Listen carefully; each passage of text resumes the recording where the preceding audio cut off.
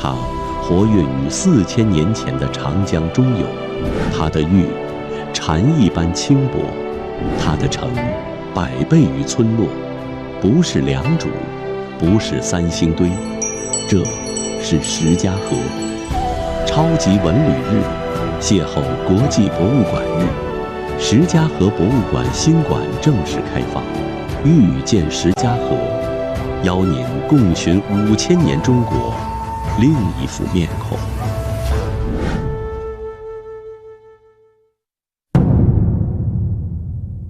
一座4000多年前的上古大都，一段中华文明的发展见证，60余年的持续发掘，数以万件的出土文物。文明之光，石家河。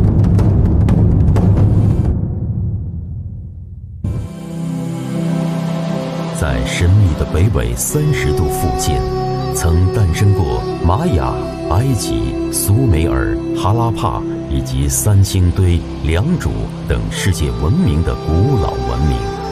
当我们把目光投向5000多年中华文明形成之初，处于同纬度的长江中游地区，在广袤的江汉平原上，有一段延续2000余年瑰丽奇绝的史前文明，一座巨大的新石器时代上古大都，它的名字叫石家河。石家河遗址位于长江中游江汉平原与大洪山结合的山前地带，适宜的亚热带季风气候和深厚肥沃的冲积平原，为远古人类的繁衍发展提供了良好的栖息之地。考古发现表明，在距今5万年至1万年更新世晚期，人类就已在江汉平原开启旷野生活。进入新石器时代以来，石家河所在的汉东地区先后经历了边范、游子岭、屈家岭、石家河、萧家屋脊5个文化发展阶段。距今5500年左右，兴起于汉东地区的游子岭文化迅速崛起，并逐步对外扩张，开始了两湖地区的文化整合。在这一背景下，石家河开始登上历史的舞台，在文明形成之初的关键环节扮演了重要角色。石家河遗址及由它命名的石家河文化分布范围，以江汉平原的中北部为中心，西进三峡，北至河南南部，东抵大别山山路，南至洞庭湖一带，总面积20多万平方千米，代表了长江中游地区史前文化发展的最高水平。石家河遗址与长江下游的浙江良渚遗址、黄河中游的陕西石峁遗址，共同被学术界认定是中华文明起源的重要见证。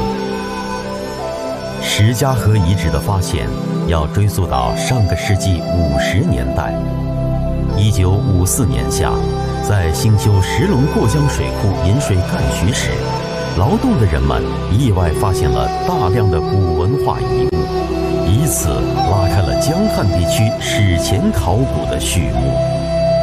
60多年以来，经国家文物局批准，由中国社科院、北京大学、湖北省文物考古研究所、荆州博物馆、天门市博物馆等单位组建的考古队，相继对石家河遗址的9处地点开展了20多次规模不等的发掘，期间出土了大量遗迹遗物，持续刷新着人们对史前文明的认知，取得了一系列重大学术成就。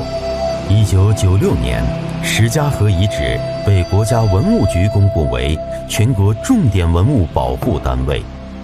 2017年，入选国家文物局评选的2016年中国10大考古新发现。2020年，石家河遗址考古项目入选国家文物局考古中国5个重大项目名单。通过多年来系统的调查工作，确认遗址主体位于石家河镇北的东西两河之间，核心区40多处遗址连接成片，东西横跨2公里，南北纵跨4公里，总面积达8平方公里。在核心区外围还有近30处同时期遗址，以此构成一个分布范围达150平方公里，主体年代距今6000到4000年的遗址群，是长江中游史前时期规模最大、延续时间最长、等级最高的大型都邑型聚落群体。迄今为止，长江中游地区共计发现20余处史前城址。从分布上看，这些城址大体呈半月形分布两湖平原的西部和北部，大致以长江、汉水为界，分为汉东、汉西、洞庭湖北3个城址群。石家河处于这一层级体系的最顶端。石家河遗址群的规模是一个形成、发展、衰落的过程。城池的修筑使石家河成为文明中心的重要指标。在距今6000到4500年之间，石家河一带先后经历过龙嘴、谭家岭、石家河3次筑城运动。石家河古城代表了遗址群的鼎盛时期。龙嘴古城位于石家河古城东南6公里处，这座古城的城垣底宽约17米，绕龙嘴所在圆形台地一圈，面积8万多平方米，始建年代距今6000年左右，是我国最早的2座城池之一。大约距今5500年左右，龙嘴古城废弃，谭家岭古城兴起。大约距今4800年，在谭家岭古城的外围，一座规模更大的石家河古城拔地而起，是史前全国5大都邑性城址之一。谭家岭、石家河2座古城的发现，进一步确定了石家河遗址为长江中游文明中心的地位。石家河古城兴建以后，城市功能区分明显。位于中心的谭家岭发现有墙体厚达1.1米，柱洞直径达50厘米的房屋基槽，另外还发现有残存面积达144平方米的大型建筑，表明有大型礼制性建筑的存在。邓家湾、印信台发现了多处大型祭坛，丰富而独特的筒形器遗迹和套缸遗迹。这批专门定制的贵重礼器，在缸体中部刻画有各种符号，首位相接的陶缸按一定的规律排列，有直线型、弧形，摆放成各种固定的形态。种种迹象表明，上古的石家河先民向相隔4000余年时空今天的人们传递着一段神秘的信息。缸体上这些刻画的符号，就是中华文明象形文字的雏形。邓家湾还出土了数以万计的陶塑品，表明存在专门的祭祀场所。三房湾揭露了一批与制陶相关的遗迹，数以100万计的红陶杯残件堆积，表明这里是一处大型的专业制陶作坊区。罗家白岭出土锥形、棒形石料及有错痕等加工痕迹的石器半成品有500余件，玉器40余件。此外，还发现铜器残片、铜绿石等早期冶炼遗存。枯柏树遗址出土了大量彩陶纺轮，证明此地为纺织作坊区。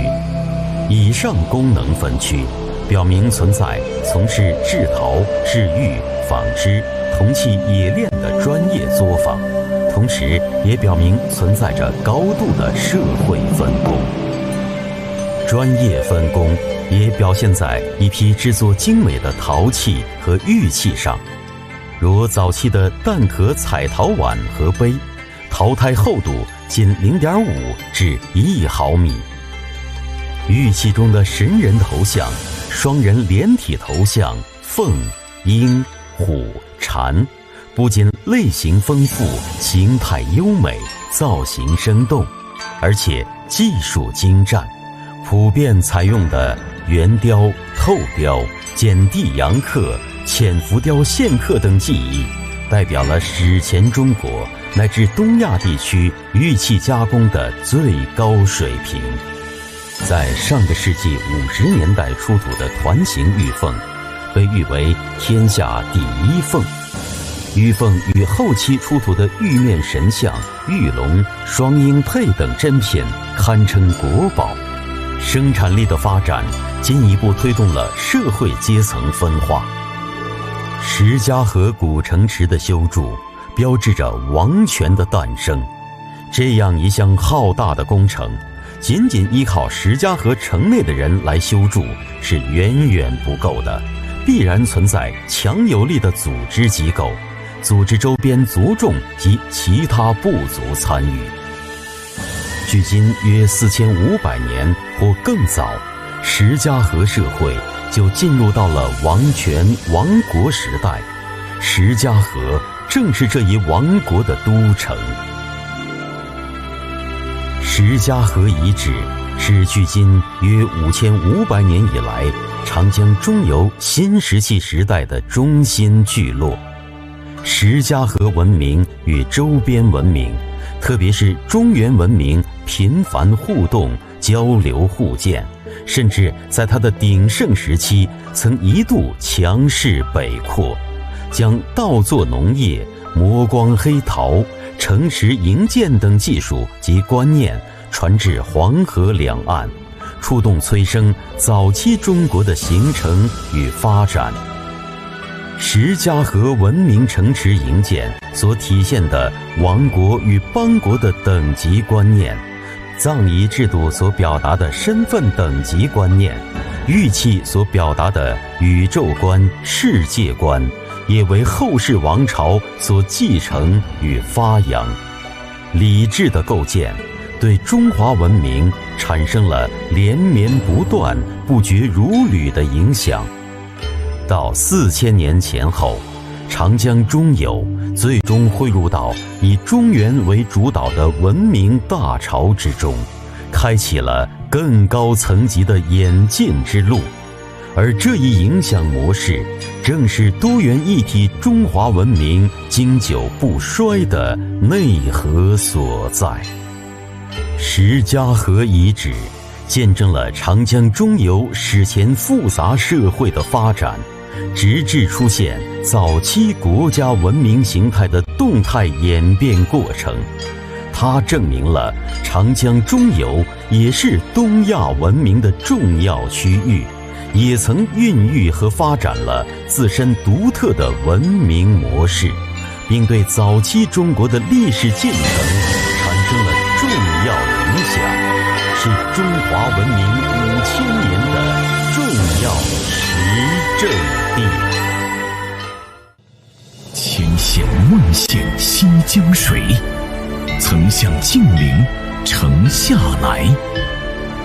天门地处江汉平原北部，因境内天门山而得名。1987年撤县建市，1994年由省直管，是武汉都市圈成员之一，全国县域经济100强县市。天门还是中国蒸菜之乡，中国民间文化艺术之乡，中国曲艺之乡，中国茶文化之乡，全国围棋之乡。天门拥有石家河文化、陆羽茶文化、状元文化、侨乡文化4张名片。茶茶圣贡里园景区位于天安门市城区，是国家4A 级旅游景区。陆羽故园景区作为景区的核心，是集中展示陆羽生平事迹和陆羽茶文化的重要场所。主要景点有陆羽纪念馆、茶圣广场、东岗草堂、茶经楼、木子读书处、梦野书院、灵异长廊、福香阁等。博物馆景区为4层仿唐式建筑，设有石家河文化展、侨乡文化展、状元进士展、非遗文化展、晋陵技艺展等。石家河国家考古遗址公园位于湖北省天门市石家河镇，是中华文明重要发源地。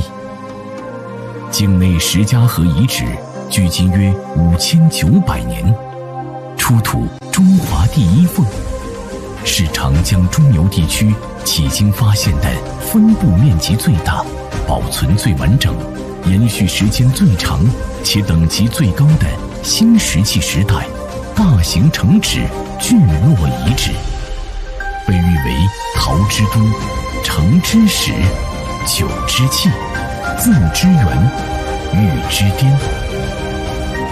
石家河遗址于1996年被公布为全国重点文物保护单位，先后落选中国社科院评选的6大考古新发现、2016年全国10大考古新发现、世界考古论坛重大田野考古发现奖、国家文物局考古中国5个重大项目名单。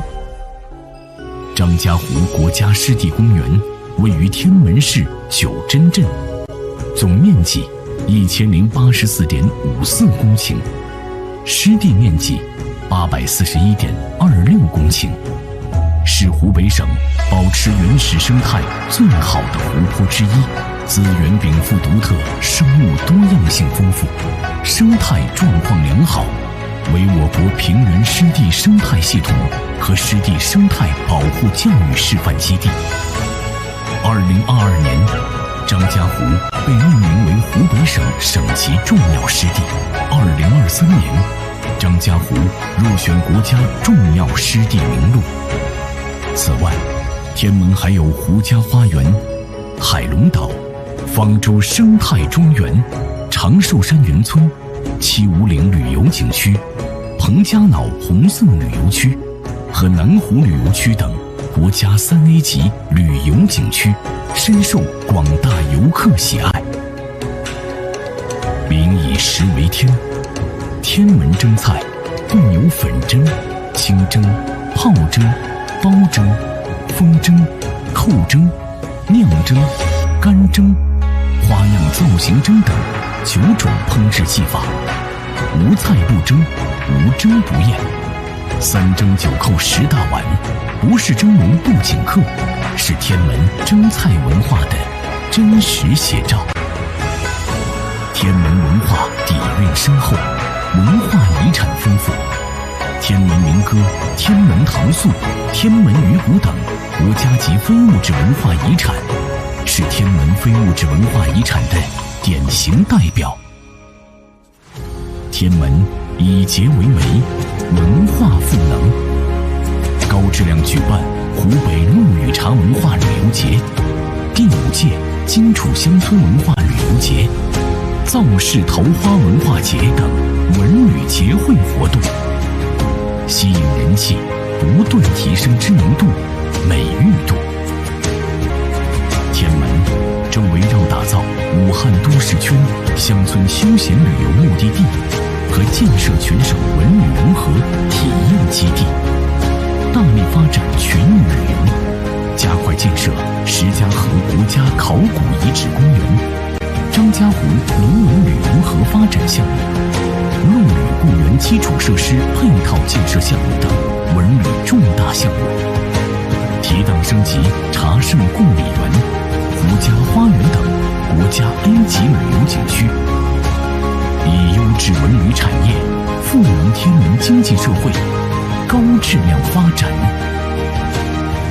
茶圣故里壮人才，天门大开迎客来，湖北天门欢迎您。各位屏幕前的观众朋友们，大家好！超级文旅日，文物说清楚，我们又见面了。这里是湖北省天门市，我是主持人马强。来到天门怎能不喝茶呢？现在我就站在天门市的标志性建筑茶经楼前。这座宏伟的楼阁是为了纪念诞生于此的茶圣陆羽及其不朽著作《茶经》而建。它不仅是陆羽故里深厚茶文化底蕴的象征，其唐风建筑的精美造型本身也是一幅动人的风景。登楼远眺，悠悠茶香，仿佛穿越千年而来。此刻，我的同事雷佳欣便在楼内邀请您一同品味这天门独有的历史芬芳。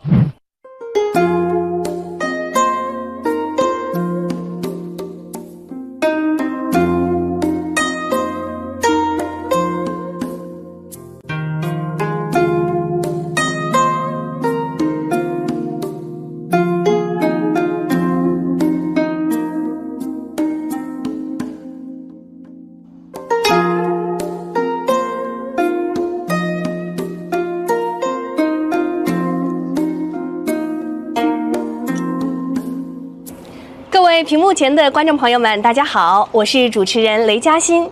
此刻身在陆羽故里，坐在茶经楼内，我将带您品一杯清雅香茗，一同感受陆羽笔下的茶韵。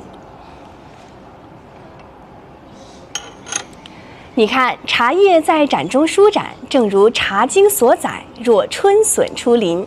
泡好这盏茶，需静心缓注，让水唤醒叶片沉睡的生机。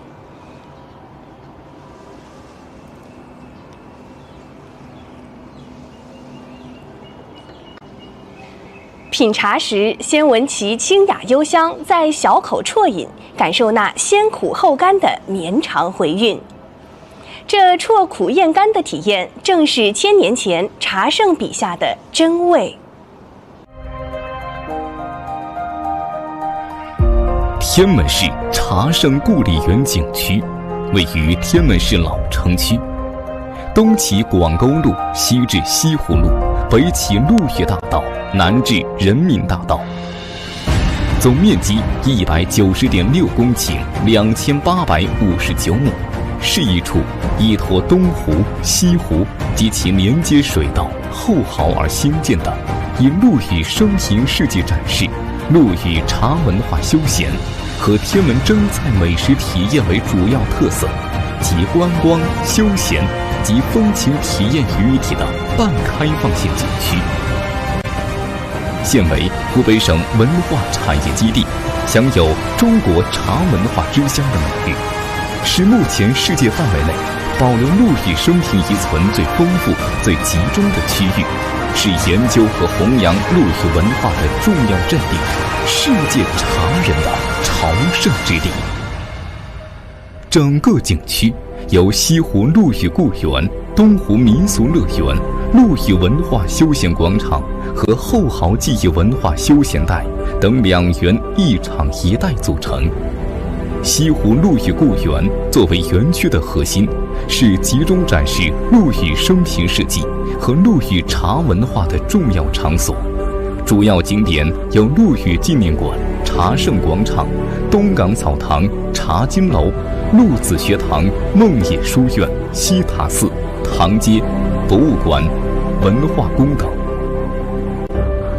东湖民俗乐园是一处集民俗展示与亲子游乐于一体的主题园区，主要由凤之舞广场、湖心岛、汉喷广场、民俗工艺雕塑群及水幕电影、亲子游乐园等景园组成。陆羽文化休闲广场主要由体育馆、陆羽广场、步行街和蒸菜美食街组成，是一处集文化娱乐、体育健身、节日活动和美食休闲于一体的大型综合性广场。后濠记忆文化带是连接东湖、西湖的水上纽带，是一处以展示天门非遗和地标工艺为主要特色的文化休闲旅游带。主要有天文唐塑、天文蓝印花布、晋陵书画社、陆羽茶社、印象西江及文学泉、三眼井、陆羽亭、韩碧堂等地方记忆文化景点。茶圣故里园紧紧围绕陆羽茶文化休闲和天门蒸菜美食体验两大主题，集中凸显茶圣故里菜蒸天下旅游主题形象，着力打造陆羽茶文化休闲体验、天门蒸菜美食休闲体验胜地，是广大旅游爱好者、茶文化爱好者及美食爱好者必来之地。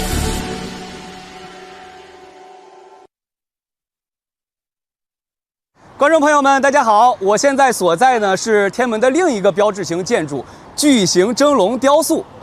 天门作为中国的蒸菜之乡，这里的蒸菜讲究无菜不蒸，食材在竹笼里被水汽温柔包裹，最大程度锁住了原汁原味与营养，味道鲜美醇厚。每一道蒸菜都蕴含着天门人蒸出来的生活智慧与质朴风情。几千年来，蒸菜凭借厚重的历史文化积淀、独特的风味和精湛的技艺，一直跻身鄂菜代表品种之列。三蒸九扣10大碗，不是蒸笼不请客。这一说法形象地表明了蒸菜在湖湘饮食文化中的地位。天门蒸菜就蒸菜技法而言，分清蒸、粉蒸、泡蒸、风蒸、凉蒸、包蒸、口蒸、花样造型蒸、干蒸等9种蒸菜技法，又以清蒸、泡蒸、粉蒸这3种古老的蒸菜技法特别著名。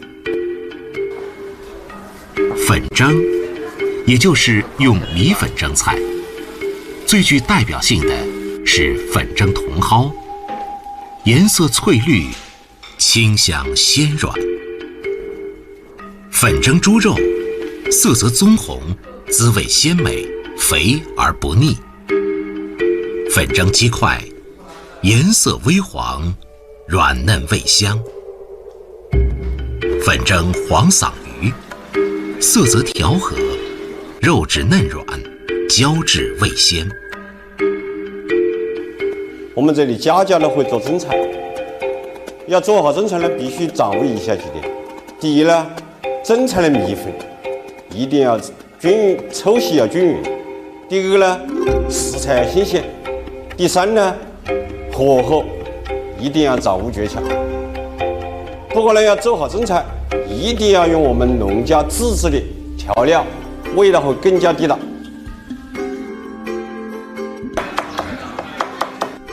所谓清蒸法，是把食材调好佐料，放入器皿中，再入笼蒸熟后食用。清蒸青鱼，原色原味，肉烂脱骨，醇香可口。清蒸甲鱼，汤清汁鲜，鱼群柔软，肉松味美。清蒸的秘诀有3点：第一，选料的核心；第二，火力要猛，即熟即齐；第三，葱姜上不可少，生姜要浓一点，生姜便于除腥。泡蒸是蒸菜的一种特殊方法，即在蒸制无鳞鱼类时，采用特殊技法进行蒸制。其中最具代表性的是泡蒸鳝鱼。该菜滑嫩爽口，鲜醇开胃，回味无穷。和普通蒸菜不同的是，这道泡蒸鳝鱼要分2次蒸制。第一次是先将处理好的鳝鱼拌上生粉，入锅蒸8分钟，为的是先除腥。第2次才将蒜、姜、洋葱、盐、糖、味精、醋、辣椒酱等佐料裹在鳝鱼片上入味，再上锅蒸10分钟。出锅之后，在蒸好的鳝鱼片上放上胡椒和大蒜末，然后浇上滤油。这时候，鳝鱼片上会发出像鞭炮一样噼里啪啦的声音，因此被称之为炮蒸鳝鱼。蒸菜不管是荤蒸、素蒸，大都以清淡为主，这与湖湘人崇尚清纯、讲求雅致有关。几千年来，尽管川菜、粤菜、湘菜不断融入，但湖湘人的饮食口味并没有发生根本性的变化。长久以来，湖湘食材可谓无物不可蒸，大多数鱼类、瘦肉类、瓜果蔬菜类都可以拿来蒸。蒸菜的原料要求鲜嫩和原汁原味，这样易于烂熟。大自然产什么就蒸什么，顺势而蒸。烂熟并不是将食物蒸得烂熟如泥，而是讲究烹调时火候的大小和用火的时长控制，要求菜肴的老嫩、硬软、稀稠、烫温等适度，恰到好处。烂熟的另一个要求就是要蒸出菜肴的本味。不论舌尖文化的脚步走多远，只有童年的味道熟悉而顽固，终身魂牵梦萦。客居游子，不管身处何方，最触动味蕾的永远是家乡的味道，家常的味道。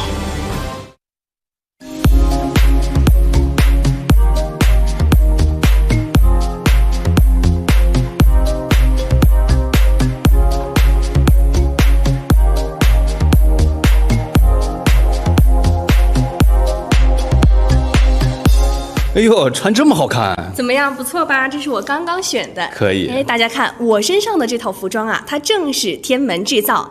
天门不仅是中国服装名城，更是全国时尚工装的重要基地。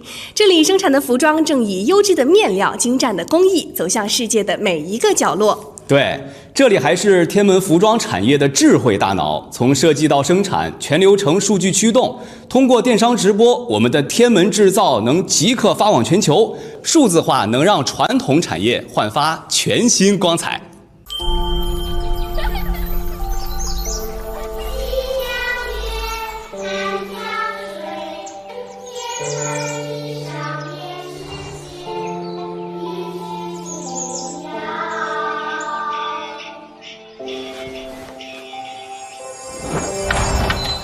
天门，这片曾书写一北天下传奇的土地，正以产业链为线，全球化微缩，织就一条数字时代新思路。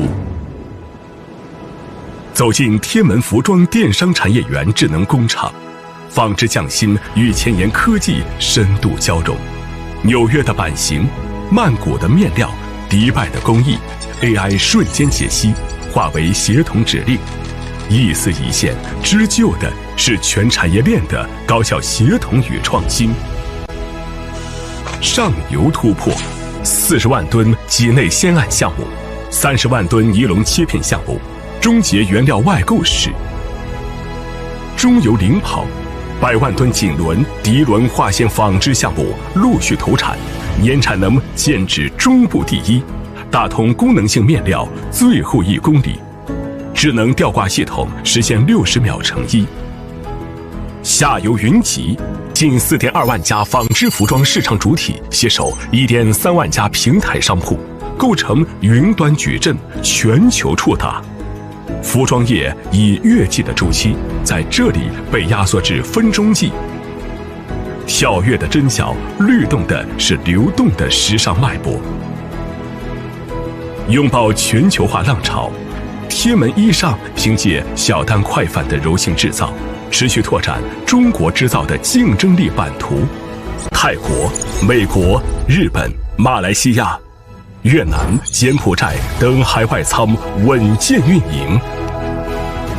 西音、探等知名平台深度绑定，产业带加跨境电商融合共赢。看这速度，每秒钟20个包裹分拨全球，每分钟1000单快递穿行世界，24小时超1元交易在云端握手。这份沉甸甸的数字背后，正是中国县域经济嵌入全球价值链的壮志雄心。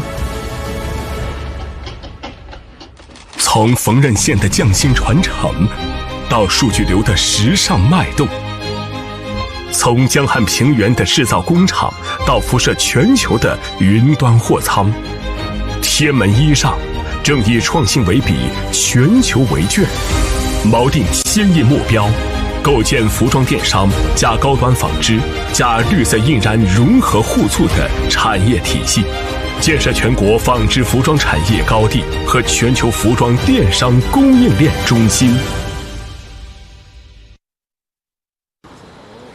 来到天门看非遗，大家知道这是什么吗？这就是我们天门的国家级非遗绝活——天门糖塑。这位便是天门糖塑的非遗传承人范耀堂范老师。大家好，我是国家非遗天门糖塑省级代表性传承人范耀堂。范老师这里这么多精美的作品，我相信屏幕前的观众朋友们也一定被惊艳住了。那范老师，你能不能就是给我们屏幕前的观众朋友简单的制作一个小小的糖塑，可以吗？完全可以。今年是马年，我就用这个麦芽糖跟大家现场做一个千里马，祝大家马到成功啊！我们天门糖塑，一人仅凭一勺熬化的麦芽糖，在吹拉碾间，短短几分钟，神话人物飞禽走兽便栩栩如生地诞生于指尖。这项甜美的绝技，不仅凝聚着民间智慧，更将天门人的生活点缀得活色生香。我们天门糖塑讲究的就是色彩啊，这个马为了喜庆，我们就做这个大红的枣红马。另外一个呢，就是讲究的这个造型呢，要完整，尽量的完整。所以呢，我们这个带动感的这个毛发，我们就用了这个拼接法把它做出来。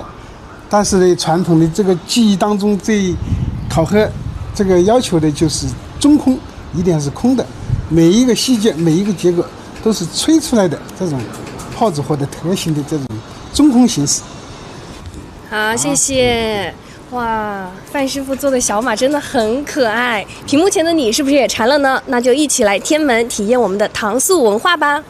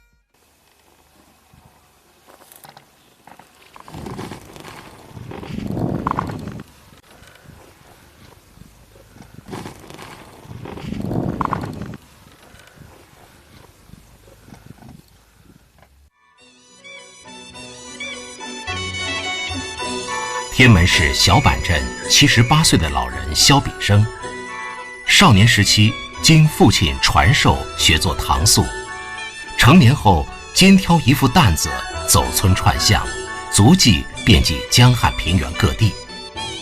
出门4、5个月，就能用手艺挣来全家人1年的开销，养大6个儿女，娶媳妇儿嫁姑娘，给父母养老送终，全靠他精湛的糖塑手艺挣钱。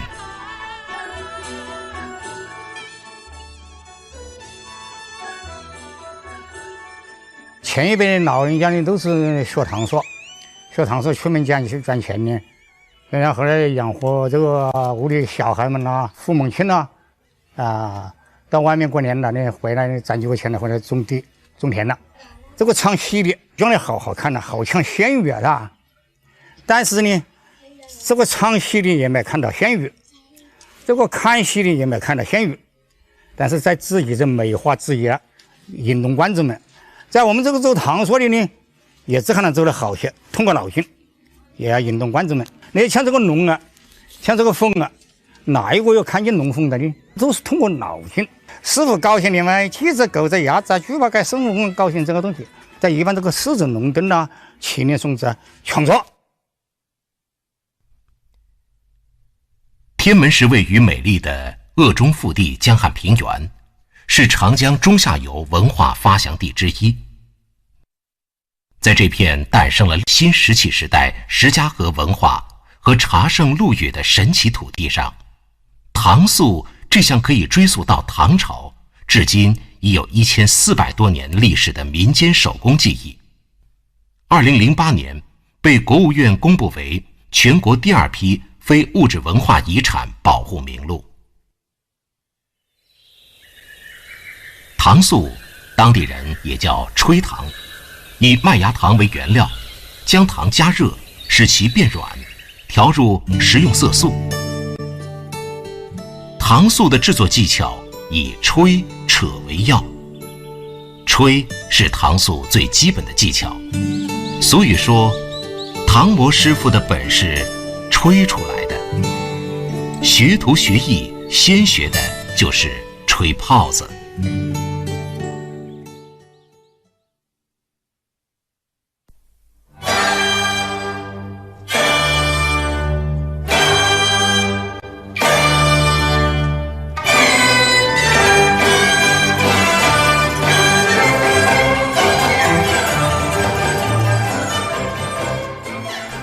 楚地糖艺源于旧时祭祀用的糖供，即天地社稷、日月水火，楚人以饴糖制成供奉用品。在婚庆、寿诞上，糖塑也是不可或缺的吉祥礼品。天门糖塑也因此成为当地民俗文化生活的组成部分。以往这个天门这个们结婚的时候，是吧？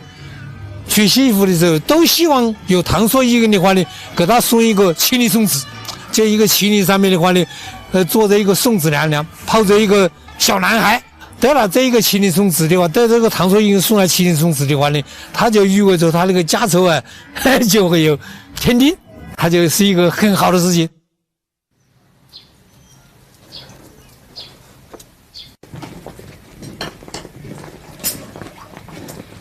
这不要加菜了。江汉平原农村，旧时每到腊月，家家都有为准备年货而熬糖的习俗。炊烟袅袅，携带着麦芽糖的浓香。这熬出的麦芽糖就是天门糖塑的原材料。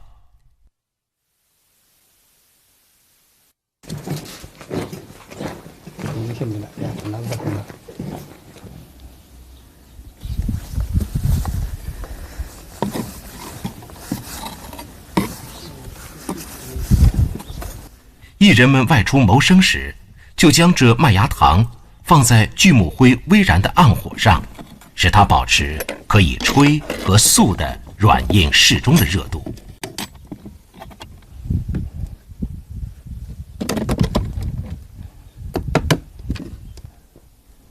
在天门，上世纪70、80年代，有的村家家都会做糖塑，家家都有这么一副木质担子。糖塑担子是集工具箱、操作台、展示架及坐凳为一体的简易设备。2014年6月，天门市青年糖塑艺人肖木平，也就是肖炳生的儿子，就是带着这样一副家里用了3代人的糖塑担子，参加文化部组织的2014美国北加州旧金山湾区璀璨中华文化节即启明快乐文化夏令营。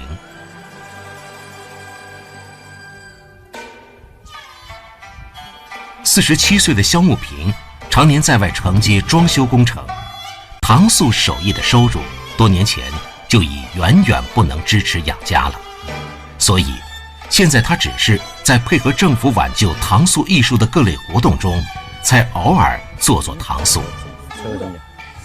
在他的记忆中，爷爷的糖塑代表了一个时期的辉煌。学下去，学下去。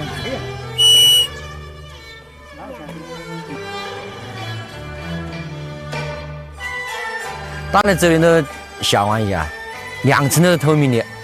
我选老头子啊，这糖太放少了，大人就选你要糖我就摆到糖里去。我买的是手艺，不是买的糖啊。手艺能够把它东西吹得透明，那是相当手艺了。当然就是80几岁眼睛瞎了以后，这几只狗子都可以走去了，就跟那像象棋啊，像北门棋了，但是不用眼睛看都可以走去了。他走的均好可以吹响，我走2次吹不响。到现在的那个东西不太熟练，在那个锅子就猛一看了，就像个真的放那里。放火了啊！放火了，有酒当酒啊，朋友们！板剑取在这个天里头，鬼神山头的头，人在桥上。我们就是每次放学以后呢，我就在学校旁有个大槐树，蛮大个槐树，然后就有老头子。我们当时感觉也很老了，因为7、8岁了。然后一出来呢，就一放学都是作业很简单的，也没啥的要求。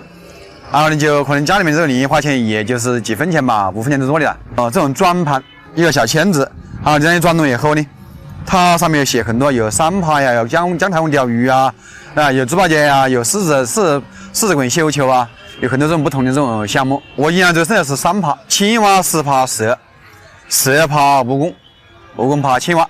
那么这个东西做的时间呢，也可能也不是很长，一个3、10分钟做起来去了。然后你如果加一还蛮好看，如果加个呢，也在我们小朋友们的大致都能够承受这个范围以内。就是现在一想啊，真的回到那个年代里面去，真的蛮有意思。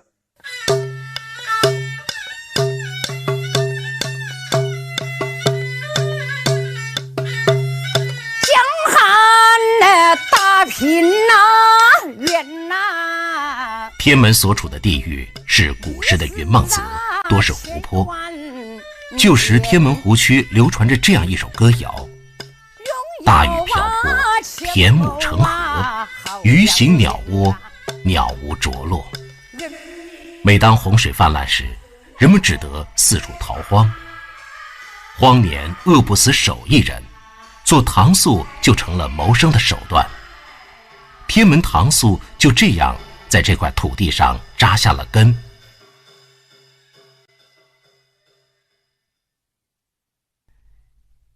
今年83岁的罗兆英是天门糖塑的一代宗师汪培林的嫡传弟子。汪培林曾在罗兆英家里专门向他传艺1个月，罗兆英由此得其真传，可以做上百种糖塑作品，代表作品为太保诗。古代皇帝的老师称为太保，太子老师称为少保，因诗谐音，所以称为太保诗。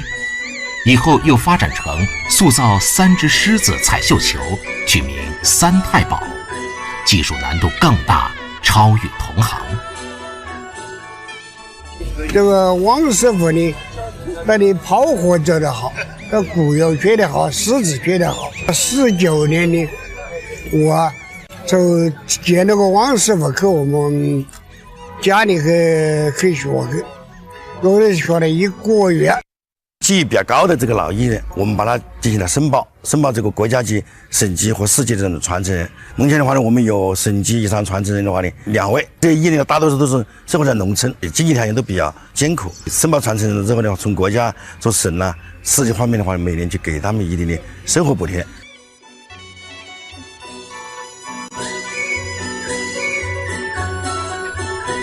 由于做法上的师徒传承，天门糖塑人物的服饰发髻仍然是明清时的模样，保留了十分丰富的旧时代文化信息。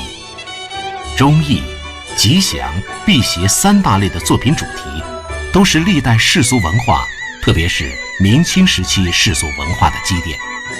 它受当代文化的影响很小，也极少反映当代生活，是古代糖塑的活化石。79年的时候，我在家里头看到那个汪培林师傅做了一个龙凤轴的话，将近60公分，我当时一看到以后，确实心里一震啊。一般的说吹糖人都是做的很小的玩意，我问这个王师傅的话，他说这个是龙凤舟，这个属于大玩意。以前像做祭祀啊，都是用来作为上供的东西，供在神前的。糖塑艺术是师徒相传，尤以家庭式传承最为普遍。气温一高，麦芽糖容易融化，糖塑只能在春节前后大约3、4个月的时间里制作，不能够全年经营。受这些限制，加上经济环境的变化，在1985年，有糖塑艺人30余人的天门市小板镇，随着老艺人的去世，目前还能做糖塑的艺人仅6、7人，平均年龄也有70多岁了。天门糖塑这项承载着旧日时光的甜味艺术，遭遇着传承的尴尬，濒临失传。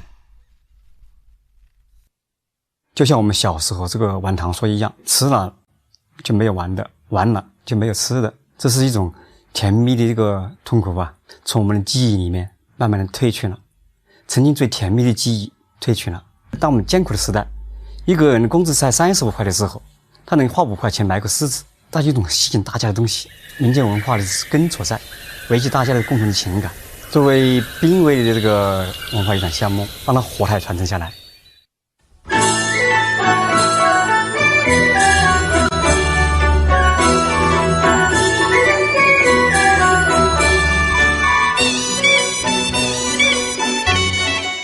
我现在所在的位置是天门关路社区，来到天门品过香茗，吃过蒸菜，然后听一曲非遗艺术，天门鱼鼓是再好不过的选择了。我身边这位呢，便是天门鱼鼓的传承人郭子亚老师。郭老师你好。你好。可以简单的给我们做一下自我介绍吗？好的。我叫郭子亚，是天门鱼鼓省级非遗代表性传承人。谢谢。我看您手中这么多的道具，可以给我们简单的介绍展示一下吗？好，我手中拿的这个道具啊，是我们天门鱼鼓表现形式的一种道具。左手我拿的是剪板，右手叫鱼鼓筒。哎呦，谢谢，我们这很期待接下来的您的表演，我们可以一饱耳福吗？啊，好的。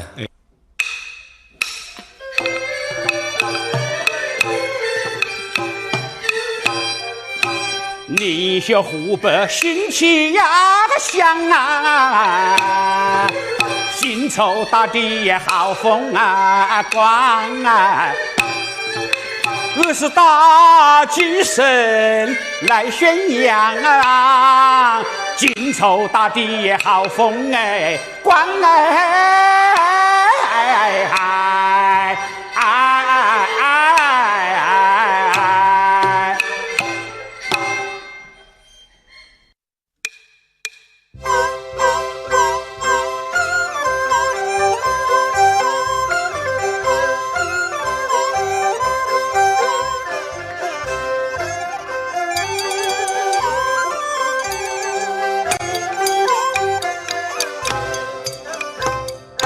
你学湖北新气呀香啊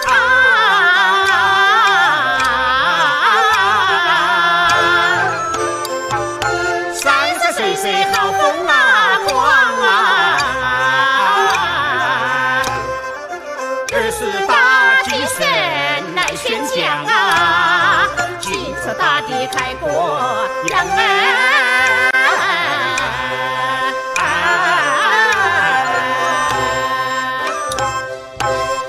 是那精神之行爱成啊，创立非法用意前行呐，坚持啊党的领导是根本呐，弘扬伟大的建党精神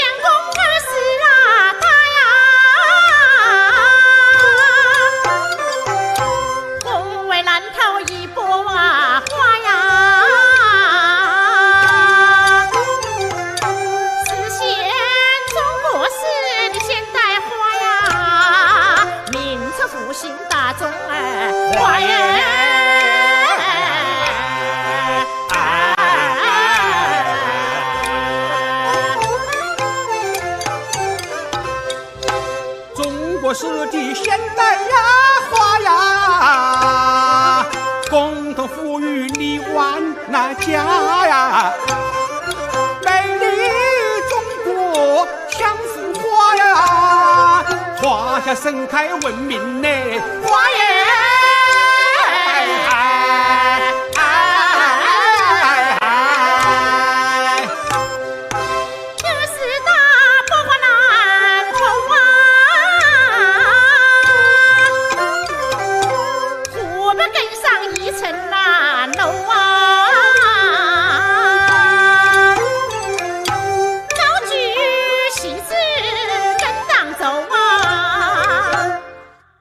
全国新发展格局先行区，争创第一流啊！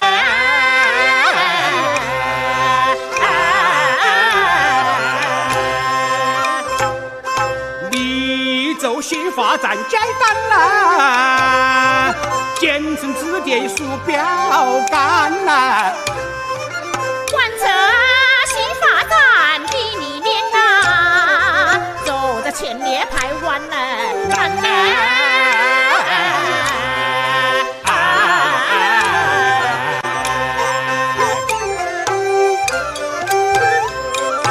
发展三大都市圈内，五我黄黄为重点，襄阳命令中西部一场两京紧相连呐，哎呀西呀河呀外呀河啊，用于全国大事啊长啊，双向循环产销啊旺啊，物流枢纽啊交通网啊，九省通促大事方案。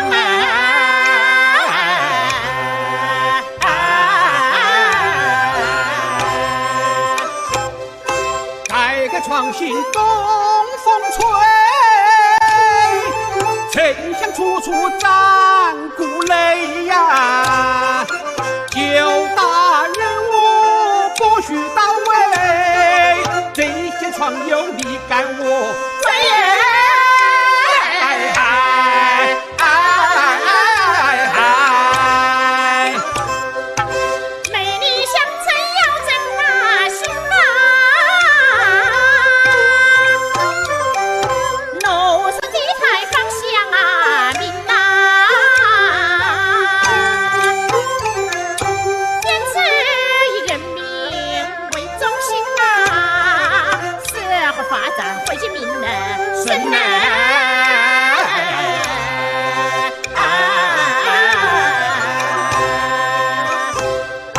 建立文化自信呐，举旗子守正创新呐，这是大精神来人心呐，你说湖北瞅瞅懂了人呐。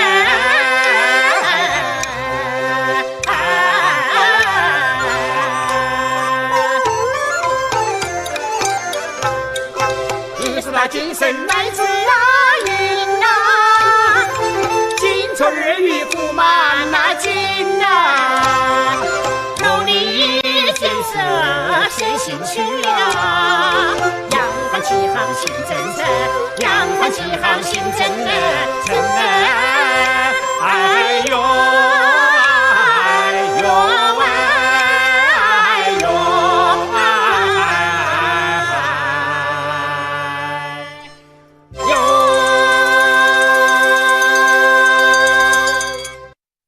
感谢郭老师的精彩表演，谢谢您啊！一曲天门鱼鼓，让人回味悠长。当然，我们天门最响亮、最深邃的名片，则是在地下已经埋藏了4000多年的石家河遗址。这座长江中游的史前文明巅峰，正将中华文明的满天星斗推向更悠远的苍穹。接下来，让我们一同走进多彩天门、璀璨厚重的石家河遗址。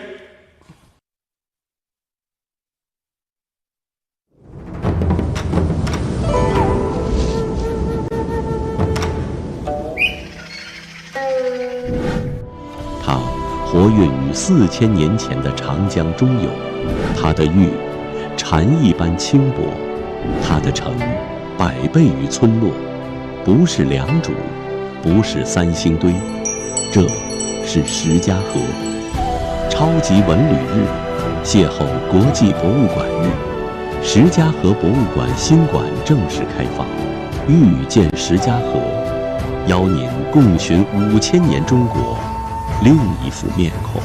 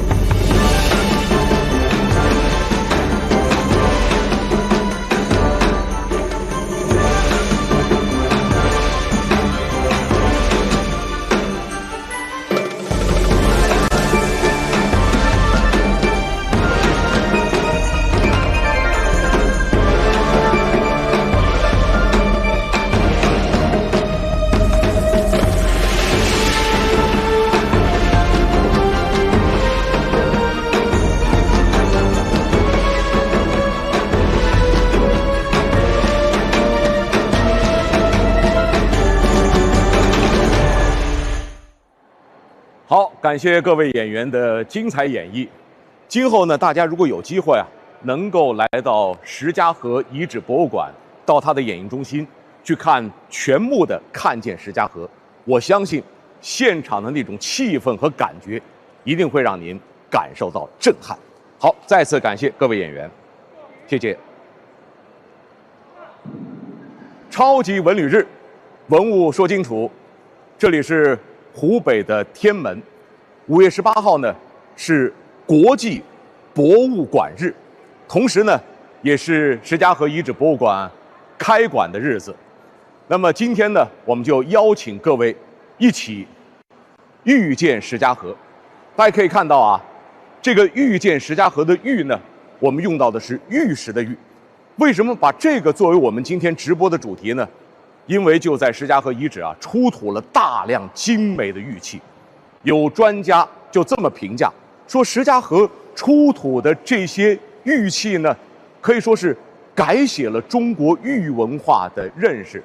同时啊，在5000多年以前，这个地方呢，曾经有一个非常宏大的，可以说有城垣、有城池、有各种分区的城，它还入选了100年100大考古发现。可以说啊，石家河遗址呢是长江中游史前文明的一座巅峰。稍后呢，我们将邀请到湖北省文物考古研究院的院长方琴老师，带我们去深度的探访这块文化圣地。同时啊，我们还会打卡这座即将开馆的石家河遗址博物馆，还邀请到了众多的国内顶尖的专家去深度的解密石家河遗址的这些相关的文化，共同去触摸中华文明的多元脉动。好，现在呢，我们就把时间交给方琴院长。超级文旅日，文物说经丑，我是湖北省文物考古研究院方琴。今天我带领大家来到了三坊湾遗址。这个三坊湾遗址就是出土了大量或者说海量红陶杯的地方。好，我们进去看。这个三坊湾红陶杯呢，它是因为比较丰富，很早就说在地面上很多都能捡到，但是真正发掘应该是2016年前后就进行了集中的发掘，包括2022年我也在这里进行了发掘啊。这个三坊湾呢是一个生产陶杯啊、陶器的地方，这是做的当时一个场景，烧窑的灶，这还有他们制作的场景。哎，刚好这个地方有一个体验馆，我们看一看，就是现代人的模拟当时这个石家河人怎么制陶器。哎，好在这里正好还有人啊，他们也正在做提炼啊。哎，范老师啊，你正在做这个陶杯啊？这陶杯还有好多这个除了陶杯还有。哎，这都是那个出土的那个比例啊，按照那个尺寸啊做出来的这个铜陶杯，这个稍微那个颜色亮一点，这是刚刚做出来的。为了跟这个出土的这个颜色尽量接近呢，我们就采这个方圆呢这个2公里以内去投。这土是本地的土啊？对，一定要本地的土，要接近原始的这种效果，这种质感颜色。我们就用本地的。我看你这也有薄的，也有厚的。对，薄的是不是难度做一点？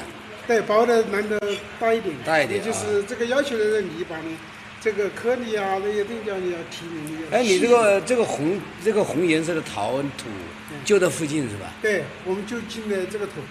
就是原始人那个时候他肯定不会说跑很远地方去取土啊。都是就地取材啊。这个粘性是不是还是比较好是吧？哎。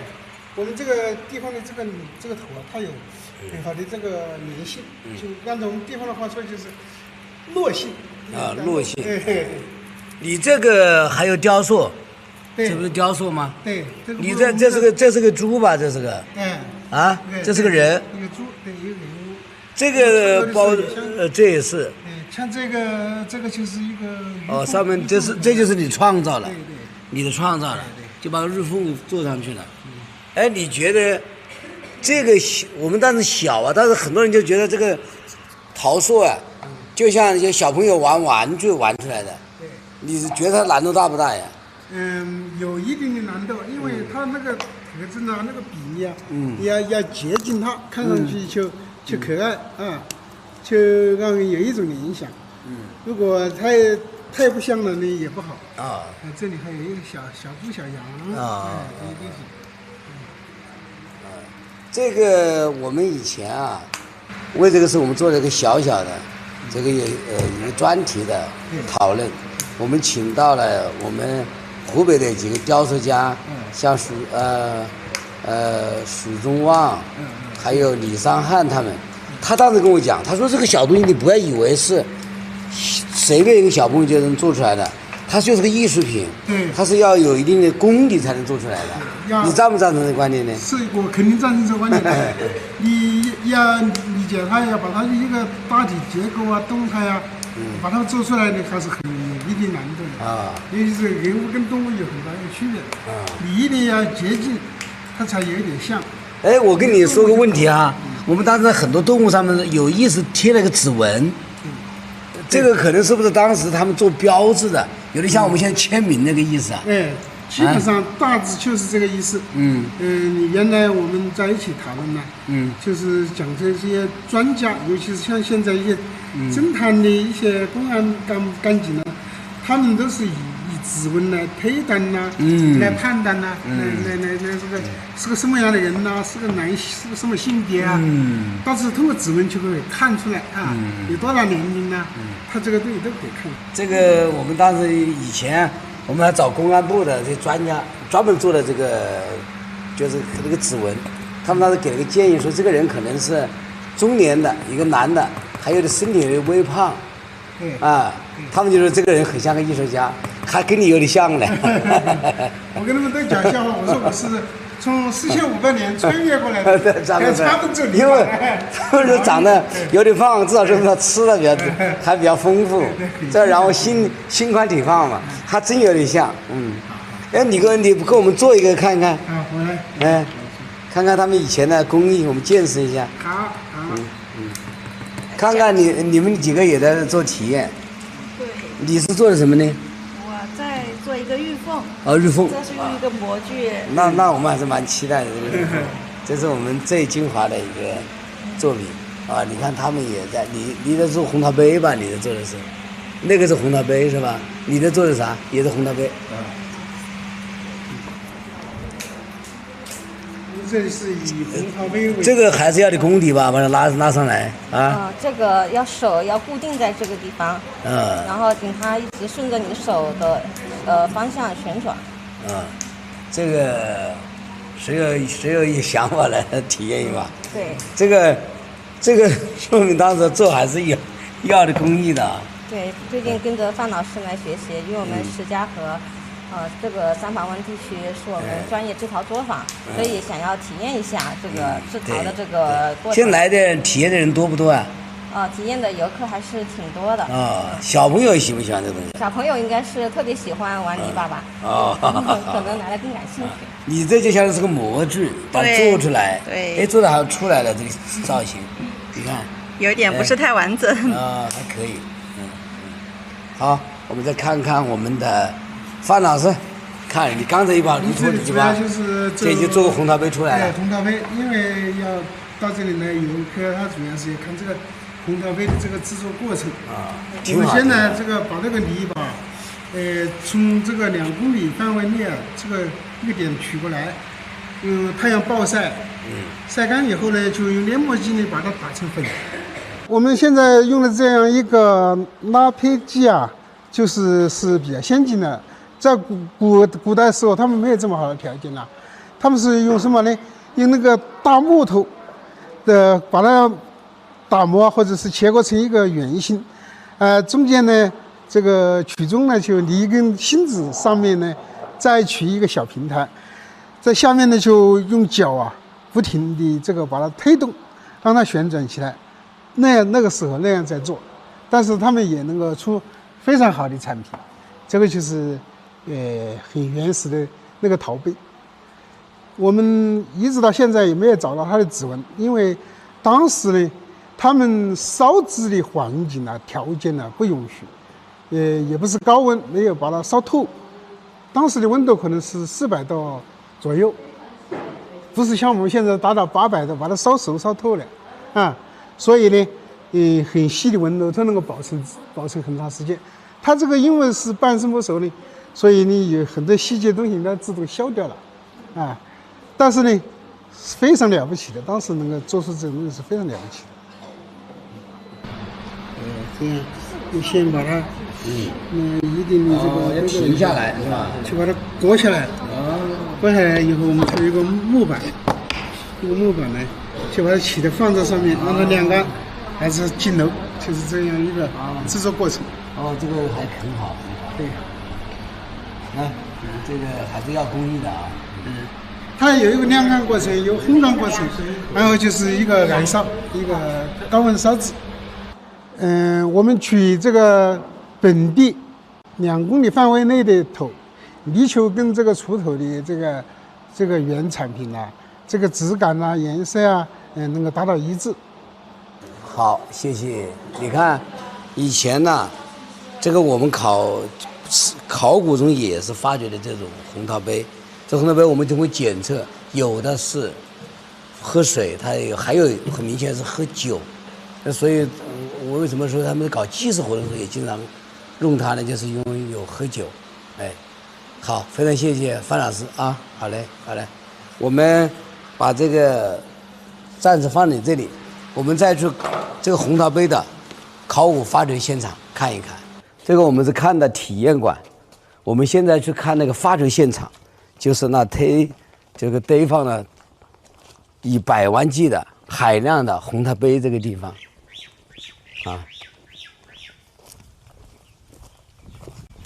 这个地方呢，这个是三房湾遗址，这个地方是就是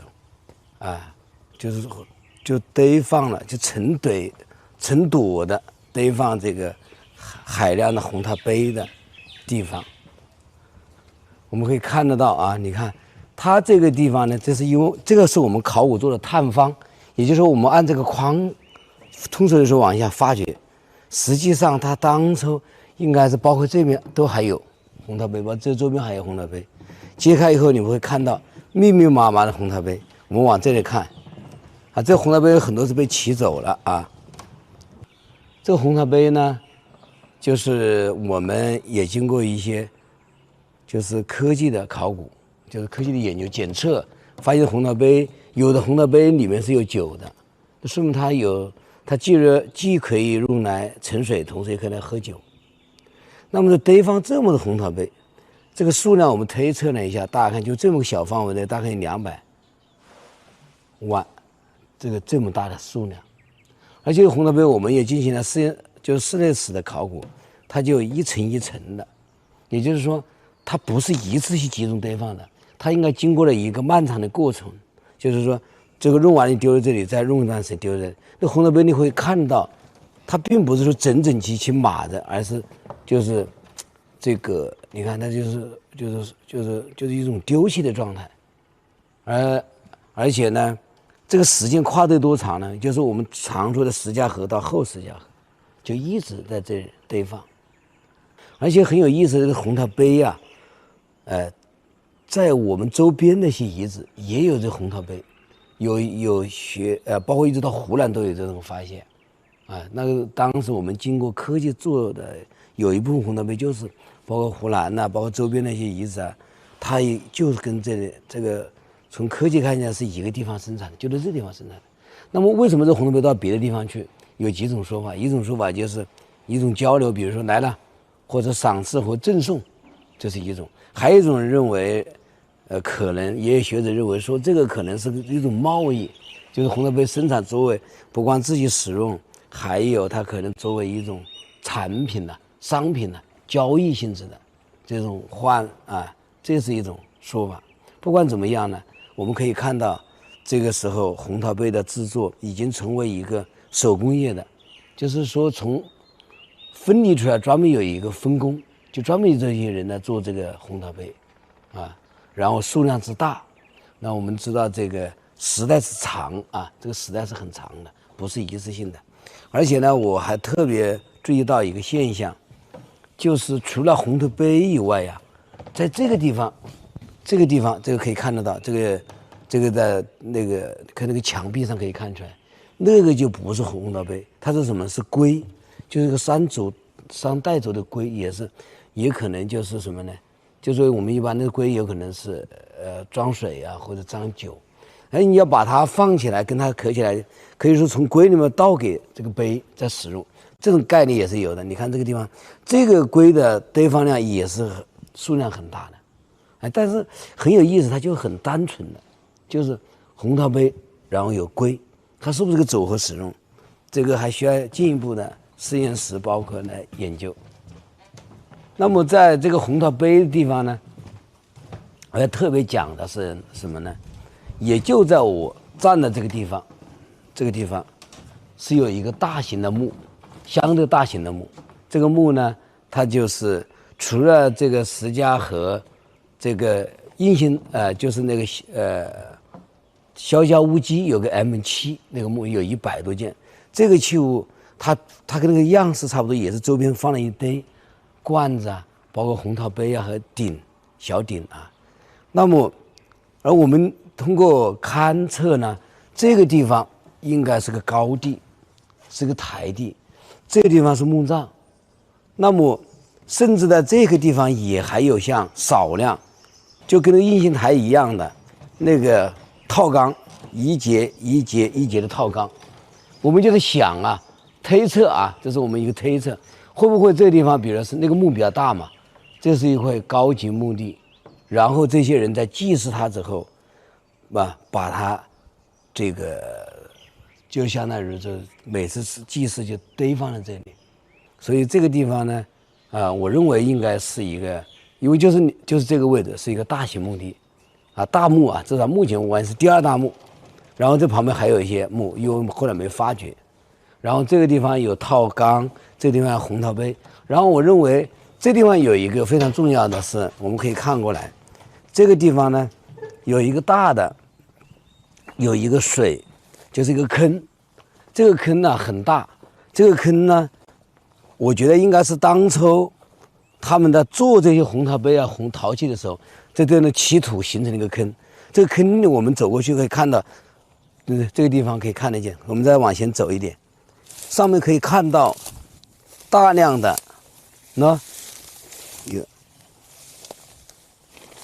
看到吗？这个地方，这一个大的水坑，这个我觉得有可能是当初在做陶的时候起土形成的水坑，所以呢，我就觉得这个地方，它就应该是这个地方是一个制窑的场地，然后这个地方是一个。这个地方就是一个高等级的墓，然后旁边还有一些祭祀场所，像套缸，还有这红陶杯，所以这样这个体系是比较完备的。那么剩下来的话，这个石家河啊，目前看它祭祀是生活中特别重要的一个组成部分。我们看到昨天看到的西边的印星台，东部的那个罗家柏岭，这个地方有祭祀活动，然后登家湾也有祭祀活动，它也是套缸。这个套缸啊，现在看来在这个地方有套缸，然后登家湾有套缸，印星台有套缸。它罗家柏岭呢，是没有套缸，但是罗家柏岭呢，它有很精美的玉器，像那个中华第一凤啊，它是个圆形的。我觉得它的东边都就是说这么我们理一下的话，城外有2个祭祀场所，东边的印星台那个圆的，这是一个然后西边呢就是个方形的，这个就是，然后呢城内也有2个祭祀，一个是登家湾，一个是这个三坊湾。所以就是说从这来看，他当时的祭祀活动应该是很频繁的，是吧？我觉得这个地方可能是祭祀这些，比如说，因为这个地方还有意思，这是应该是一个，首先我们看到发现这个地方是一个黄土做的台子，在台子上面是埋的墓葬，然后我觉得这个地方至少是属于他的重要的人物吧，英雄人物以内，或者有一些比较为石家河的发展做出贡献的古人，我们这么可以暂且这么看他。这样呢，我们看完三坊湾呢，我们下面就带大家一起看一下那一个城墙、西城墙和护城河然后。护城河城是石家河一个非常重要的组成部分，因为石家河的城，我们现在通过这历年的考古工作，它的面积从外郭城和护城河和内城构成是348.5万平方米，这个的规模就跟北方的像石峁啊、陶寺啊，都是300-400万方。都差不多，然后城是一个文明的重要标志。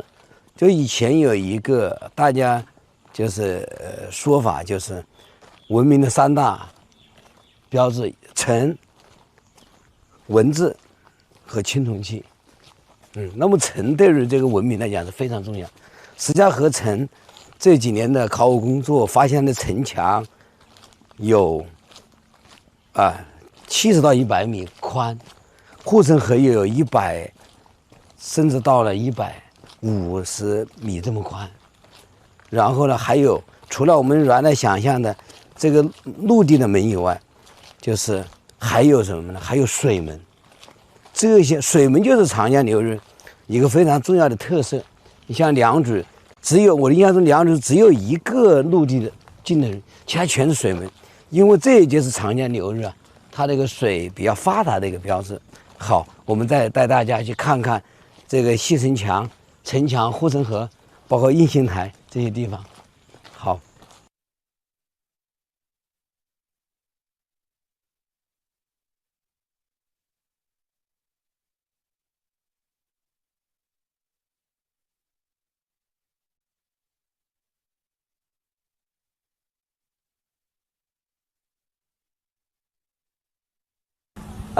刚才我们是到三坊湾的这个洪涛碑的堆积区，现在我们来到了石家河遗址一个非常重要的区考古现场，叫石家河的西城墙和护城河。这个石家河，它是我们长江中游面积最大，这个城有多大呢？有348.5万平方米，这个规模我这样给大家说个概念，除了梁水比我们这大一点，然后湖北再比这周间的长江中游，跟它接近的城也只有70万左右，这个距离就可以看出来。然后呢，它跟陶氏遗址、跟这个石卯时期都差不多，他们也是300-400万左右啊，所以它这我们走上去，我们就只是城墙。这个城墙有多宽呢？是70米宽，整个城墙是还最宽的100，平均就是7到100，还有些利用山岗的更高一点。这原来全是人工夯凿出来的，你就想想这个工程量还是很大的，这个1公里啊。然后呢，旁边有个护城河，护城河要挖出来呀，挖了护城河的土来干嘛？就做城墙。这个护城河有多少？100米宽。这整个环绕一周，全是100到宽的150，全是人工做出来的。而且这边还做堤岸呢，就是外国城也要做堤岸呢。那个地方是个应星台，然后这个地方我们调查这个上面都是有夯豆的土，所以就想象中，我跟大家说个概念，就是说这个城墙100米宽是个什么概念呢？就是我们像我们那个就是我们比如楚国的都城，啊，200年以后的都城有多宽呢？它的城墙也就是50米左右，也就这么宽。我理解2个原因，以前的人夯城的技术肯定不如后面的发展，后面有什么铁啊、桶啊，这个工具它就可以夯实一点。当时可能它因为只是它要弱一点，所以它就把它宽一点。就很扎实，就不怕你水冲啊什么之类的，所以这个时候，这个城墙和护城河这种城的构建营造，也是文明高度发展的一个重要标识。这个以前有一种说法，有一种经典的说法，就是人类文明的标识就是文字、城市和青铜技术。其实很有意思啊，在我们这里，石家河都有它的影子。比如城是很宏大的，这没有问题。其实我们的石家河在邓家湾有个人工铸造的青铜刀，这个当然是4000年，它的是人工冶炼，应该是长江流域这第一个人工冶炼的这个铜器，它是铜占80%几，砷占10%几，砷呢，早期的铜就是铜和砷的结构。文字，我不能说纯粹的叫它文字，但我们叫原始文字是没有问题的。我们这石家河有很多种刻画符号，有的人把它视作是太阳热量，其实在我们长江流域，就这个地方不远，在我们陈碑溪就是宜昌这一带，我们有7000年的这个冯石先生认为就是文字，它有武，有田，有文化的文啊，所以就是说，所以从这个角度讲，5000年文明没有问题。这个城墙的发现，应该讲是长江流域最早发现的城墙，这是有个故事的，要从严文明先生说起。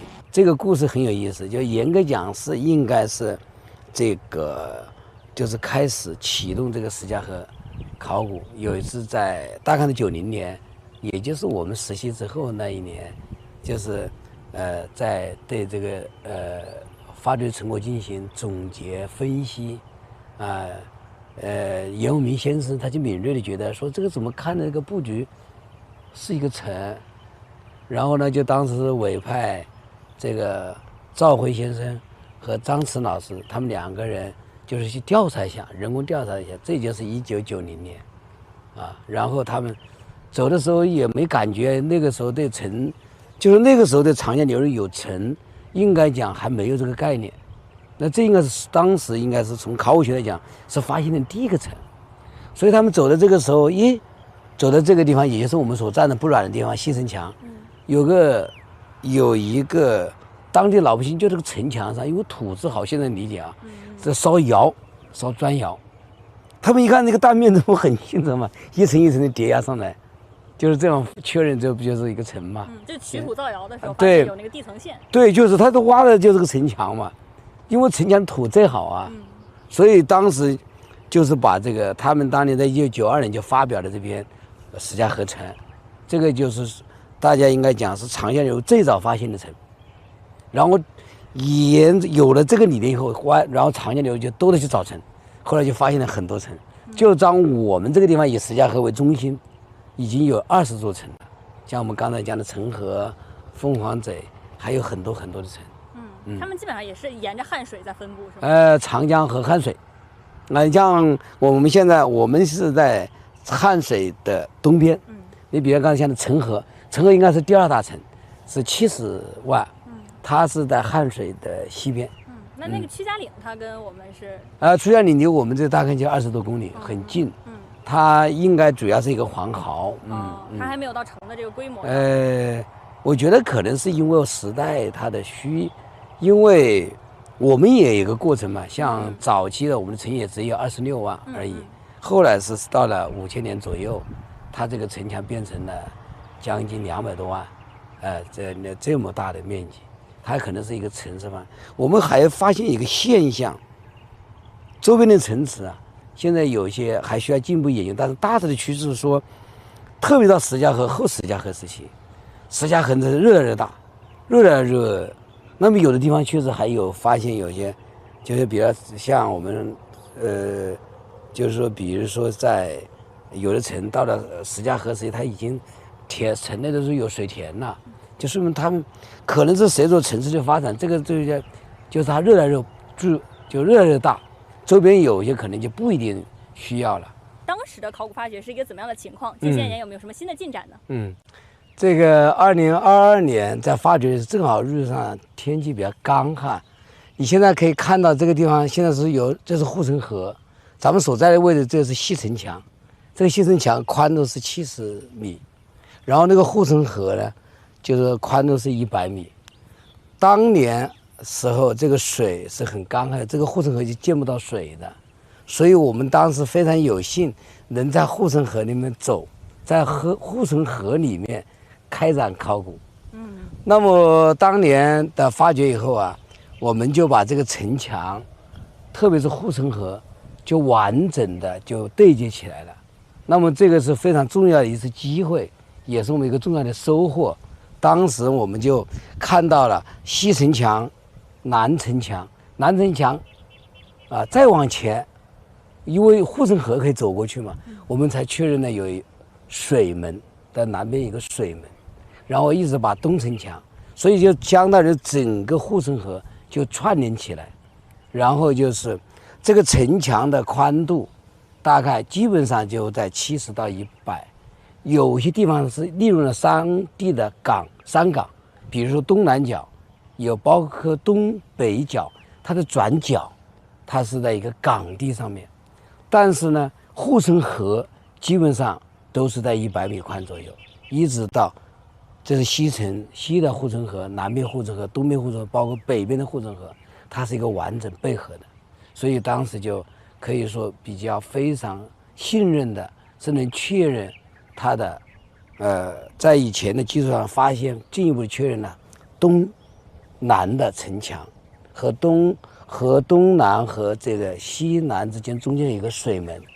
然后一直到这个东城墙，然后北城墙还有一个水门，而且我们还非常确凿的看到了有一个引水渠道，从东河里面挖了一个人工水渠，把这个水渠引进了护城河，还有一部分引入从东北进入城内，然后这个从东南出城，就是这个就是东北和东南就是水门了。那等于是这个应信台是在城外的这个区域对，应信台是很特别的，就在我们站的这西城墙一个祭祀区，结果在城外是吧？对，它这个应信台是个方形的，这是没问题的，而且上面是搞祭祀活动，经常大家都有一个套缸嘛，最长的有9米多长，对吧？上面各种刻画符号，那这个大家应该觉得这个就祭祀。然后它刚好在东边靠近东河那个地方，也是城外。有一个叫罗家柏林，也就是出头中华第一凤这个地方，这上面其实还有很多日币。我觉得那个地方应该它是个方形，总体是个圆形的。我觉得那个地方应该是做行祭祀活动的一个场地，因为不然你就不可以理解为什么这么多大量的玉器都在那个地方出现。它也没有墓葬，但没有墓葬。对，我觉得那等于是2个比较明确的祭祀点，它都在城外。对。就是也可以理解为这是方嘛，这天然地方这种可能性是应该是我们给我们提供了一个思考的线索。我们了解石家河呢，通过这几年的工作，它的内城护城河和外郭城加在一起是348.5万平方米，也就300多万吧。那么这个时期，就是说。在5000年，它这个时代跨到5000多年，一直到4000年左右。就说这个在全中国的那个概念来讲，这个城它的地位也是在，所以说具有都邑性的这种规格。你看面积也确实有的比较接近，这是说明它当时是一个巨型的都邑性遗迹，周边像城河呀、曲家岭包括甚至湖南的像这个七星墩遗址很多都规模比它，包括周外都比它小，包括凤凰嘴。你像比较第2大城，就除石家河外，第2大就是附近的就是城河，是70万。所以就是说它是一个都邑性的遗址，而且同时体现出了高超的城墙构筑能力水利的治水能力，还有它的人力的动员能力。就是这么大的城，当年是需要动员能力的。还有就是说，它是一个中心，才有这么可能性的这种大型工程的动员能力。我认为有几个现象说明，就第一个，像这么多的人，大概有多少人？曾经有人推测过，就是3到5万人。然后他们这种生活，他肯定。就是说，他现在有这么发达的物质，是吧？然后，那么他在城内呢，种水稻是养不活他的，是不是不可能的？而我们也确实没有发现水稻。我觉得我们发现唯一的就可能是在这个西河往下走，这个城外有一部分水田。那么就是说，要有一些人来供养他，供养他，也做这么大的城，也要人来供养他。是吧？当年严永明先生推测说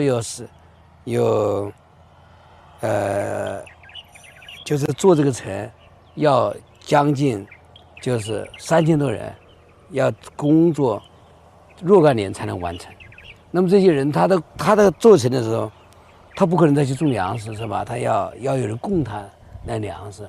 这些人在制玉器，这些人在做丝，就是衣服。陶器，那么就是说明它是一个社会化的分工形成的。那么也就是说，它的影响力至少是周边都围绕它在运转，这样才能它已经形成了一个中心。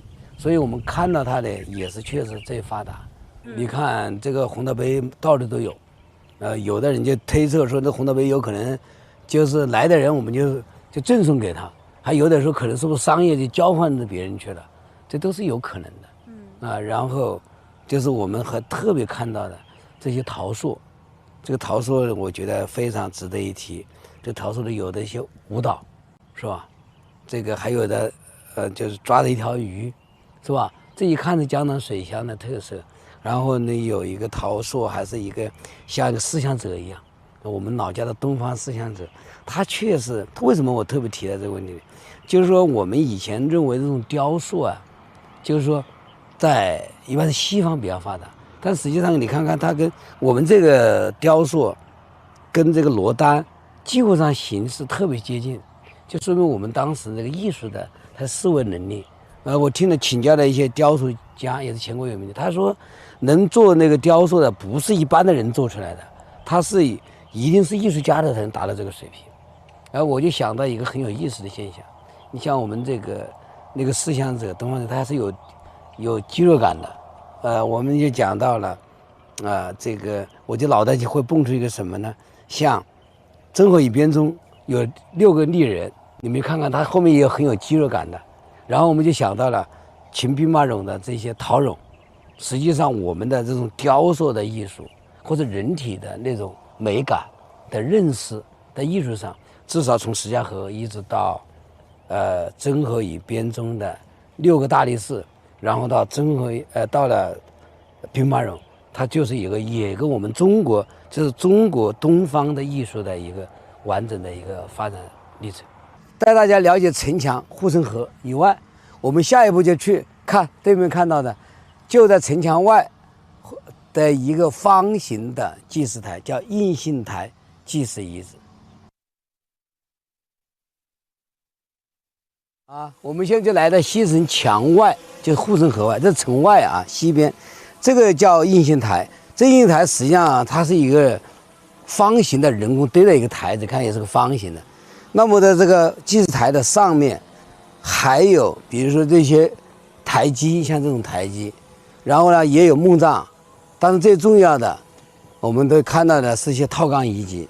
这套杠遗迹呢一共有9条这是其中最长的一条，这条有9米长，24节。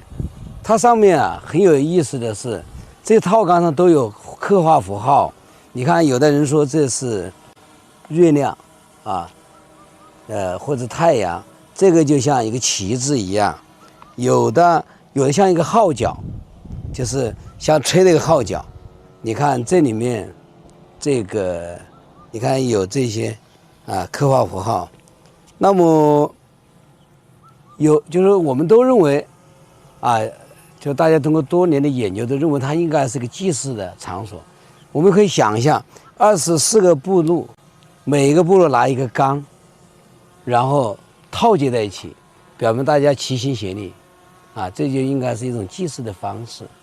然后我们特别经过细部的研究这个套缸很有意思，它烧的时候是完整的，它是有底的，它祭祀的时候就把它敲掉了，把它打穿就能连接起来。我们觉得是不是个仪式感？我们可以想象中我们拿个套缸，然后把它敲掉，然后一个接一个，就表明我们这些同心吧，说或者都服从这个石家河王的领导之类的，应该是我们可以这么理解，24个部落。所以这个东西很奇怪，这种祭祀方式就是我们石家河独有的那么我们可以想象，这个我们在高高的这个那边就是城墙我们可以站在这个高地来看一看因为这现在树木比较茂盛，我们可以看到，就是说在这边它的东边就是城，咱们就在这里做祭祀活动，是吧？还是这个护城河，这个护城河是100多米宽的城墙，70米，很辉煌的这个城，他们城边这个地方，那么这个进行祭祀活动，这个时候我们可以看到那边有山体，是太阳快落下的时候做祭祀活动。我们特别关注这个问题，我特别关注这个问题其实在那个城墙之外，也在城墙护城河的东城墙外，有一个圆形的叫罗家堡岭的地方，它是个圆形的，上面那个中华地凤就出自那儿。我得想象朝阳起来的时候，他在那个地方进行祭祀活动，那边还有日人像这些，然后那地方祭祀活动。晚上的下午的时候，这些祭祀活动，它肯定是举行不同目的的祭祀活动，而且我想啊，应该他肯定跟这个，就是说，就是他的祭祀也说明他祭祀比较频繁，啊，不是举行一次就完了，他应该是有各种不同的场所来举行，而且这个祭祀活动里面，你看他们现在做了一个模拟的，就是一种舞蹈，啊，那个祭祀的时候呢，刚才就是他们看到以前呢，有可能这个可能还加了一些工具，就是有鼓啊这种敲击啊，这个在石家河里面有乐器啊，乐器就刚才讲的这个有这种鼓，这种陶鼓，还有就是我们也做了一个，发现了一个相当于一个像一个钟一样的，也是个扁体的，上面还有符号，就是我们有的叫铃铛，但中间可能有个孔，但是呢，就是说明它就是也可以想象载歌载舞。在那个地方应该是发现那个红陶杯，应该是有7个，我怀疑是不是应该是在这个期间应该是喝了酒以后把它放在这一个地方，我这个不敢确定，我们只能这么想。早晨这群祭祀是朝阳嘛，我觉得是国家大事。这个地方，在可能是不是还有的英雄啊这样的啊？我只能这么，这个因为还确实需要记，因为这地方有比较多的墓葬在这里。这个祭祀台上有墓葬，我觉得这些人，比如说类似于会不会，我们可以想象一下，会不会是有一次战争归来？这些英雄，就是逝去的英雄，把他埋在这里，同时也进行一些祭祀性的活动，这也是有可能的。当然，这里面通过也是我们经过了一次，就是说抗击了一次灾难性的，或者战争或怎么的，然后大家在一起，就是更加同心啊，套结在一起。墓葬还倒是有的，啊，这个邓家湾也有，这个也在城外的那个地方，肖家乌鸡。有很多墓葬，这个没问题。石家河清溪的时候已经看到了大型的城市、城墙、护城河，然后有印信台，这种包括罗家堡岭的这种祭祀的布局，然后有宫殿区的那个谭家岭的这些布局是比较清晰的，包括三华湾那种大型的这个陶杯的那种堆积。那么想不通的，还有那种精美的玉器，还有那种非常丰富的这个雕塑人像，迷失就是他的精神世界。比如说，这个地方为什么就是要用这么套钢来对接？啊，这是都是我们的推测，可能是一个部落一个部落，然后日系中体现那种复杂的精神世界。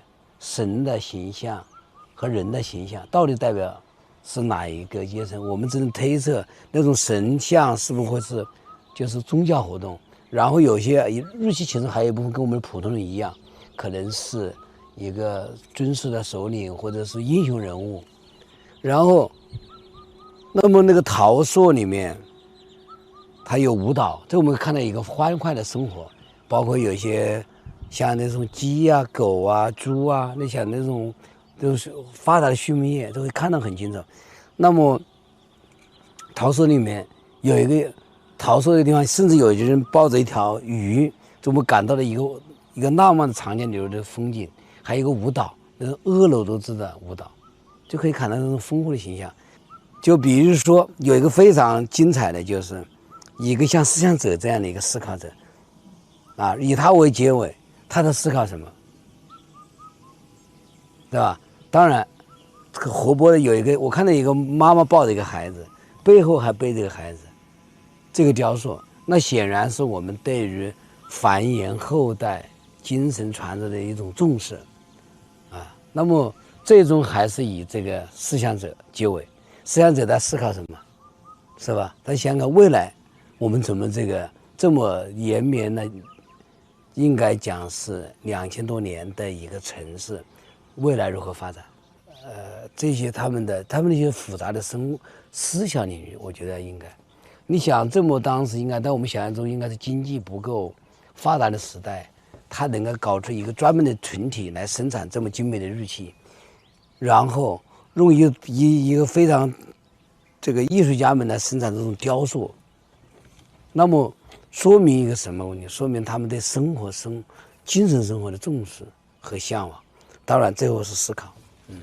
好，我给大家看完了，留给大家更多思考的硬性答案，包括这个复杂的套缸和上面复杂的符号。我们下一步带领大家去石家河遗址博物馆，在那里有更多的文物的软件的呈现，那里面我想会给大家带来更多的期待和精彩。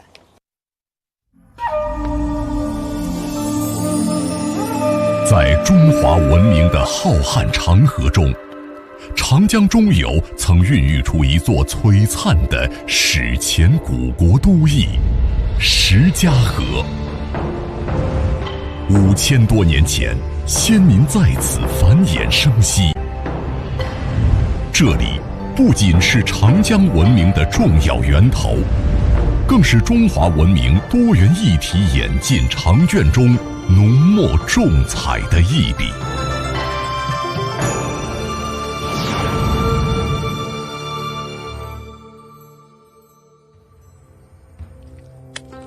距今6000年前，文明的火种在此点燃。历经2000余年的积淀发展，8平方公里的土地上，城垣巍峨，壕沟深邃，居住区、作坊区、祭祀区错落有致。每一处遗迹，每一件遗存，都体现了先民的智慧与创造力，一步步构建起长江中游规模最大、等级最高、延续时间最长的史前古国都邑，书写下长江文明的繁荣篇章。先民们营城建邑，治水灌田，以非凡智慧筑牢古城的发展根基。手工技艺日渐精进，出土的玉器温润精巧，承载着信仰与权力。栩栩如生的陶塑动物再现了先民对自然生灵的观察与敬畏。陶坊劳作分工井然有序，印证了史前社会规模化生产的完整体系。祭祀仪轨庄重完备，彰显着早期礼制的成型与精神秩序的确立。而那些刻画记事的原始符号，正是中国早期文字的重要雏形，镌刻下长江文明的文脉出生。这一切共同铸就了石家河文明的辉煌成就，惊艳了1000年时光。石家河既是长江中游史前文明的辉煌顶峰，也是中华文明多元一体进程的典范标志与重要见证。它与中原文明交相辉映，与周边文化交融共生，为早期中国的形成奠定了坚实基础。今天，我们以考古为媒，以文物为证，回溯文明长河，传承先民智慧。邀您一同走进石家河，探寻5000多年前的文明密码，感受中华文脉的生生不息。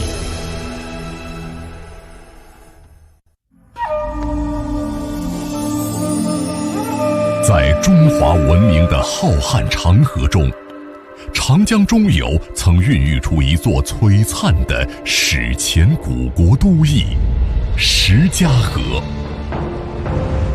5000多年前，先民在此繁衍生息。这里不仅是长江文明的重要源头，更是中华文明多元一体演进长卷中浓墨重彩的一笔。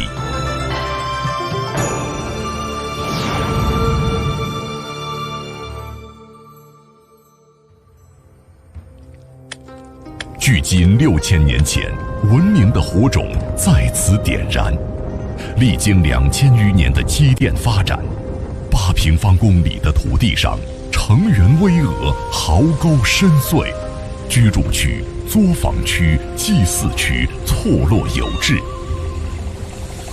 每一处遗迹，每一件遗存，都体现了先民的智慧与创造力，一步步构建起长江中游规模最大、等级最高、延续时间最长的史前古国都邑，书写下长江文明的繁荣篇章。先民们营城建邑，治水灌田，以非凡智慧筑牢古城的发展根基。手工技艺日渐精进，出土的玉器温润精巧，承载着信仰与权力。栩栩如生的陶塑动物再现了先民对自然生灵的观察与敬畏。陶坊劳作分工井然有序，印证了史前社会规模化生产的完整体系。祭祀仪轨庄重完备，彰显着早期礼制的成型与精神秩序的确立。而那些刻画记事的原始符号，正是中国早期文字的重要雏形，镌刻下长江文明的文脉出生。这一切共同铸就了石家河文明的辉煌成就，惊艳了1000年时光。石家河既是长江中游史前文明的辉煌顶峰，也是中华文明多元一体进程的典范标志与重要见证。它与中原文明交相辉映，与周边文化交融共生，为早期中国的形成奠定了坚实基础。今天，我们以考古为媒，以文物为证，回溯文明长河，传承先民智慧。邀您一同走进石家河，探寻5000多年前的文明密码，感受中华文脉的生生不息。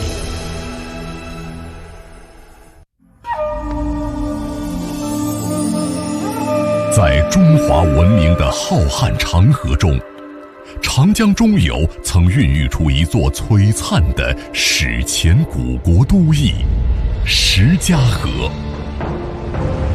5000多年前，先民在此繁衍生息。这里不仅是长江文明的重要源头，更是中华文明多元一体演进长卷中浓墨重彩的一笔。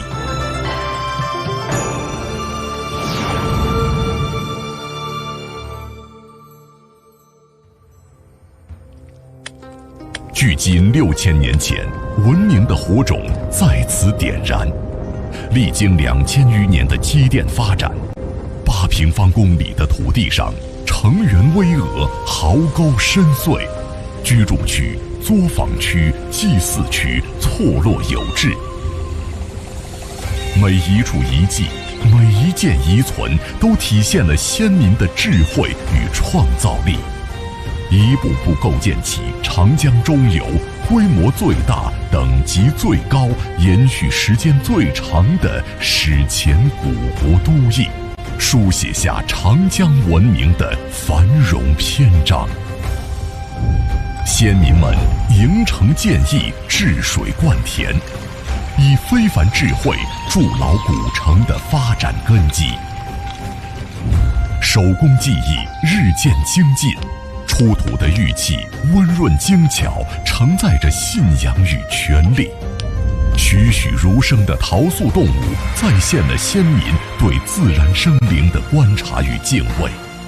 陶坊劳作分工井然有序，印证了史前社会规模化生产的完整体系。祭祀仪轨庄重完备，彰显着早期礼制的成型与精神秩序的确立。而那些刻画记事的原始符号，正是中国早期文字的重要雏形，镌刻下长江文明的文脉初生。这一切共同铸就了石家河文明的辉煌成就，惊艳了千年时光。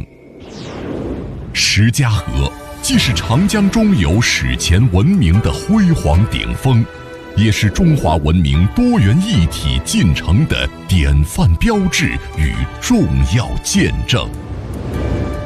它与中原文明交相辉映，与周边文化交融共生，为早期中国的形成奠定了坚实基础。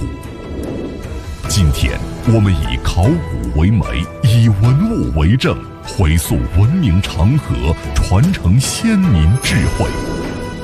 邀您一同走进石家河，探寻5000多年前的文明密码，感受中华文脉的生生不息。超级文旅日，文物说清楚。大家好啊，欢迎大家持续的来关注我们遇见石家河的直播。这会儿呢，我们又请到了咱们的方院长，同时呢，我们来到了就是明天即将开馆的咱们这个石家河遗址博物馆。我们还邀请到了几位年轻的博物馆的爱好者，也是几位青年志愿者，我们一起请这个方馆长带着我们来打卡这个马上要开业的这个博物馆啊。我特别期待，因为我知道库房里的很多东西放了很多年的，要首次和我们见面，我们算是先睹为快了啊。是这样吧？对。那么我们从哪儿开始呢？我们从天上开始。好，从天上开始。哎呦，大家把头往上看啊！你看，这是我们石家河的这个展厅的前面的，这是我们的一个大的展厅。然后这个上面一看，大家都会觉得很熟悉。对。这就是一个凤凰。这就是石家河出土的石家河的凤凰。然后我看它这个会让我想起这个四川金沙遗址的这个叫太阳神鸟，是吧？我估计它那是鸟，咱们这是凤是吧？对，它那个穹顶是一样的啊。对，它那是个金箔，咱们这是个玉，对，是吧？对，都是金玉，都是很比较珍贵的材质。对。而且我们会看到这个周边呢有一群雕塑。好，我们把镜头切到这个周边的雕塑，你可以看有怎么样正在种稻谷种稻谷的，有做陶器的做陶器，还有这个地方的做房子这个地方呢在做房子，这个做玉器，遇见石家河对而且这里面有玉的形象，你看这里面有老虎那个有2个双鹰的配的形象，对。当然，我们石家河有个非常难得的，就是我们刚才看凤凰，但是还有一个正面的还有一个是凤凰，还有呢，这边是什么？这是什么？大家猜一下，这是什么？猪、龙、鱼，到底是什么？这就是龙，这就跟那个红山文化的龙基本上是一样的这2个都是玉器，都出自石家河。所以尤明先生尤明先生是我们石家河的很重要的这个指导者。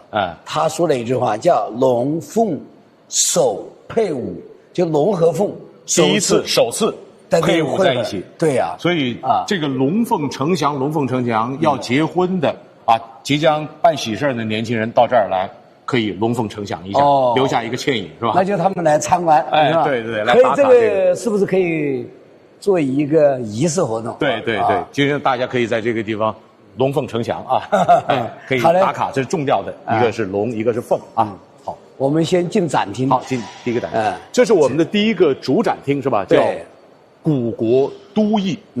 它这个古国有多少年的历史？应该讲是这个遗址是5900到3700左右距今。然后古国的角度来讲，我们应该是叫古国时代，大概应该就是5000年。5000年时代。好，哎呀，我觉得这个展厅特别有意思啊！你看这个穹顶浩瀚的星空，看到这个以后，我们仿佛就是那种敬畏之心就来了啊。然后旁边的这个一道一道的，仿佛就是好像那种河床啊、河流啊，这个云呐，带着我们去做穿越，是吧？但是我觉得最让我感觉到就是这个人物，这个 C 位这个人物，他是谁？要不大家猜一下，这人是谁？大家可以随便猜一下。首领，你呢？我觉得像是一个雨神，就是大禹是吧？大禹拿着一个斧钺，他这个拿这个斧钺是指挥啊，还是砍伐呀，还是做什么？他两个都有是吧？他一个功能上讲有砍伐功能最重要它还是一个象征性的意义，是一个传递比如说假如是王，就是王的象征我提醒大家注意看的是穿戴的他的穿戴他脖子上有一个玉璧是吧？带着一个玉璧，然后腰间还挂着一些玉器是吧？然后衣襟飘飘的，这个人物形象为什么是他呢？我们猜猜我们猜一下是不是待会儿在展厅里边我们可以找到答案？对，好，我们今天带着这个问题带着问题探馆好的这里面我们看到了3个人的题字好，我们可以看到在这个就是我们说的这个首领这个人物的正前方有一个大的一个文字的展示然后有严文明先生、赵辉先生，同时还有王威先生就是为什么是这3位把他们的文字记录下来了您先给我们一一介绍一下严文明先生、赵辉先生和王威先生。严文明先生应该讲是我们国家考古学这个应该是奠基人之一奠基人之一他这个对于石家河更有特殊的意义也就是从80年代起在他的就是统筹下开始了石家河的一个大规模的这个发掘研究工作而且在他和第2位赵辉先生的共同努力下这个确认了在92年确认了石家河城从遗址变成了一个城变成了城这个地位一下就起来了对然后呢王威先生这个赵辉先生这后面就是王威先生赵辉先生王威先生他有一个非常共同的特点他们2人主持了中华文明探源的这个第一届就是他们2位先生作为首席专家然后呢王威先生呢他是在整个中华文明探源这个工程中那么就是就是用他宏观的视角来看我们石家河所以我们选的这3位先生他的一些重要的语言然后这个严文明先生我在进馆的时候我还看到就是我们的这个馆名是由他题写的是吧？是严文明先生题写的对是2022年题写的就是说我要想2022年那个时候严先生已经90多岁了他90岁当时我们在要做这个就是包括考古遗址公园这个工作我跟他联系他非常兴奋欣然写了包括遗址博物馆国家考古遗址公园都是他提写他后来还专门提了一个石家河考古工作站对然后包括像赵辉先生和王威先生一会儿呢我们还会邀请到他们来我们现场给大家做一些非常详细的讲解然后我觉得他们3位先生这个语言里面我觉得有几句话我觉得应该给大家念出来他谈到像严文明先生讲的石家河的田野工作需要一代代的人持续的做下去对是吧这是一个接续传承对其实包括我们身边还为什么今天邀请到这么多的年轻人来参与我们的这个打卡其实就是一代代的持续传下去是吧必须要做下去另外还有就是赵辉先生讲的一方水土养一方人的多元一体结构我想这个就是体现中华文明非常好的一种包容集合的这样一种文化特点是吧对还有一个就是王维先生讲的石家河我们叫遇见石家河嘛他讲这个石家河玉器工艺之高在很大程度上改写了对于中国玉文化包括玉器制作使用乃至玉礼器的认识这个很了不起对是吧我们一般讲良渚它是礼器咱们石家河还有玉礼器是吧对当我们再看您带着我们好我们一睹为快好不好好我们进入第一个展厅对第一个展厅呢，我们可以看到它讲的是遗址时空。遗址时空，那么我们会看到，石家河在中华文明的版图中，它的位置，就是这个图啊，而且天元位置，就围棋的天元嘛，是吧？是，它是在长江中游啊，而且是汉江流域啊的，就是相交，它是在汉水之东啊，汉水之东，然后呢，长江以北，是吧？对，然后我们就为什么要讲到，这就是我们首先走进石家河，它在我们中华文明中的板块。看什么啊？然后我们看到石家河这个时期，我们会讲到，他那个时候关注研究，他要关注他时代的这个文明时代的气候条件，它是不是我们中的看还是比较丰富的，雨量比较丰富，温暖、湿润，是吧？当然，就是说它有时也有洪水啊，有时有干旱啊。那么我们会看到这时的农作物在哪里？就是石家河里面出的碳化的稻米，然后还有我们这个大家都可以理解，对，我们长江流域自然要产稻嘛，对。但是呢，这里面我们还发现了树，这是北方植物，对，这是小米啊。当然就是说，在我们没有进行这个考古呢，肯定会想到自然就是稻谷嘛，但是实际上它还有北方的树，这个就是我们也了解了当时就是有人为的种植，就代表它的文明的这种发端，是吧？对对对，你看看啊，这里面呢也讲到了石家河遗址到底是从哪里呢？从游子里文化、出家里文化、石家河文化到后石家河，它的时代就从5900开始，一直到哪里？到3700年、3800年这个时间段。然后它这个地方是以它为中心，有8平方公里范围，都在它的这个，就说明它规模之大。对，您说这个3800年，其实也就开始延续我们楚国的一些文化历史了，是吧？那还有一段距离，还有上千年的历史，是吧？对，所以就是这个是我们当时把中国的文化分成几个板块啊，像燕辽文化区北方的，这里就有红山文化，这个甘青。这个就比如说像石卯啊，这些中原像陶氏啊，这个成都平原大家很熟，三星堆啊，保定三星堆，中原就是石家河啊，江浙就是梁举啊，山东有一个也比较发达啊。那么我们来看看石家河到底有一些什么样的这是一些陶器，对啊，比如说我们会看到这是几件重要的陶器，就是我们到这儿来看陶器，看什么，对吧？好，我们可以看看，比如说，我们可以看一个大家记得住的东西啊，比如说这个红陶杯，这红陶杯你发现比较薄，而且口比较大，你看这个叫我们这个壶，这个壶这个肚子比较圆圆的，你看每个就是我们叫它壶形器，好，这就是我们特别是壶形器，也就是我们出家岭这个时期，文化时期啊，就是5000年的时候，最典型的一些代表。那就是说它这个薄就代表工艺了。对，应该是有代表工艺了。对，包括这个也是工艺的一种形成。对，然后呢，我们当然有它的文化的变迁。我们现在再回头来看，这个东西，这个东西是啥呀？让大家猜一下，好吧？这个3个足的，这个是干嘛的？大家可以猜一下，叫什么？三角杯吗？三角杯。还有叫三角壶、三足杯、三足杯，对。然后，其实它有一个名字啊，我觉得这个字其实挺难认的啊。我们不是做考古的，一般还真不认识这个字。这个字叫大家可以看一下，是这个里边的第34吧，是吧？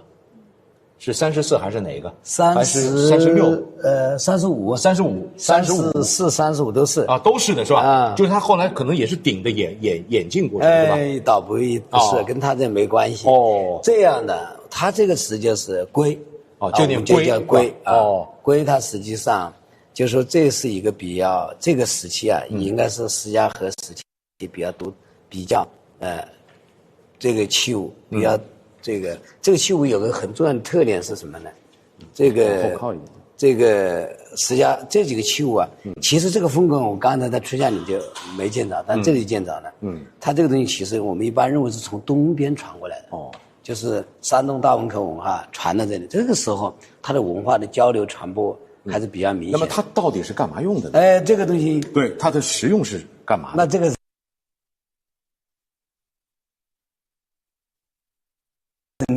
可以猜，大家再猜一下，这干嘛的？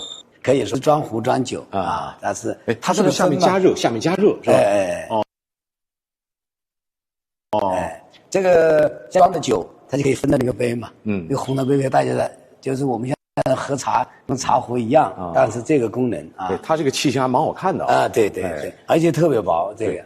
这个到时候做个文创，我们拿回家当壶用也可以。这个也是，你记不记得这是还是石家河时期？你看这个。当时有个壶是吧？这壶是比较圆的啊，圆的。这回就比较扁，折得很厉害。它很锐是吧？它跟刚才那个壶不一样。它就是时代发生的变化。这是不是工艺更复杂？如果制作起来的话，这个工艺要求更复杂。工艺倒也不特别明显，最主要是说它可能就一个习惯啊，就是我们讲那个变化一样啊，就是早一点它是用这个样子，这个是就这个古的那种。它不墨守成规，它也在不断的去创新，对，它是变化嘛啊。好，然后呢，我们就进入第3个时期，就是你会看到哪个东西你刚才没见过？对，哪个？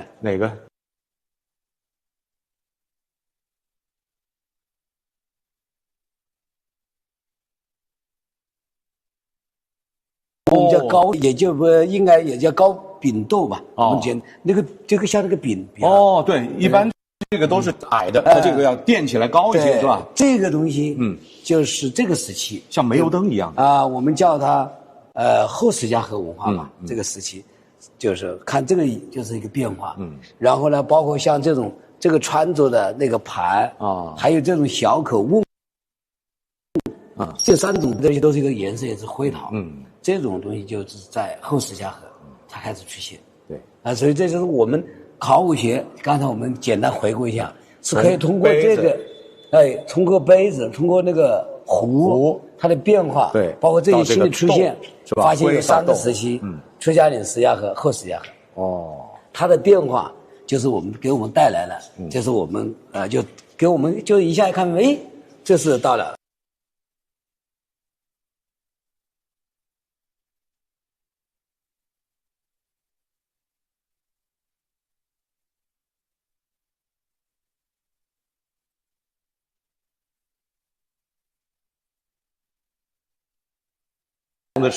这是一个隧道，又是一个时空隧道。山顶是不是就当时石家河生活场景？它是当时可能的生活的环境。起码看到有个大象，我们石家河这地方是有大象的。这个云南有。对，这个这里面就是又谈到了严文明先生。严文明先生当时在10年前，我们石家河考古发掘60周年，他非常激动，也专门写了一首诗。石家河赞，对，是吧？他写的石家河赞，他以前还写个良渚颂，良渚文化他叫颂，这里叫石家河赞。那先生他也不是赞和颂啊，是吧？他就是说，他只有这种重要的，也是他在写过这种诗。而且严先生写的诗，我觉得很好啊。你比如说，随便一看，你看大髻须大半，红桃垒成朵。那红头发就是祭祀完丢的地方就成为朵是吧？就堆起来了，堆起来很多的红桃对呀。而且他讲呢，你看乌偶抱鱼髻，伴着五婀娜，这2个等会我们在陶塑中会找到。大家注意看哪个地方抱着鱼，哪个是五婀娜好，记住啊，这2个我们就找。乌偶抱鱼髻，伴着五婀娜，是吧？好，待会儿是在陶器那个地方陶塑，你们找一找。好的。而且呢，你看还有万千陶塑品，很多的陶塑而且他还说了就是说又谈到了，他也谈到了玉器，玉器重传神，对，这我们石家河的玉器是很神秘的传神然后后面讲的，我刚才提到，我看龙凤手配舞是吧？对。然后呢，他就讲到了，我们这地方是一个，我们这里小露一下，你看五是挥大月，看到没有？就是刚才那个武士，对呀，挥着大月然后呢，这个地方是什么？他讲的跟楚文化的关系，他讲先楚创文明。然后呢，他讲到了这里有三苗氏，我们等会再看看什么叫三苗氏。好，然后最后呢，当然先生还是也说的，刚才你前面念的那段文字，考古解谜经。对，那就说明我们尽管今天已经70年过去了，依然史家河还有很多神秘和让我们需要继续进行考古探索和研究的地方。同志们仍需努力，对，是吧？对，所以我们先看看三苗。好，这个三苗怎么来看？三苗啊。那么现在就进入到第2个展厅了，是吧？对，这就是古城恢宏，是吧？对。好，这里面就是要讲到一个三苗，就是当时认为华夏，这个地方有，比如北方就是华夏民族，中原吧，东边叫东夷啊，那么我们南方这一块叫什么？叫三苗。就是您说的是一个地理方位，比方说我站在北方去看的话，就是比方说我头的这个位置，是相当于是华夏，对，然后这个位置是三苗，然后这个位置是东夷，是这个意思吗？对。好，因为文献中也专门记载这么一个故事，就是说大禹，所以叫禹征三苗啊，讲的有些他们历史就是三苗。刚才我们讲了，它是大概是这么样的一个概念。所以他问了一个问题，就是石家河古城是不是三苗古国的都城？那么到底是不是呢？现在依然说可能是，对啊，因为所以刚才严先生也给了他的判断，对，还有迷津要解。我意就是我的意思还是三苗。然后呢，这里面看，就是右是站在中原来看，对，左彭蠡，右洞庭。对，这个彭蠡就是那个王勃在《滕王阁序》里边讲什么，唱穷彭蠡之滨，什么雁阵寒蝉，是吧？吹断衡阳之浦。其实这个彭蠡指的就是鄱阳湖，是吧？洞庭就是洞庭湖。对，但是这个按照我们现在从南方往北方看的话，其实右边是鄱阳湖，左边是洞庭湖，所以这个视角是站在华夏视角去看的，对，是吧？所以呢，这里面就有三苗，那我们这是三苗，然后呢，这个禹征三苗这个故事呢，可以讲一讲，就是文献上有2个记载，一种记载就是说大禹是用武力，就是收复了三苗，通过战争。好，来有个地图出来了，来我们看一下啊。好，三苗，华夏，东夷，这是我们的一个这个位置版图，是吧？对。哦，好，3大文明板块。对，这就是我们在讲刚才的故事。就是说第2个呢，有一个文献上它是记的是，大禹本身要去攻打这个三苗，他打的时候就有人向他建议说，你不要用武力去打，还是要用文德，以德服人，而不是靠武力，所以他听从了建议以后，回去就修武德，然后就是后来三苗主动去臣服了，没有经过战争。对，我比较赞同这种观点。是为什么呢？因为在史家河我们看不到很多战争的痕迹，还是很祥和的。是。这个跟中国早期国家的形成也有很大的关系。你看禹会诸侯如涂山，对，执日薄者万国，就是大家是很就这种响应，对，所以我就觉得这个也就是我们国家早先形成，可能还是通过这个互相的文化的这个就是吸引，对，就是叫这就是我们为什么国家讲究德，就是从这里。就像那个当年楚庄王打到这个周天子城下，他要筑九鼎，他说用矛来筑，他说不是，要以德来筑鼎，是吧？其实这就是中国传统文化很重要的，以德服人。对。那么史家河讲到城，一般就是说它其实也分2个阶段啊。早期的城呢是26万平方米，但是26平方米当时就已经很厉害了，就是大概是5500到5000年左右啊。有没有一个图能够让我们很直观的去看到这个地方啊？就这个是吧？这个图呢，我们可以看到，就是它就这么大，但是你要想想，记不记得我们的西城墙、西城壕，它隔它很远。您前面讲过的对吧？那么怎么样来说它呢？我觉得这是讲了当时怎么样制作的一个过程。对，那这个制作过程，今后大家有机会到石家河遗址博物馆来可以慢慢的详细的看。我们重点用这个图来解读它。好，这个图你看记不记得我们在前面去过这个城墙啊？对，护城河带大家对吧？在遗址里面看了城墙，然后这样的话，就是刚才讲这是谭家岭城，对，那么这就是石家河城，石家河城，这石家河城有多大呢？这个城内城是177万，这个加上这个护城河呢，是224万，然后再加上外郭城在一起是348.5万方，这是石家河的它的规模。它其实当时像石卯啊，跟它同期的陶氏啊，也都是300-400万，差不多。然后这个地方很重要的，它跟南方城的特点，你比如它这个护城河，我们去看过现场，这都有100宽度，这个有宽一点120，然后那个城墙呢，这个窄一点，大概70-80，宽的有100，这个城墙也很宽，可以想象中。这个，然后呢，这里很重要的是，我们发现它这里有个水门啊，这边也有个水门，这个为什么要做水门？护城河可以理解，要环护四周保护它，然后用水门就是要把水引进来，就城内要用水。这个是通过东河啊，弄一个人工渠道到这里来，把水引进来。然后呢，这里面一个本身要用水，再一个它比如说要是在山上砍的木头要用，它就通过水路把它运进来，这东河就可以进来，直接进城。然后这个要出城也是进入东河，所以这就是我们长江文明的一个特点。良渚遗址里面，我的印象中只有一个的是陆地的门，其他全是水门。它那地方又是早国嘛，对，泽国，对，它就是更需要这个。对，所以这也是我们长江文明的一个特色，就是怎么样整治好水，才能做好这个城。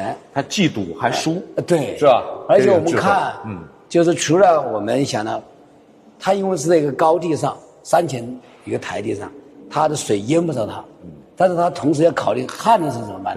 那水能进城使用，这个我觉得，这个也是我们石家河的一个智慧，正是因为有这个它一个高科技的规划理念，所以石家河它能延续了多少年？延续了2000年。2000年，考你一下，那个大湖。那个死那个月那个应该我们一般认为是军事首领啊。你想想这么多年过来，石家河它应该多少个王啊？假如有王了，古国以后按照古人那个一般寿命50都不得了了，是吧？像我们现在人都不得了，上百个王啊。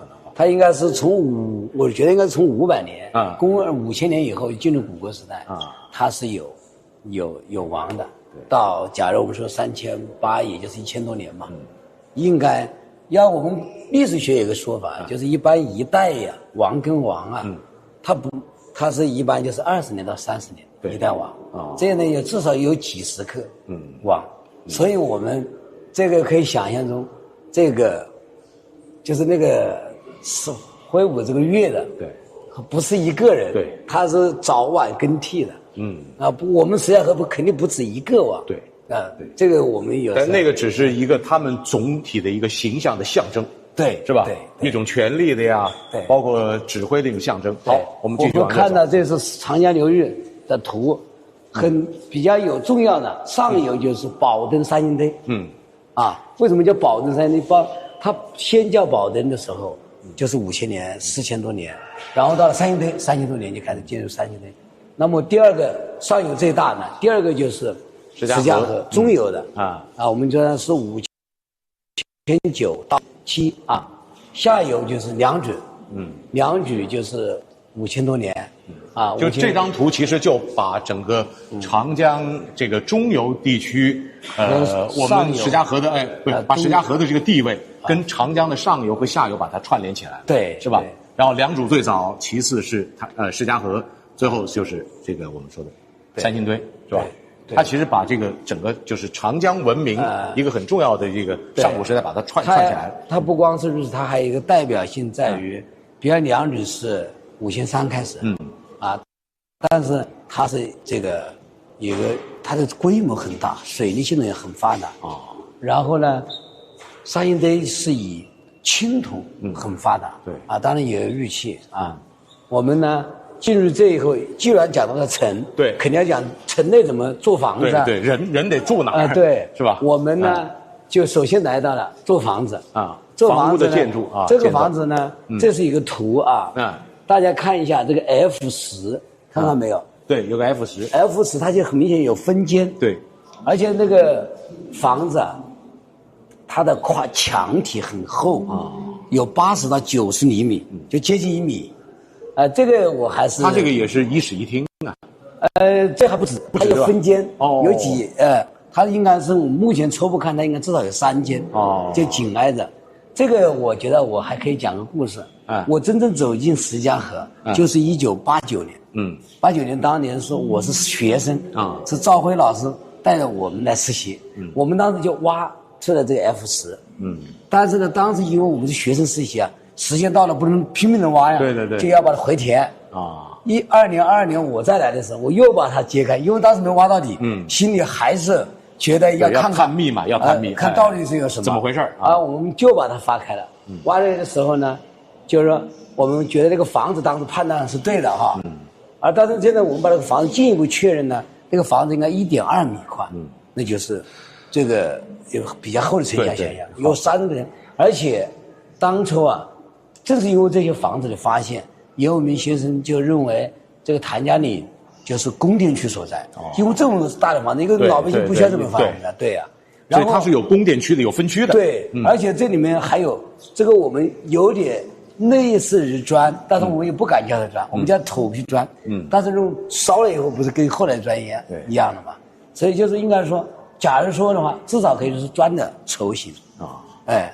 这地方就是讲了怎么样做房子的那个视频，其实也挺值得。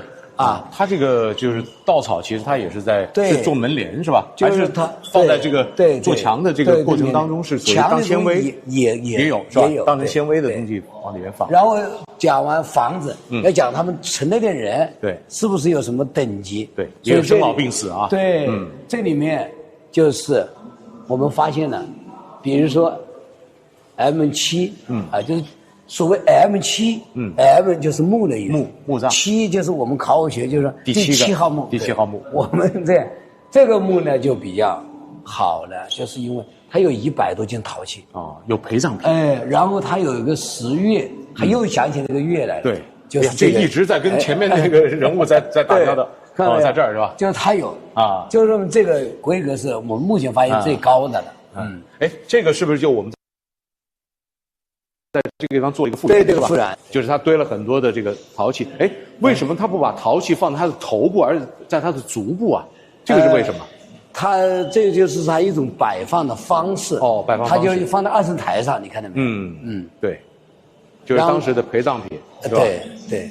然后呢，这个地方还要讲墓葬，还要讲到我们石家河有个很独特的，就是刚才不是严武明先生说要解迷津吗？对，这就是个谜就是你会觉得很奇怪的是，我们这石家河有2个瓮罐，把个成人放进去，瓮是吧？就是这样的。而且这里面关键还有什么呢？还有那么多的玉器，就在这里出现这个玉器等会儿我们再讲我们先说，它就是这么个罐子，你看，扣在里面，是不是就是这边这个食物是吧？但是这个人怎么放得进去对，它有这么大的一个瓮罐，对，是吧？这个罐子就特别的。它是整个倒扣的，还是有2个？2个一对扣，就是这个比较大，所以这放个人还是放得下去的。就以前它不像做那个棺材，它是做一个瓮，2个放进去以后2个罐子一扣，它就。这依然是我们今天还是个谜。对，它为什么要用这么大一个罐子？然后又把扣在一起。对，然后这里面还那么多的玉器。我们刚才看到那个 M7，也是我们说第7号墓，它是个土坑的。不是这样一个方式。我看到好像仰韶文化里面也有一个像陶器，把一个小孩是吧？对，那个放也是丧葬的一种方式，也一种方式。那一般小孩多这个是成人的是吧？成人的，这个就给成人的。而且呢，它这个就是说它有个变化。你看，至少跟刚才那个土坑墓，我们叫土坑墓。对，这里就是这样的。那么我们现在呢，就是要看到的，又来到了另外一个这个一个罐子，这个普通的罐子为什么放在这么中心的位置？对，它为什么不跟那些罐子放在一起？有什么需要跟我们来点这个神秘的解答的吗？首先大家看，观察，我们的观察啊。哎，这个罐子，我们观察不就是个罐子吗？有什么区别吗？它跟其他的罐子？再细致看，要仔细再看。哦，哎，上面有些刻画，大家发现没有？看见没有？刻画，哎，这个刻画像什么？大家看像什么？可以看看这个有个说明。上面刻画的就是这个是吧？就是这个图形。哎，这是不是跟前面那个我们看到那个有点像？是吧？你看这个人的形象怎么样？斧钺，然后这个是他的那个什么啊？机器人。像机器人，早年的机器人。看这个现在刚才说了，再去想想我们刚进来为什么那个人持着一个大钺？这个呢，严无明先生有个话啊，他说，但是他写《长江文明》就说了，他这是个军事首领或者国王，军事首领或者是国王，所以我们可以简单理解他就是石家河王。但是大家一定，我又要把这个话反复说。对，这个王有几十个，对，这是其中的一个王。这个王的时期应该在距今4500年左右所以这个中期的，中期，你说这个词可以啊。就是你看它最重要的一个标志在哪里？就在于它有个钺。这个钺这是实际上是个美术作品。应该也是个美术作品。你看顶上有什么？有冠。它的特点，大家记不记得我们刚进来时那个头上戴的有冠？对，像羽毛的那种冠一样啊。对，他们有的理解说这个冠就是表明我通天，就是我是有时候像我们以后人家天子上天子。你看它这个像天线一样。对直插云霄，像天线一样是吧？然后这个地方去收集信息，跟神灵去交流。对。所以呢，我们有一个词叫做羽冠，就是个帽子。持钺就戴这个钺人像斧钺。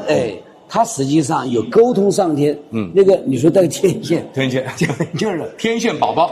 就是石家河的天线宝宝这个词，你们就让他们找小朋友来。对，小朋友来一定要来画一个啊。石家河的天线宝宝。它实际上他想表达的是什么？那个冠。就表明我们有通天的，这个就是说，你看我们叫上天贤之子，对，是吧？就是说他那个时候都想，我子一来就是尊传神授，还上天，所以他也有这个意思，就是一个冠，就过去什么皇帝诏曰前面有4个字是什么？奉天承运，皇帝诏曰，奉天承运，皇帝诏曰。然后呢，我打个断一下，这个算不算咱们的镇馆之宝？这个当然是了，是吧？对，这是而且是5000年时代的时候一个比较很有那个这种美术作品，还很有寓意的看到他们说叫什么？叫机器人。对这个我们既然讲完这，我们就看它的专业的分工生产。这里面我们就看到了制陶。这个制陶我们看到这密密麻麻的就200万件，这是海量的。我们可以看到，给大家看一看。来，我们把镜头切断，密密麻麻的，而且红陶杯是吧？对，这种非常是吧？对，这个实际上我们昨天在现场也看过那个，对，是吧？就是严文明先生在他的那个赞里边讲的叫什么红陶裸成墩，裸成斗，裸成朵，裸成朵，大祭，对，大型祭祀活动，对，就是很多的人可想而知，很多人举起杯子在那，哎呀，山呼海叫的，而且这个红陶杯我们检测红陶杯确实还有酒的残留，它确实就喝酒用的，而且这个红陶杯我们可以多讲一点，这个红陶杯看着很简单，但是很有意思是红陶杯它在像湖南包括北方就中原都有发现，所以这个红陶杯，就有的人说可能就是只要我们本质使用，是吧？还有是别人来了我们作为礼品赏赐，就是它既是就是内销，同时还外销。对，还有的人认为也可能有贸易的功能。对，走出去是吧？对，海外贸易。这个地方看就制陶，这么呢它有一个互动的，这个你觉得？谁来玩一下？你来，好，来玩一下，我们玩一下，来，能不能看看？好，就大家到这儿来，其实是可以互动的。好的博物馆它一定要有互动，对，是吧？哇，这个手就像有点发功的感觉他在找这个大小是吧？在塑形，大家注意看，上面在塑形，这就是跟我们现在传统的拉坯是一样的，是吧？就是拉坯，它是电子完成，电子拉坯，然后还烧起来，烧造，它能不能刻啊？把那个机器天线宝宝刻在上面。那看呢？这样子开发一下，开发一下。现在只是能够制作什么感觉？感觉这个想要做成自己想要的那个形状，还挺复杂的，挺不容易的。就是想做成自己那个样子。对，非常复杂，挺不容易的。好不好玩？好玩，是吧？这个趣味这个遗憾不要紧现场就在那个三环湾就有一个制陶的体验馆，那是实实在在的泥巴，还有老师帮你们一起。建议你们小朋友可以大家去多去做。就是今后我们这个遗址公园做好了以后，大家是可以做就做成。现在已经有了。好，所以这个遗憾，那就可以。对，这地方呢是一个石器的加工做法就是说，石家河呢出了那么多石器，那么多玉器，就是说，很多人讲就是说那个玉器是不是你石家河自己做的？对，还是外面来的？对，是吧？所以我们在严家山这样发现了一个。做法，我们看到有些残，就是说什么叫做法？它有一些残留下来的，我们就知道它是就是废料还留下来，就知道是这个地方生产的。就相当于我们现在是掌握了核心技术、核心工艺的。然后不光是石，还有玉器也是地方生产的。这个也有，你看这有些就是做下来的一些废料，就说明它是生产玉的。讲完玉器以后。石家河还有一个尖板眼尖板眼，这个要用瓷。我们来看一看这个尖板眼是什么？尖板眼就是它出土的铜器。这个铜器可不简单。因为你们就是我们一般说，以前讲文明的三大要素，这个城咱们城完了。对。第二个我们在这讲叫铜器，再有文字，对吧？那么这个铜器在石家河这个铜器。你看它不起眼，是个啥？现在还在讨论。但是基本上我们认为是铜刀，像绿松，它形状是个刀，像刀，而且我们进行了检测，它是人工冶炼之后形成的，它的构成是80%的铜，10%几的什么呢？砷，它首先是个合金，合金砷，就一个石头加一个申请的申，这个铜砷合金，我们一般是铜锡，对，但是早期的铜是铜砷。后面再发展成为铜和锡，那么这就说明一个什么呢？是我们人工来制造出来的，这个很了不得。对，就是说它已经在4000年，在我们也有，我们就是说这应该是长江流域目前发现的最早的人工冶炼的铜器。当然我们这里还出现了大量的孔雀石冶炼的工具嘛。我就发现一个很有趣的现象。在湖北谈铜就要讲到什么？大冶，对，铜绿山，铜绿山。实际上，大冶有一个叫蝎子地的地方，它里面也有，就是我们刚才记不记得我们当时讲那个很高的那个饼那个豆这种器物，在它那也有大量的发现，就说明这个文化已经到这个地方去了。而且那个蝎子地就在干什么？就蝎子地其实铜绿山的一个组成部分，它就是在冶炼铜，所以我们觉得至少这个跟它是有关联的。然后其实我们楚国这个炼铜的历史很久远。对，您刚才那个包括严文明先生也讲到，就整个它是先楚的创文明。其实楚国能够在春秋战国这个七雄当中能够崛起，其实跟它的铜的冶炼技术也有很大的关系。对，是吧？对。这是个体验区。体验区是吧？那我们就坐下来，坐在这个地方，我们来慢慢的，我们来感受一下，好不好？这是一个。这个石头是这好像是大家随便坐，我们坐这儿感受一下，好，星空之下，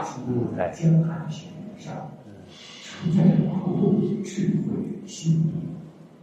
岁月流转，唯有陶和玉的光，诉说往昔的辉煌。陶和玉的光是吧？我们凝望一指，还能听到时间深处传来的声音，在文明长河里荡漾。我们安安静静在这坐着，其实就能够感受到那种文明的声音，是吧？这种穿越时空的感觉，仿佛就回到了5000多年前的这个石家河一样啊。就是我会看到这种场景。好，我们安安静静的感受一下。春意过广袤的平原上，一座宏大的都邑悄然崛起。这里是长江流域早期文明的重要中心，这里是石家河。城墙筑起，壕沟环绕，占地约120万平方米，特别的厚啊。它有100米宽，对，像1000多个足球场一样，依水而居，依地而行。就我看这个场景，我就仿佛想起那个桃花源的那种感觉啊，鸡犬相闻，然后人们那种恬淡的、咸蜜的那种生活啊。作坊区、祭祀区，这正好是祭祀分区了啊，这分祭祀区看看这个祭祀啊，祭祀，这个制陶是吧？刚才小朋友做的那个烧陶，对，陶烧陶啊，是烧陶。和煦的阳光洒落在谭家里，这就是核心区谭家岭，是吧？对，大房子，这个刚刚讲的1米多宽的对墙体，它是分间的，这就是我们说的当时的宫殿区，对，是吧？王就是那个举着斧钺的王就住这儿，对。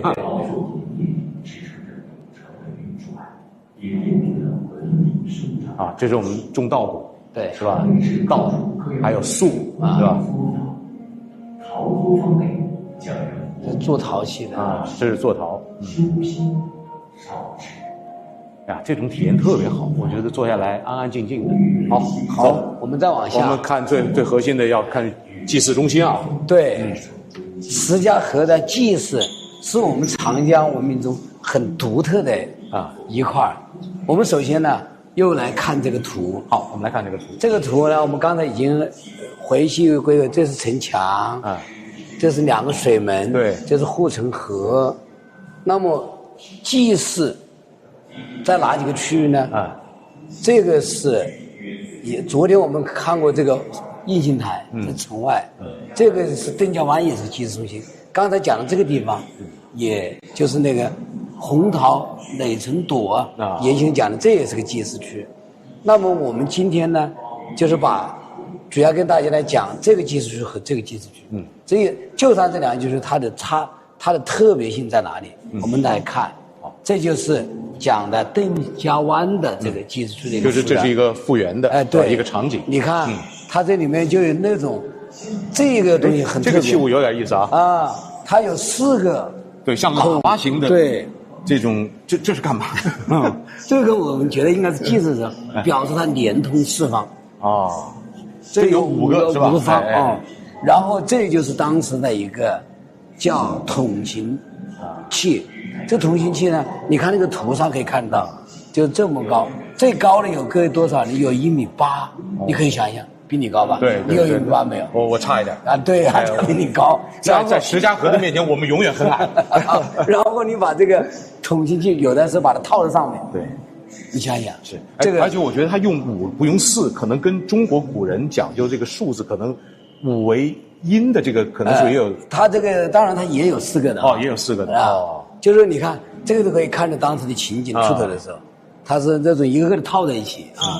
所以这是个非常独特的祭祀的，这就是这个场景，这就是我们模拟了一个当时祭祀的场景。这个呢就以邓家湾为代表。你看它的祭祀期间，还有五谷，这表达了五谷丰登，是吧？把粮食是吧？祭祀就是，然后围在当中，就是我们讲的以前，就是祭祀给上天，但是实际上当时祭祀，你看这个五二节这么就放上去啊，你想1.8米，再比你高，在上面又来一个往上一套，然后它这个五是不是指的什么日月星辰大地是吧？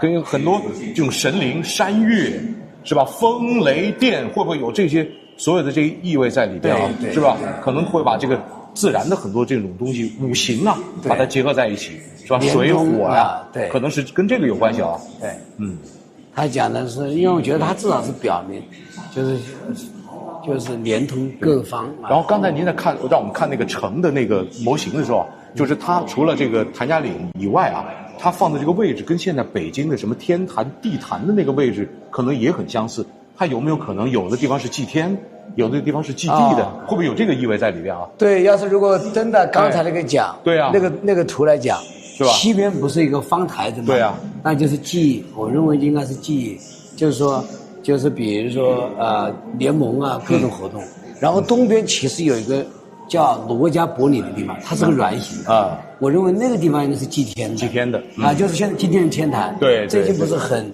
对，很火，这个很火。但是实际上呢，我的这里就忍不住我跟你2个人去，他们不要去了，我们俩看一看。这其实，在我们这个城外啊，这是城外，这个地方有一个叫罗家堡垒这是印星台，这是个方的，这是个圆的，相对应的，对，这个圆的还出了什么呢？那个凤凰就出在了这个上面，天圆地方，对。是吧？我是这样的，我确实是这样的。这里有个凤凰，而且这里面有很多日币，日币梁子里有很多日币。对。日币是祭什么？是祭天，对吧？对。就是，所以我认为，在早期，至少在石家河时代，这个地方是圆的，祭天地的。这个有祭地，也祭，包括联盟，包括丰收，都在这里来举行。它是有祭是有分区的这种功能使用，对吧？哎。其实我特别想去看那个玉器了啊！哎，我特别想去看玉器。我们往这边走。我们再来看啊，就刚才讲到的，这个这就是印星台的。印星台的它有个很独特的，就是套缸。好，我们站在这边，方便他们来拍摄。来，我们站在这边来。哎，这个套缸最长的一个叫……哎，大家到这边来，来，我们到这边来。最长的套缸是多长呢？是有20多米长，21米，它有几个缸呢？有31个缸。最重要的这个缸上面还有很多刻画的符号。刻画的符号有的认为是部落联盟，就是每个符号代表一个部落，它当时候的摆放方式就是这样的，看看，这样摆放的。这个一个套一个，一个套一个啊！而且特别神奇的是，我们再看这里，它这个缸啊，以前是有底的，他在祭祀的时候把它敲掉了，把那个底敲破了，你看没有？它就表示连通起来，我们可以理解为是31个部落，是吧？对，31个部落，我们要在一起团结一致，对，相互通融。对，那我们把后面这个底，把它敲掉，表示原来什么？没有底线了啊！而且我当时一直在思考这个问题。既然是这样的，是个要套的，对，那为什么不先铸造的时候就干脆就没有底不就完了吗？对啊，直接扣就完了。它不，它一定要有底。我们看了，反复看这个底是被敲掉的。我觉得它是个仪式感。就是说，你看我们以前像歃血为盟对，它不能就是我们把血放在一起，我们至少这当着面是吧？歃血为盟这个意思。这个我觉得就是礼仪性。对，你看你这个，你可以看到这个很清楚，那下面都是被敲掉的啊。然后最重要的，这上面有很多符号。来，大家可以看一下，这个每个这个套筒、这个陶器上面都有各种各样的符号啊。你看上面呢？这个是不是就我们说的，就是石家河很重要的一个特点，就是字啊，文字是不是跟这个有关系？也只能说叫原始文字嘛。啊，原始文字啊，有文字的雏形，我觉得应该。我们现在讲中国的文字书籍最早的记载竹简之前其实有我们说的甲骨文，对，是吧？青铜文，还有陶文，是我们这个时间是陶文的，对，其实要加入很重要的就是陶文，是吧？我也是觉得这样的，因为冯氏先生有个观点，他认为在我们湖北有一个叫柳林溪的地方，距今7000年，上面有几个字，有田，就是田呢，田地的田啊，还有建建，就是田还有武。还有文化的文啊。他认为那个时候就有文字。文化的文在哪里？不在这里，在山下。您一说文化的文，想起我自己的名字，我这个聂文嘛。对，我想看看这个，因为这个事情大家还在讨论啊。因为至少柳林溪7000年他们认为有文字啊，还有安徽也有一个地方出来很多文字。当然，山东有个叫丁称陶文的地方，那个文字他们都有人已经识读了，所以说肯定是早日这个甲骨文。它早多长时间？这个还是依然研究的课题。这也是谜嘛。对，又是那个严云先生讲的，要解谜津，一代一代的去解谜津啊。对，能不能看看？你看这些符号啊，你看可以猜一猜。对啊，他这基本上他这个解释了，但是有个地方就解释了，我还跟你讲一下。好，第一个这像凤凰的鸟，很好，对吧？对。最重要的这个挺有意思吧？射箭，对，这个还是比较少见，是吧？弓箭的。最重要的是这个东西尽管讲了，你们给我解释一下，这是干啥的？对，我们把它挡着，大家看一看，大家可以看一下，来，我们可以看一下，我们挡着这是在干嘛？大家看。倒酒吗？对，这是一个杯子，好像往里面在倒酒，然后它是在符合的一个符号。这个地方又出现了一个什么？对，龟，对，龟，就这个字啊，龟啊，龟中的液体倒入杯中，就是拿了个龟，把酒倒在那个红茶杯，再拿红茶杯喝，或者把茶。就是跟我们现在茶壶一样，待会再拿给大家喝，对，是吧？这个符号的意思就是敬酒，或者敬茶，对。而且就是我们想起来一个红茶杯那个地方，一个很多杯子，还有一个龟，就是两个东西特别多，其他的不见，是吧？所以还有我想表达的是什么意思呢？这也表明中国古代的文字，它的诞生，它就是一个先叫什么？一个象形文字，对呀，动作。所以就是说，它这些符号。还是体现了中国早期文字的一些特点，所以说至少我认为这是可以叫原始文字，还是可以的。然后它不光是一个简单的文字，它其实表达了一层意思啊。好，来，我们请找一个同学，我们也来互动一下，好吧？石家河文化客服的代表，刚才注意听了，应该都可以答得上来。我们随便选一个啊，来，这个来对应一下，找到这个是啥？小伙子，来，我们把镜头切过来，这个吧。石家河文化的长尾鸟啊，长尾鸟可以吧？这是的，是吧？是这个鸟，鸟是这个鸟是吧？长尾鸟，你看长尾鸟，看来在班上成绩一定不错的，很注意听讲，看到没有？肯定不是这个，都不是，拍摄嘛也知道是长尾鸟，这肯定不是石莲了，对，很好，我们找石莲来。来，再换一个人来找一找。来，石莲，换一个石家河文化的石莲，到底哪一个是石莲？石莲，镰刀，石莲，再找，石莲，再想，我们又回到那个王，对啦，抚乐是吧？对，就是这个，也是石莲，就这个，又回到了我们那个 C 位的啊。好，好，继续，这个就来到我们今天的这个最精华精彩产品，遇见石家河。对啊，就是讲的呢玉器啊。我想相信，这个时候的玉器，就是说，它在石家河有大量的发现，然后你看，这就是当时这些石家河的玉器，包括这些凤凰，那么它比较有代表性的，我们。看它玉器都很小，对，工艺比较精美，我们叫简地阳纹。所谓简地就是什么呢？就是像包括这个玉器可以看一下，给个镜头，来，把镜头给上来。这两个边有一个头上戴个帽子，是一个冠，两边是两只小鸟啊，看这形象造型是不是啊？好，我们这个时候的，就是这个，你看，包括这个，就是上面也是，就是它的雕塑，它。器物比较小，日制都很好。我要跟大家讲，这日制是来自于西部的，甚至来自新疆、甘肃这一带，日制很好。然后同时呢，它的雕工很精美，就是我们叫，简单的说叫简地阳纹，简单的说就是雕塑，就是我们说的雕塑的。一般呢，就是我到博物馆看的，我一般不看旁边的，我一般看当中的。我觉得这个才是真正最主要的东西啊。你看，这就是刚才讲的很讲。你看那个线条很优美，然后它的工艺非常精美，这个日冠带的，然后当时他怎么能完成它？所以解玉砂是很重要的一个解玉砂啊，就用砂来磨啊，叫磨啊。那么这个看到它的精美啊，那么最有代表性的有2个代表，就是这里，这是一个人形象，这个大家都知道两腿的日气很多，对，两腿是神，然后呢两腿主要还是日虫是吧？日弼，但是它实际上和这是一个完整人的形象。这个人你看到没有？头上戴着冠，对，哎，就跟那个王的形象还有点像，对，是吧？他是个人，他不是神。人，对对，这个是一个非常代表性的啊。这么这个日子特别好，看到没有？对对对。然后雕工非常精美，是吧？然后它是人的形象，对。好，我们再来看啊，有了人就有了什么？有了神，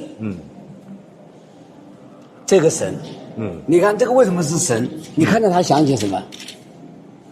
我会想起三星堆的那个纵目的那个像鱼符一样的那个是吧？对，哎，这就是一个，你看刚才说我们看到人，对，我们再来看到神来了，对，这个神的形象看獠牙，对，是吧？眼睛比较突出，还有大耳朵，大耳朵，而且还有鹰钩鼻，这个一看就是个神的形象，而且呢，这里我要跟大家讲一下，这个。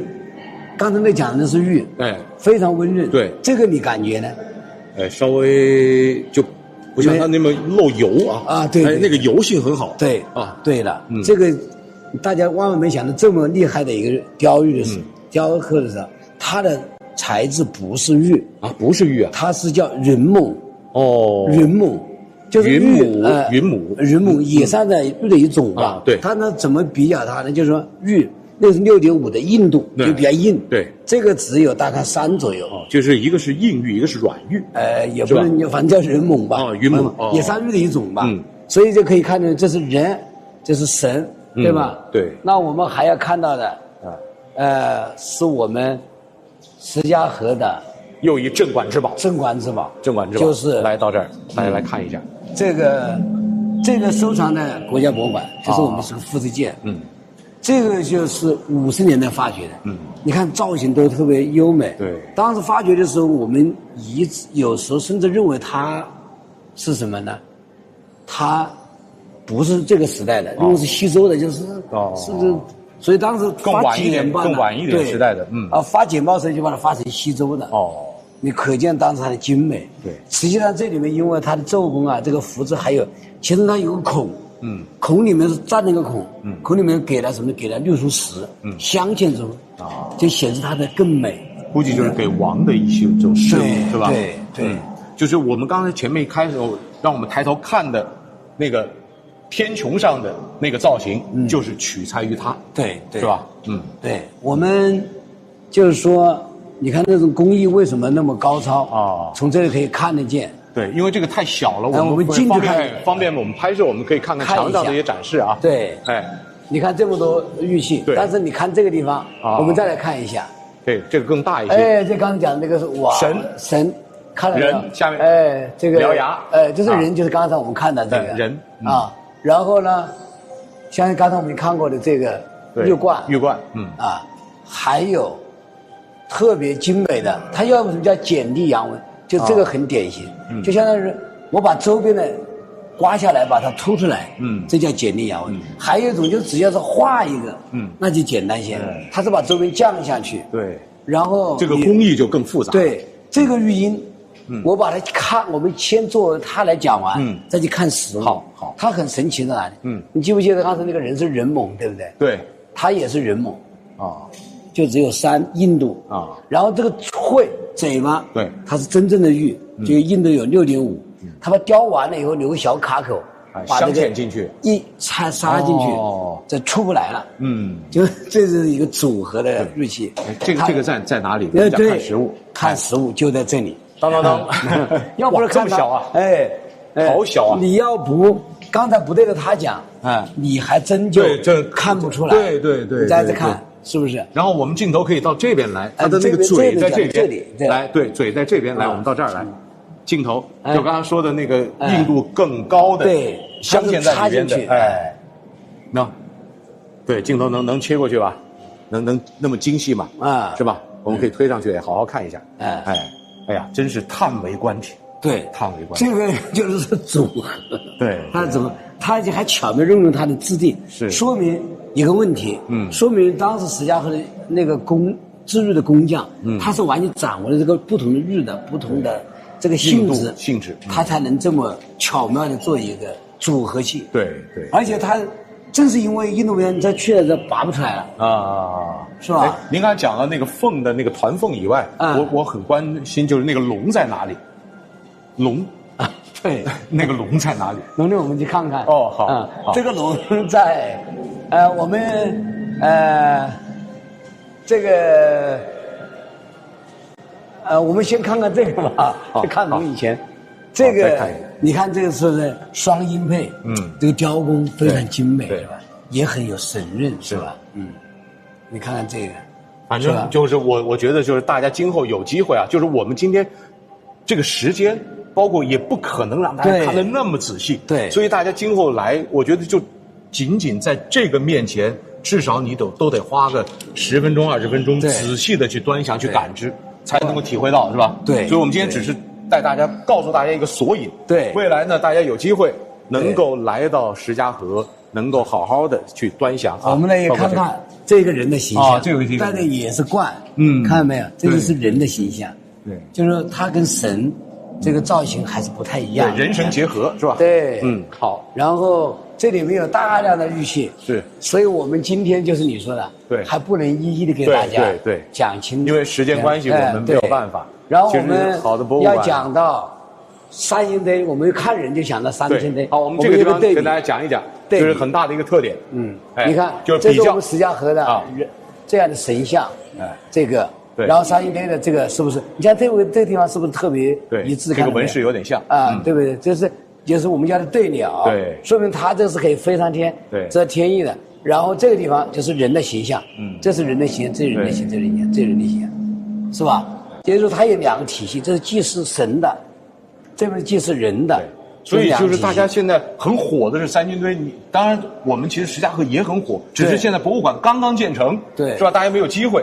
未来我估计这个地方也会人满为患，对，也会人满为患的。大家今后有机会可以到天门来，对，就像刚才那个，而且这里面指一下，你看这个大家知道陶氏山西的陶氏很神，它出土的器物就是来自于石家河的，然后石卯就是这个陶氏有的说是饶都啊。石卯在那个这个陕西，也有人说皇帝这种说法啊，那只是一种推测而已。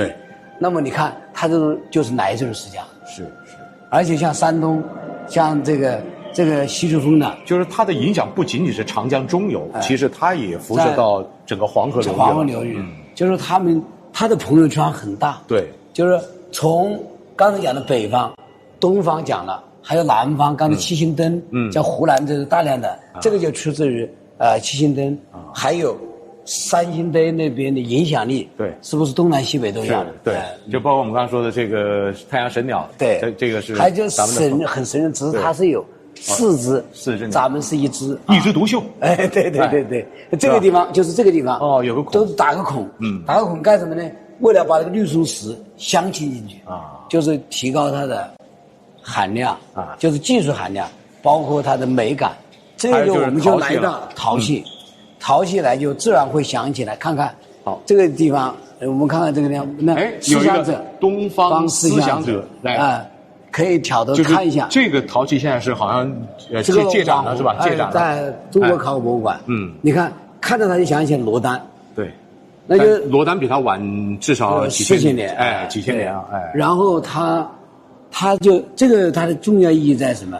它已经有肌肉感，而且它已经有不对称，对，这个雕塑它已经就是有意境在里面，就有文化在里面了，对，这个我们想起它，就是说我多说一句，比如说就会想起那个我们这个编钟下面的6个都有肌肉感，对，有肌肉感，再然后到兵马俑，这都是就是说。说明我们有我们自己的一个雕塑体系，对，啊，这个就抱个鱼，对，很有意思。我们来看，就抱鱼，哎，原件在这儿，对，这原件的抱条鱼在这儿，这就是我们长江文化的特点。你看你抱这个鱼，对，我老关心这个鱼很大呀，说明当时的鱼很丰富啊，对，水路很好，是吧？然后所以鱼很，而且还重要的有这个东西，就它一个舞蹈，那种舞蹈，它那种我不知道你能跳不跳这个样子，你摆一摆，你们是来。咱们来一把，就这样，就这样吗？哎，是这样吗？他是来，你们这个手是这样的，来，我们来一把，好吧？来，这咋一甩？那是很漂亮嘛。对啊，你们会吗？哎，看这标准。哎，对。来，给个镜头，再来一下，你们几个，行。做一个这个。对。哎，你看到没有？哎，所以这就是让文物活起来了。对，是吧？你看这里面还有很多像。带着高官呐，看到没有？对，抱着鱼啊，看看啊，这种很丰富。对，然后这里一个母语子更有特点，他抱着一个，说明他背上有的是背上背了一个，还抱一个，对，就说明这个对亲情，亲情是吧？同时体现了家庭，对这个繁衍后代的重视。其实这个叫东方思想者，我还不如就起个名字，不要讲者了，就是东方智慧。或者说东方智慧，好，或者说持家和思想者，好，可以这样。这个名字怎么起名？这个就是开馆子，大家就对来调查起名字，大家来给你起名字，对，看到底叫什么好是吧？我们现在就可以征集，可以叫什么是吧？对，然后你看这里面，它就体现了当时的一些，你比如说大象啊，狗啊，对，鸡啊。还有这个甲鱼是吧？还有这个你看羊啊，对，兔子啊，这就说明他当时六畜兴旺。对，你看看，到底是，而且他有时候有个造型还很有意思，他很调皮，一个狗上面趴一个小狗啊，还有的一个狗上面还趴一只小鸡，它这种和谐。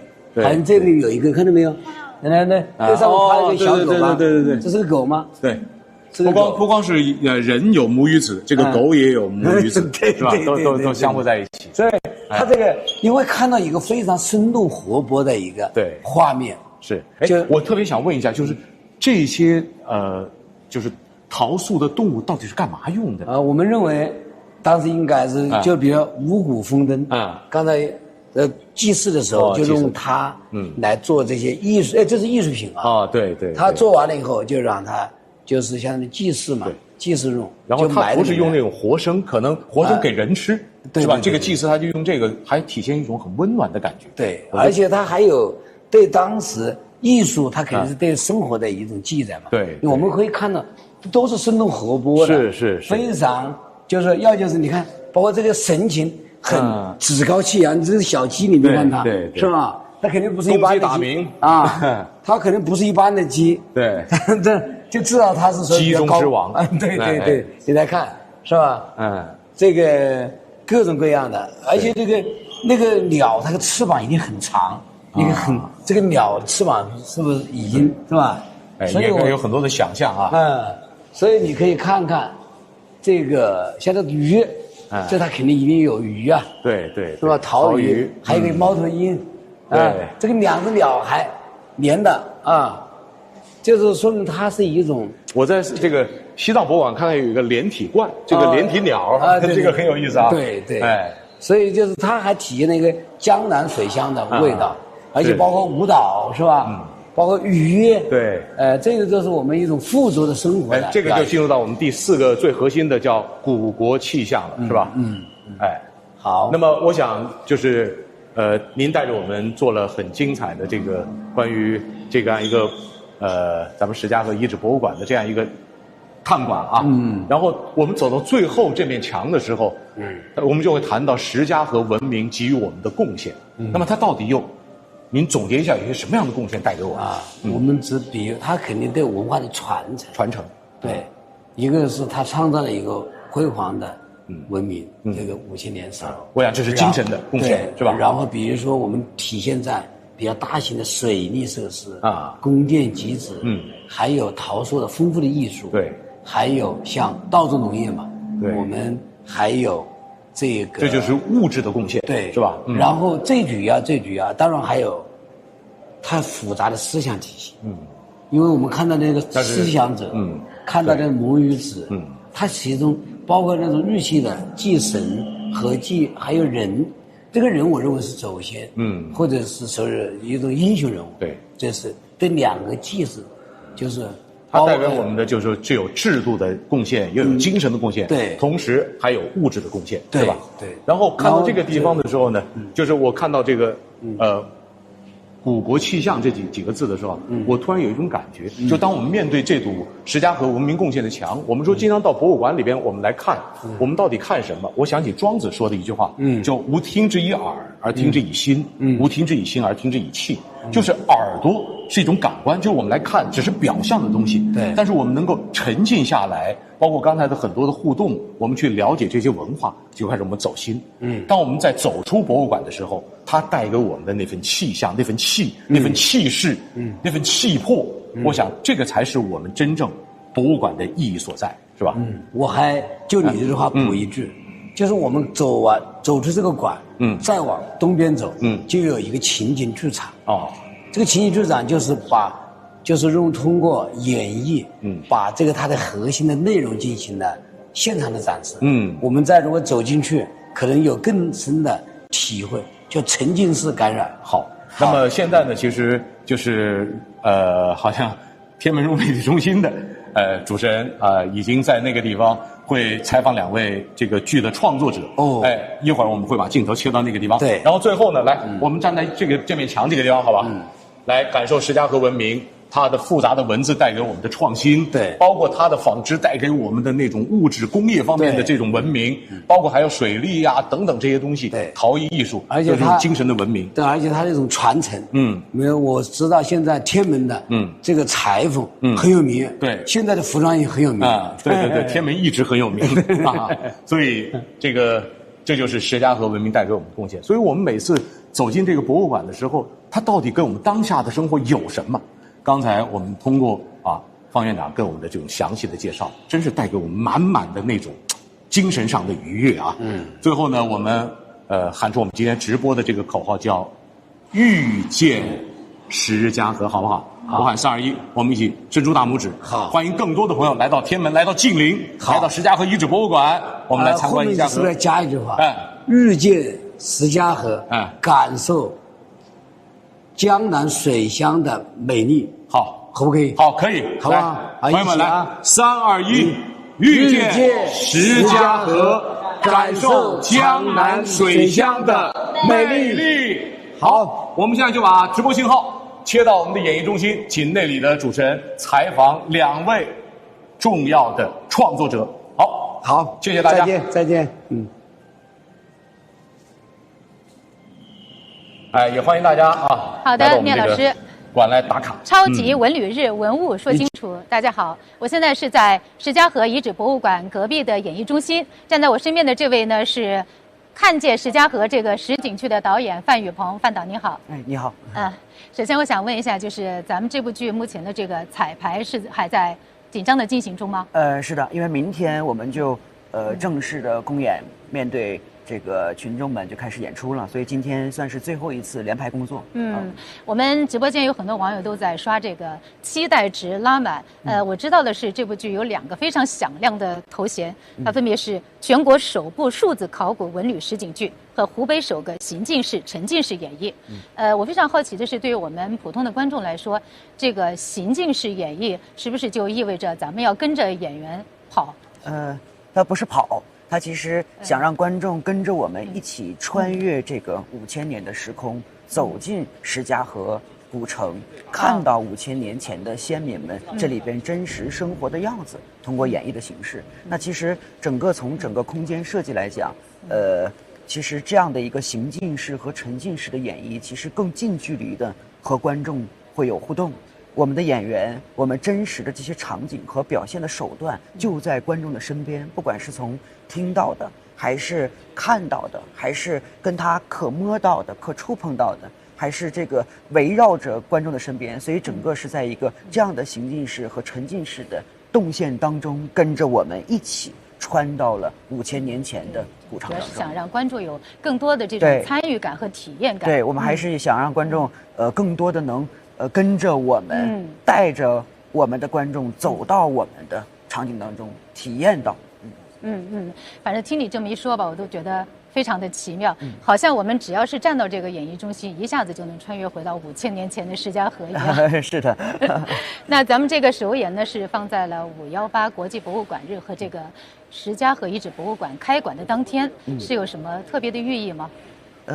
我们也是想的是借着这个博物馆开馆的这个日子，然后再加上我们整个这个演艺中心也是围绕着真实施家河考古研究之后的成果所搬到这个我们演艺中心，然后让，可以说让一个相对来说比较冰冷的一个遗址城，然后相对来说大家去博物馆看到的和听到的都是学术专业的名词，对，可能观众可能感受不到，但是我们就想用演绎艺术的方式，彻底让这样的博物馆让它活化起来，然后这样的话，从而就变得让一个冰冷的这个遗址城可感可知，非常生动、鲜活的呈现在观众的面前。这样的话，观众也会非常的喜欢，然后瞬间就能了解到我们5000年前他们的故事。对，我是听说这部剧咱们是用了40多分钟，是吧？对。咱们是怎么把这个施家河的这个整个的兴衰变迁融入到这40多分钟的这个实景剧里去的呢？我们在前期最早创作的时候，整个空间其实设计了5个空间，现在有序幕，然后过道，然后到我们的1幕、2幕、3幕，然后最后到回望。但是从内容上呢，其实我们设计了4个篇章。第一个篇章呢，叫溯源之土。为什么这么叫呢？其实，整个这个板块希望让观众瞬间拉到5000年前，看到5000年前的先民们在这个里边最真实生活的样子。例如说，他们在种水稻，然后他们在制陶，然后他们在这个农耕。种种生活劳作的这些细节，也就是说，算是这个时期的一个萌芽期，基本上是距今在5200年前后啊，大概是这样。然后，第2个板块我们做的是叫盐城之水，为什么这么称呼呢？因为整个这个土地的这一片土地，经常会面临很多洪水和旱灾，它是交替的。对，交替出现在这片土地，然后因此才有了这样的先民们，因此才有了这样的一片古城。所以我们中间有一个环节，就是我们先民们一起修建，面对洪水来袭的时候，一起去修建堤坝。也就是说，过那个曹果泥，也就是在这个时候出现在我们剧中的，其实它也是施家河考古遗址挖掘出来，他们在城墙里面挖掘看到的这个曹果泥，我们也把这个原貌复刻到了我们剧中，然后去完成这个篇章。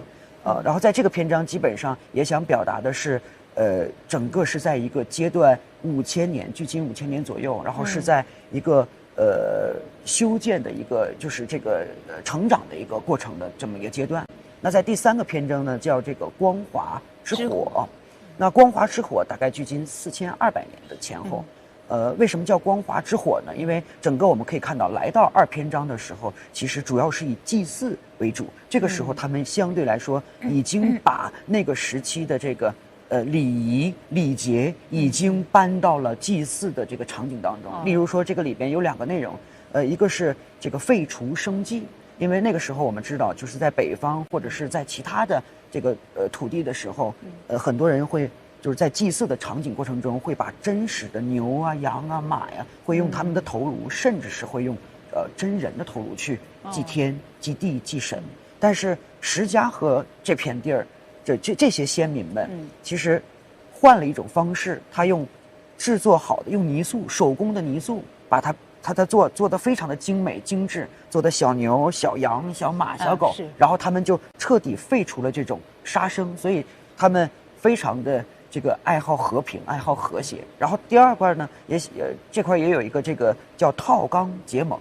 其实当时我在接触这个项目的时候，不了解这个地儿的时候，我也在想，我说5000年前的先民们，他们是怎么生活的呢？他是穿什么呢？然后他们怎么交流？但是跟着我们的考古专家和学识专家了解到了之后，其实在这个时期，他们祭祀的时候就选择了叫套缸结盟，就是他们会把一个一个的缸，就是每个部落的众族群都会自己捧着一个缸过来，然后在石家河王的带领之下，这个众部族的这个首领们就会拿着自己的缸，然后上面还有这样的符号，然后每一个缸一个一个连环的扣在一块儿，然后一起去举行在印信台上举行这样的仪式，就是祭祀的环节，证明各部落已经结盟在一起，然后一起去这个祈求上天能给我们更多的粮食啊，或者是这个生活的等等。所以在这个板块里边，大概是距今4200年前后，我们主要表达的也是这个篇章，把祭祀的废除生祭，然后以及套缸结盟这些关键的。因为石家河遗址所挖掘出来的这些考古的文物，然后依托这样的真实的这种记载，然后我们幻化成了一个舞台上的手段去表现。那第4个板块呢，叫做这个溯源那个之土，对，什么之土？就溯源之土。那最后一个板块呢，其实我们想在表达，其实在。华夏古国，其实所有的版图在汇聚的过程中，最后的结果其实都在我们中国华夏，都在汇聚到了我们影片里面是汇聚了2个字中华。那在整个过程中会有非常多的摩擦，在摩擦的过程中，但是我们最终的族群，我们的精神领袖，最终的结果也是选择了和归中。所以整个这个篇章大概距今也是4000年左右。我们希望通过这样的一个4个板块的脉络。然后通过演绎的形式，在依托着我们石家河遗址所真实挖掘出来的这些文物，把它放在我们的剧场当中，让整个这个剧变得更生动，然后让更多的人能看到我们的石家河这片土地上，然后石家河这个遗址里边这些文物搬在舞台上，他们生活的场景和这样的故事。听得出来，范导是为了这部剧啊，是肯定前期也是做过很多的了解和研究，可以说得上已经是半个专家了。不敢，对，也是在我们这个各所有的这个专家老师，然后还有这个考古的这个，跟带着我们一起去了解，因为做创作它一定得是从。最根源，然后要尊重历史，要对考古要有一定严谨，然后才能再做这件事。不容易，不容易。咱们这部剧啊，据说是也用到了一个穿越的手法。据说咱们这部剧的这个主人公是一个祝家河，考古青年叫祝家河，他是无意中触摸了一下这个玉凤，然后就一下子穿越回到了5000年前的这个石家河。当初是为什么有这样一个设定呢？是有什么特别的地方吗？首先就是我觉得以这样的方式会更贴近于观众，然后让观众能从一个现代的，就是普通的观演者，然后瞬间的通过这样的一个比较近距离的，也是现代人物祝家河的这样的一个方式，然后去带着观众能走进到我们一场一场、一个时间、一个时代、一个时期。那确实是也是因为祝家河本身。他在考古现场的时候触碰这个玉团凤，玉团凤它就是石家河遗址里边重要的这个挖掘的这个文物。其实中华有中华第一凤之称，就是说我一开始我也在问，我说这个凤凰是不是凤字就出自于这儿？后来专家告诉我，它就是出自于这儿，所以我就觉得这儿是一个典型的标志性的文物，所以我就觉得。可以借助这样的文物，让它再一次通过我们艺术的手段，让它活化在观众的面前，然后它幻化成了凤凰。它这只凤凰也会带着我的主要角色祝家河，同时也带着我们的观众，一幕一幕、一场一场，跟着我们走到了5000年前，一步一步看到了5000年前先民们。生活的种种的场景，最终了解到了石家河博物馆当中所陈列的这些宝贝们。所以说这个玉凤啊，相当于就是一个锁眼啊，是的，一下子就帮我们打开了这个5000年前的这个石家河文明。我觉得这个设定也确实是有一定的巧思在里面。是。而且我还注意到有一个细节哈，咱们这个整部剧啊哈，里面有一些先民抗洪用的草果泥啊，还有这些做饭用的这些刨赠啊，咱们是完全按照文物的样子来复刻的呢，还是说？我们基本上是按照原貌而复刻的，但是艺术的表现手段和观众它有一个观影的距离，所以我们会在原型的基础上基本上达到复刻，然后个别的会稍微放大一些，但是整体的原貌其实不仅仅是对，就是一样的，因为要尊重历史，第二是要对考古要真的要严谨，然后要依托这样的历史，再去创作出真实的那个场景，它就会让观众感受到更真实、更沉浸了。对，咱们那个制陶啊，听说那个制陶那个场景哈，先民们制陶的那个场景，咱们在舞台上也是用了一些艺术的手段给它呈现出来的，是吧？对，就像这个因为那个时期他们在制陶，最终其实就是这个瓷器啊，其实就演变成了中国的这样的一个瓷器，所以我们在整个舞台呈现当中，其实也通过了光影和落沙的装置，在落沙的过程中，然后当光给到这个落沙和我们的演员来融合在一块儿，形成了一个仿佛一群先民男人们在有力的，然后在这个去还原这个制陶的这么一个场景，然后也集中性的在舞段当中完成了这样的一个手段，然后让所有的环节变得统一协调在一块儿。刚才我们聊了很多台前的精彩啊，其实我觉得这种行进式的演出对于咱们这个幕后团队来说，可以说是挑战是非常巨大的，也是压力也是很大的，对于你们来说。咱们是怎么过来的呢？扛过来的呢？其实整个这个过程中压力是全方位的。其实最重要的压力就来自于时间，时间是非常非常的紧张。那其实，在这样紧张的时间当中，就更要确定我们从最前期的主创团队的这个设计到创作，然后最终再加上整个剧场的施工，其实一直在交叉作业。但是整个的协调和执行，它其实是连贯的。我举个例子，就是如果我们这个本身的这个想法没有冒出来的时候，那整个这个空间就没有办法动。对，那空间在开始动的时候，就会因为时间有限，就会压着我们快速在这个空间里边去植入更多的，你这是要影像还是这是要置景，然后观众动线怎么走，然后同时这边的导演们要进场排练，因为时间太紧了，它是压着走的。那我在考虑这些的时候，那导演这边已经在开始设计它本体的舞蹈段落和戏剧所勾连的这种结构和内容了。在整个串联这些细节的时候，同时作曲是同步进行的。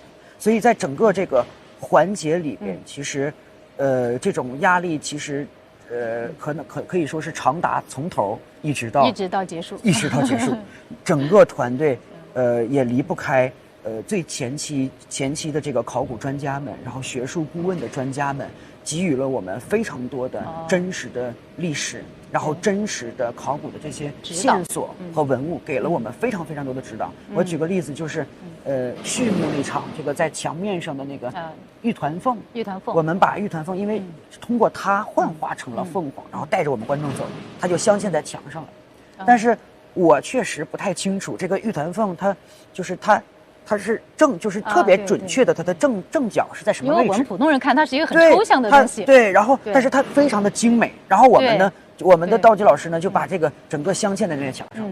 但是我刚开始连的时候，一进来这一场我还没开始连，这个考古的专家们就说这儿有问题。然后它的问题在于，我们把这个圆40度的转了。它的角度不对，没有放正。对，没有放正。就是只是没有看不出来，对，专家才看得出来。对，只是没有放正，而且差那角度大概就30-40度。对，他说一定要还原，一定要正过来。所以当我第一次进场，然后就这么一件小事的时候，之后所有的细节，我的团队也是严谨，再严谨，因为我们要尊重历史，尊重这个考古人的严谨，然后我们也要对我们的艺术搬在舞台上所呈现出来的艺术的环节就要更要细致。是的，是的。我听这个范导讲了这么多，其实我觉得您对于这部剧来说，不只是把它当成一个工作任务来完成，更多的是倾注了自己的心血、自己的情感在里面的，尤其是对于我们石家河，对于石家河文明，是倾注了您的很多的热爱在里面的，是吧？是的，因为首先就是当我第一次站到石家河这片土地上的时候，这块剧场现在还没有，然后我往这一站，然后我就觉得我责任重大。并且本身我又是一个年轻的创作者，所以作为一个青年导演来讲，我应该以什么样的方式能把这段上下5000年的历史场景和这些先民们的人，让他以另外一种艺术的形式，让更多的人看到，让更多的人感受到、了解到、记住石家河文化。所以当我站在那儿的时候，我第一瞬间想的就是能有机会，我们之间能再一次相望，再一次对话。那因此也出现了第一时间序幕里的一个场景，就是慢慢的在这片遗址的这个城土当中，一群先民们一点一点的苏醒、活化过来。所以在整个这个活化的这个过程，一直到全剧的结束，也是一种时空的对望。仿佛5000年前的先民们一直在这片土地上守护着我们。因为当我做完这部剧，我感受到了他们那个时候的情感，我感受到了他们那个母子之间的守护，我感受到了他们在做这个抗洪的这个过程中，他们那种那个草果泥的那种黑科技的这个聪明伶俐的智慧，对，然后到最后一脉相承，最终这个和归中，合成一个中国。所以整个这个创作下来了以后，在尾声的时候，我真的仿佛感觉到，之所以中国人，之所以我们现在这么的能这么的扬眉吐气，能这么样的自豪，然后能有这样的这个智慧，然后能有这样的心情，能有这样的我们，就是因为早早的同一片天空，同一片土地，石家河先民们，他们5000多年前，他们遗留在我们身体里的血液，我们的基因里面，它一直在流淌。对，在我们的身体里、血液里流淌他们的这些智慧。是，所以这件事是我在创作这部剧的时候让我记忆犹新，然后另外让我感受到非常非常的自豪啊！所以在整个创作这个环节中，我更不能允许每一个环节有差错，不细致，有问题。我注意到哈，刚刚这个咱们这个是刚才在那个实景剧里面出现过的，对，那个排练里面出现过的道具是吧？对，我简单的介绍一下吗？我大概介绍一下，我先介绍这个吧。好，行，这是我们那个大祭司女的一个头饰。祭司。对，大祭司女就是在2幕的那个场景。然后您看到整个上面的这个叫玉神面，也是来自于考古时期这个挖掘出来的这样的一个文物。然后我们以这样的方式把它放到了我们大祭司女的这个头饰的上面，这样的话，它也象征着贵族的这种神权、人权。所以这是我们依托这个考古的这个真实的样貌，然后把它实时的还原在我们的演出当中啊。但是也加上了一点艺术化的对，也是在艺术化的处理之后，整个但是基本上就是还原原貌啊。然后这个是。这个就是那个草果泥，抗洪用的那个草果泥。我现在得拿起来，因为你看到就是它基本上也是还原了真实这个考古现场在古城墙上挖掘出来的这么一个样子。然后我们呢也把这个变成了一个道具，在创作过程中，在抗洪的整个这个舞段的时候，用草果泥，然后去完成，一起去修建堤坝、扩建堤坝，然后一起去形成这个抗洪的段落，最终才有的这个情感的表达，也是在一幕里面出现的这一瞬间。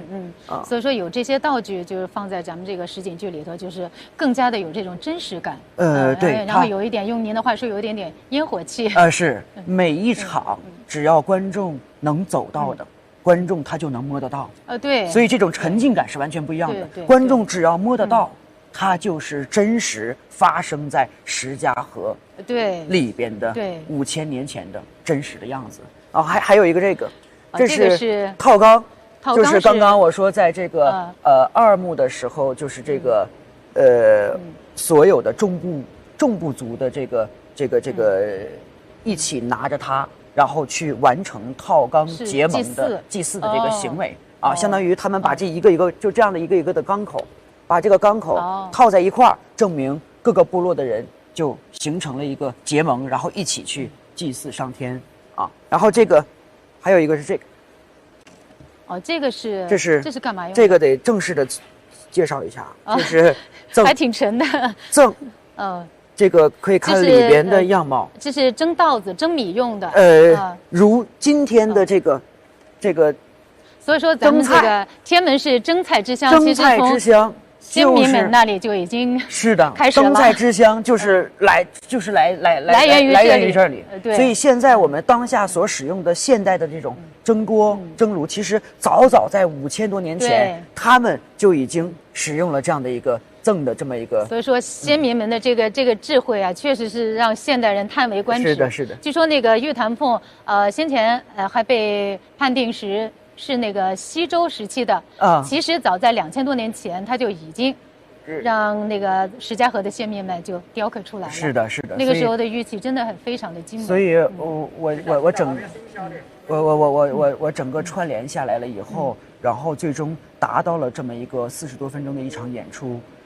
其实，在整个过程中，我也学习到了非常多，学习到了非常非常多，每一个细节，每一个环节，而且，我发现这个历史包括考古这件事儿，它是那么的有意思，因为你可以因为一个特别小的文物，你可以看到他们的智慧，然后通过那样的一个又是一个文物，你可以看到他们时候是如何生活的场景，他们在使用这件文物的时候，那一瞬间脑子里面就出现了好多先民们，他们在交流什么，在什么样的场景当中，他是在奔跑呢？他是在干什么？所以在整个这个创作过程中，我也非常的幸运，能有这样的一次大胆去创作的机会，然后依托这样的真实的这个考古所研究的成果，把它放大再放大，放到舞台之上，然后能让更多的这个我们的观众，让我们的中国人，因为石家河它这个地儿，它比良渚和三星堆还要早，对，所以它也是非常非常重要的。所以我们在一起在做这件事儿的时候，其实就想让更多人知道这个地儿，更多人了解到石家河，更多人能看见。所以我们的剧名也叫做“看见石家河”。对。好，那最后那个范导，如果用一句话来邀请这个直播间的网友5月18号来观看咱们这个实景剧的话，您最想说的一句话是什么？我最想说的就是对着咱们的镜头。5月18日，当你来到我们的古都，看到我们先民们5000年前生活的样子的时候，这一次的穿越值得你1次来2次来，后面还来，绝对是不虚此行，不虚此行，不虚此行。好，谢谢范导。好，我们也非常期待5月18号的首演。那么我也相信通过咱们这部剧啊，也可以让更多的人爱上石家河，爱上长江文明。5月18号，我们在石家河等你，不见不散，不见不散。好，谢谢二位，我们非常期待剧目的正式开演。一段 VCR 之后呢，我们将进入今天的深度访谈。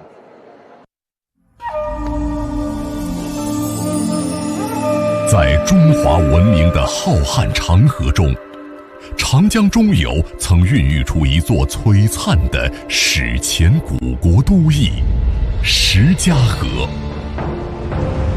5000多年前，先民在此繁衍生息。这里不仅是长江文明的重要源头，更是中华文明多元一体演进长卷中浓墨重彩的一笔。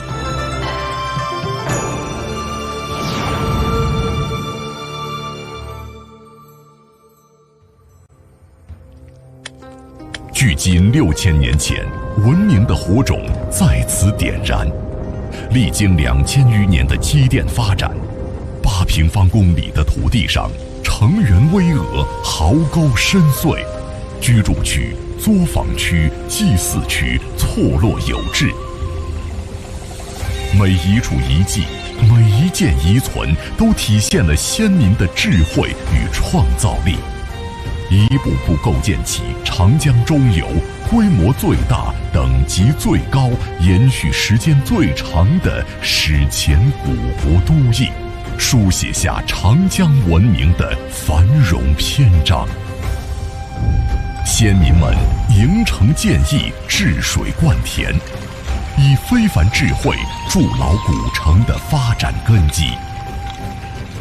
手工技艺日渐精进，出土的玉器温润精巧，承载着信仰与权力。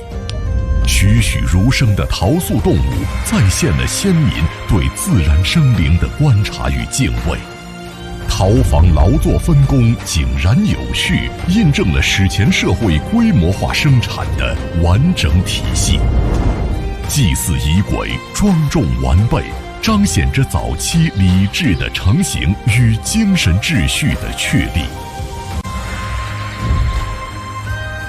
而那些刻画记事的原始符号，正是中国早期文字的重要雏形，镌刻下长江文明的文脉出生。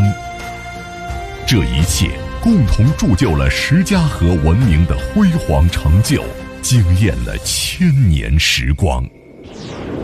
石家河既是长江中游史前文明的辉煌顶峰，也是中华文明多元一体进程的典范标志与重要见证。它与中原文明交相辉映，与周边文化交融共生，为早期中国的形成奠定了坚实基础。今天，我们以考古为媒，以文物为证，回溯文明长河，传承先民智慧。邀您一同走进石家河，探寻5000多年前的文明密码，感受中华文脉的生生不息。超级文旅日，文物说清楚。大家好，在国际博物馆日的前夕呢，我们来到了天门，来到了石家河遗址博物馆。5000多年前，这个地方呢，曾经是长江中游最大的聚落中心。这儿呢，有陶，有玉，有城，当然还有无数的未解之谜。今天呢，行业内的重磅嘉宾都云集于此，我们一起来遇见石家河。首先给大家介绍的是中华文明探源工程首席专家王维先生，欢迎您。你好。这位呢是我们湖北省文物考古研究院的院长，同时也是石家河遗址考古领队方琴老师啊，欢迎您。方院长呢带我们去参观了，王维先生就是他带我们参观的时候呢，就是在那个大厅里边墙上，我看到了严文明、赵辉还有王辉3个人的名字，其中有您对于这个石家河的一个定义，其中您谈到了就是以石家河为代表的长江中游地区多元一体的中华文明起源和发展，这个地位是非常重要的。那么您在这种表述的时候，它的依据是什么？长江中游啊，是我们史前文化的发展、文明化进程啊比较早的区域。以石家河和它前面的曲家岭为代表啊，应该是长江中游地区进入到初级文明这个阶段2个代表性的遗址，尤其是石家河，它应该是江汉平原在史前时期的文明的一个顶峰。所以呢，你刚才讲了，有巨大的城址，是吧？原来是120万平方米。我记得我16年。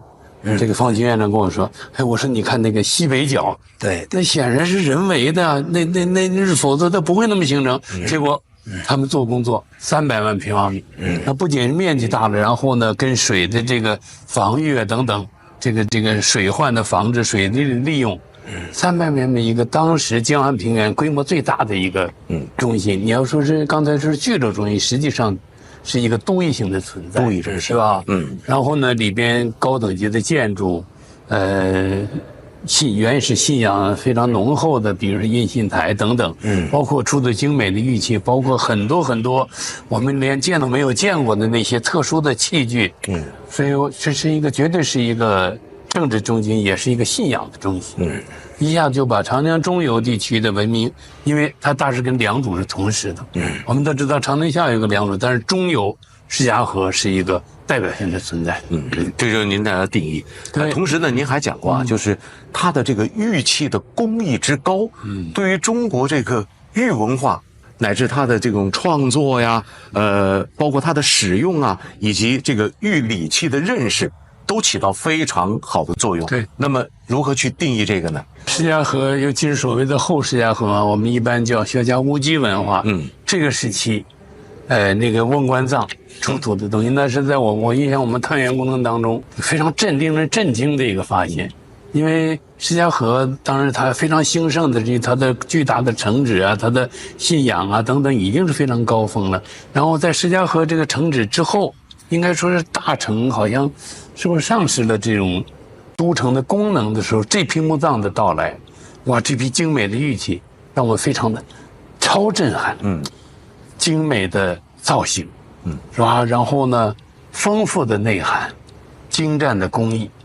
那说实在，就这批玉器，你要是拿来，这是什么时期的？一般春秋战国啊，那没有想到在那年代应该是相当于大禹这时期差不多吧，达到那么精美的程度，那么丰富的内涵，这个绝对是距今4000年左右全国范围内，甚至世界范围内玉文化的一个高峰。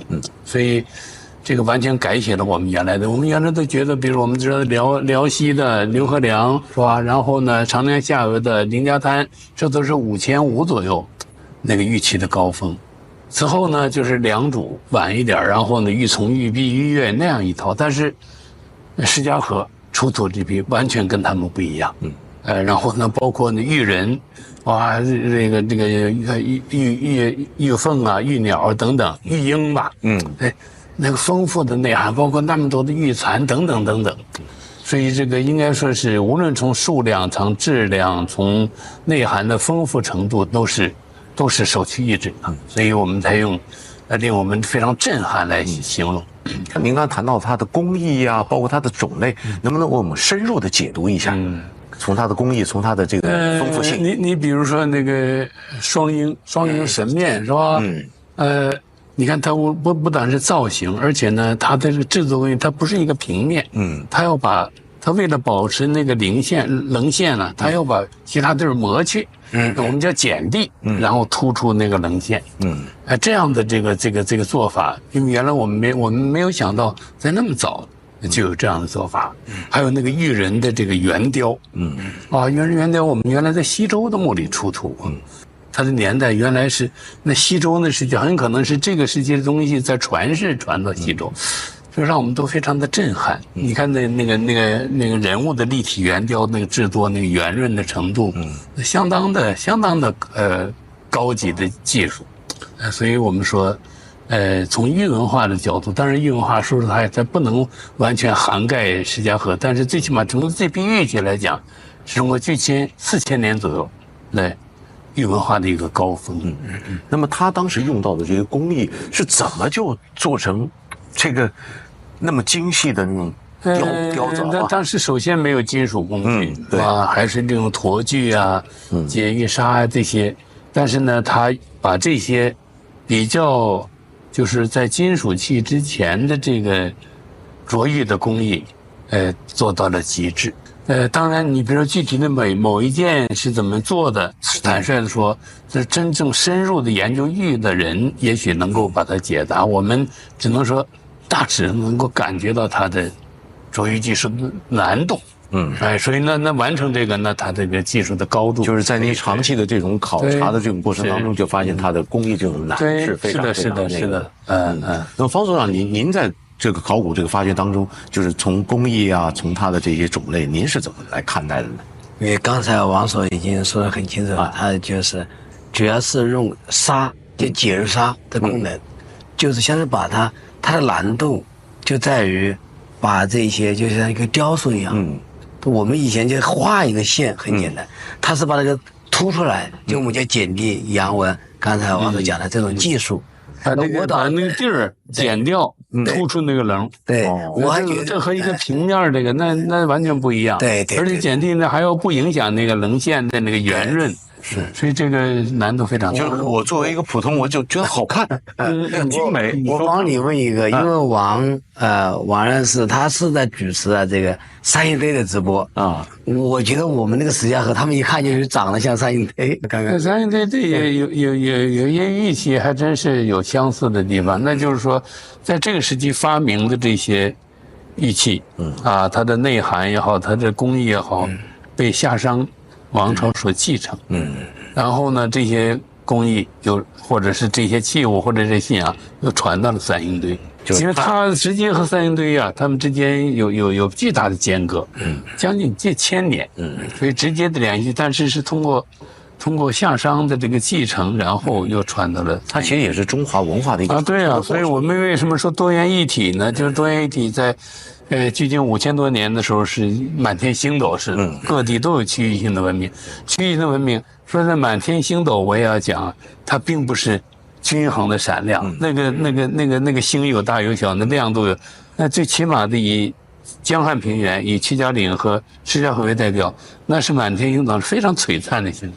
大概跟它能够匹敌的，那就是一个是良渚，一个是北边的红山牛河梁，那大概是这样这个。当然中原它是另一种风格。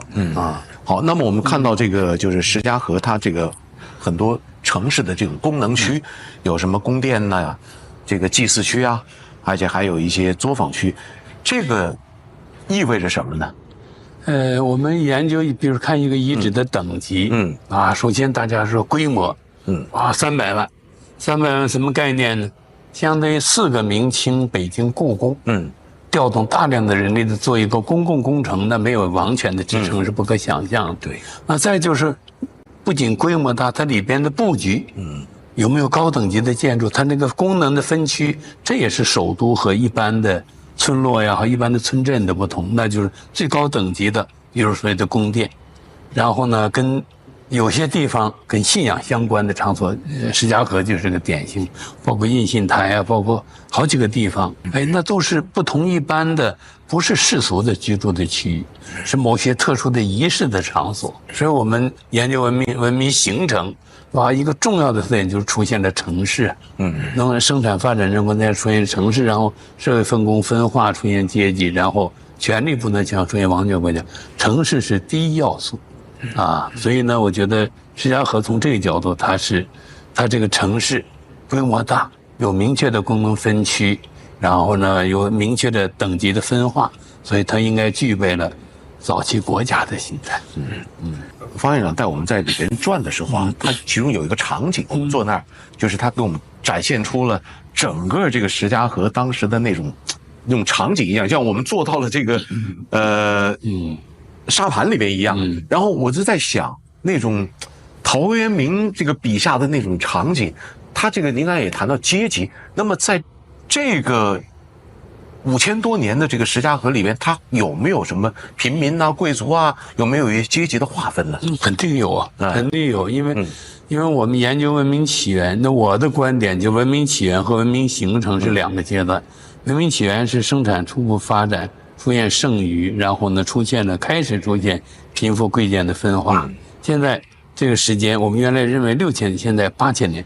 8000年开始一些区域开始出现明显的社会分化，当然是初步的，比如墓葬大小，啊，比如说有没有棺，然后比如水葬品有没有比较精致的水葬品等等，8000年，然后呢，8000年前5000多年形成，5000多年形成那就是刚才说的城市，是吧？当然在生产发展的就让手工业专业化，高技术含量手工业专业化，包括像这些玉器，你要说陶器，家家户户都可以做，但那精致的玉器，那一定是世代相传的专业的家族才能够制作。对，而且关键这些东西又被权贵所掌控，啊，然后包括这玉料，包括制品，社会的等级的分化。因为这些玉器，掌握这些玉器，一个是表明他尊贵的身份，一个这些玉器，你看它不是简单的装饰品，啊，它往往是跟通神呐这些祭神的功能有关，那就是掌握了这个，表明他们也掌握了祭神和通神的权利。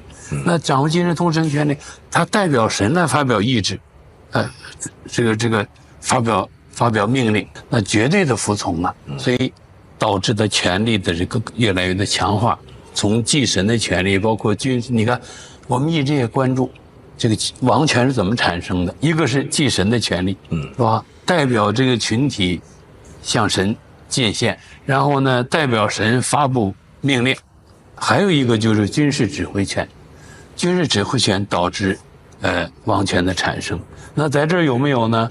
我们看，我们记得有一个陶器上一个小人是吧？那个包括一进门那个是非常好，军事权力，那显然是一个权杖的这个方式，所以呢，军事指挥权和祭神的权力共同导致了王权的产生，所以在施家河是个非常典型的例子。所以刚才我们看到的，其实那种权力就是从那个器物上就能够感觉到，对，他举着这个，对啊，是吧？这可能在西北，他可能举的是权杖，然后我们在湖北省博物馆有一个越王勾践剑，其实它不是一个简单的武器，它其实也可能是一种礼器或者权力的象征啊。很有意思，在全国范围内，大约6000年左右都开始出现了战争，黄河、长江流域，为什么呢？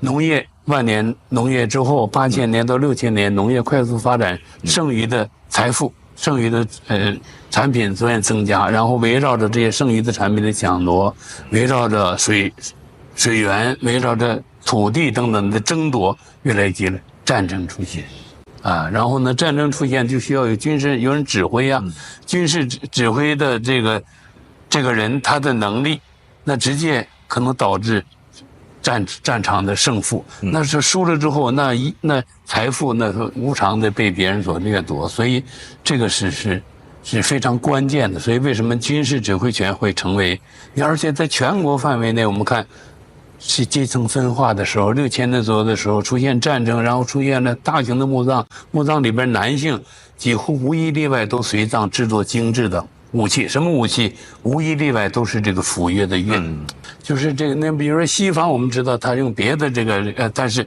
斧钺作为军事指挥权象征，在中华大地，黄河流域、长江流域，包括辽河流域都是这样。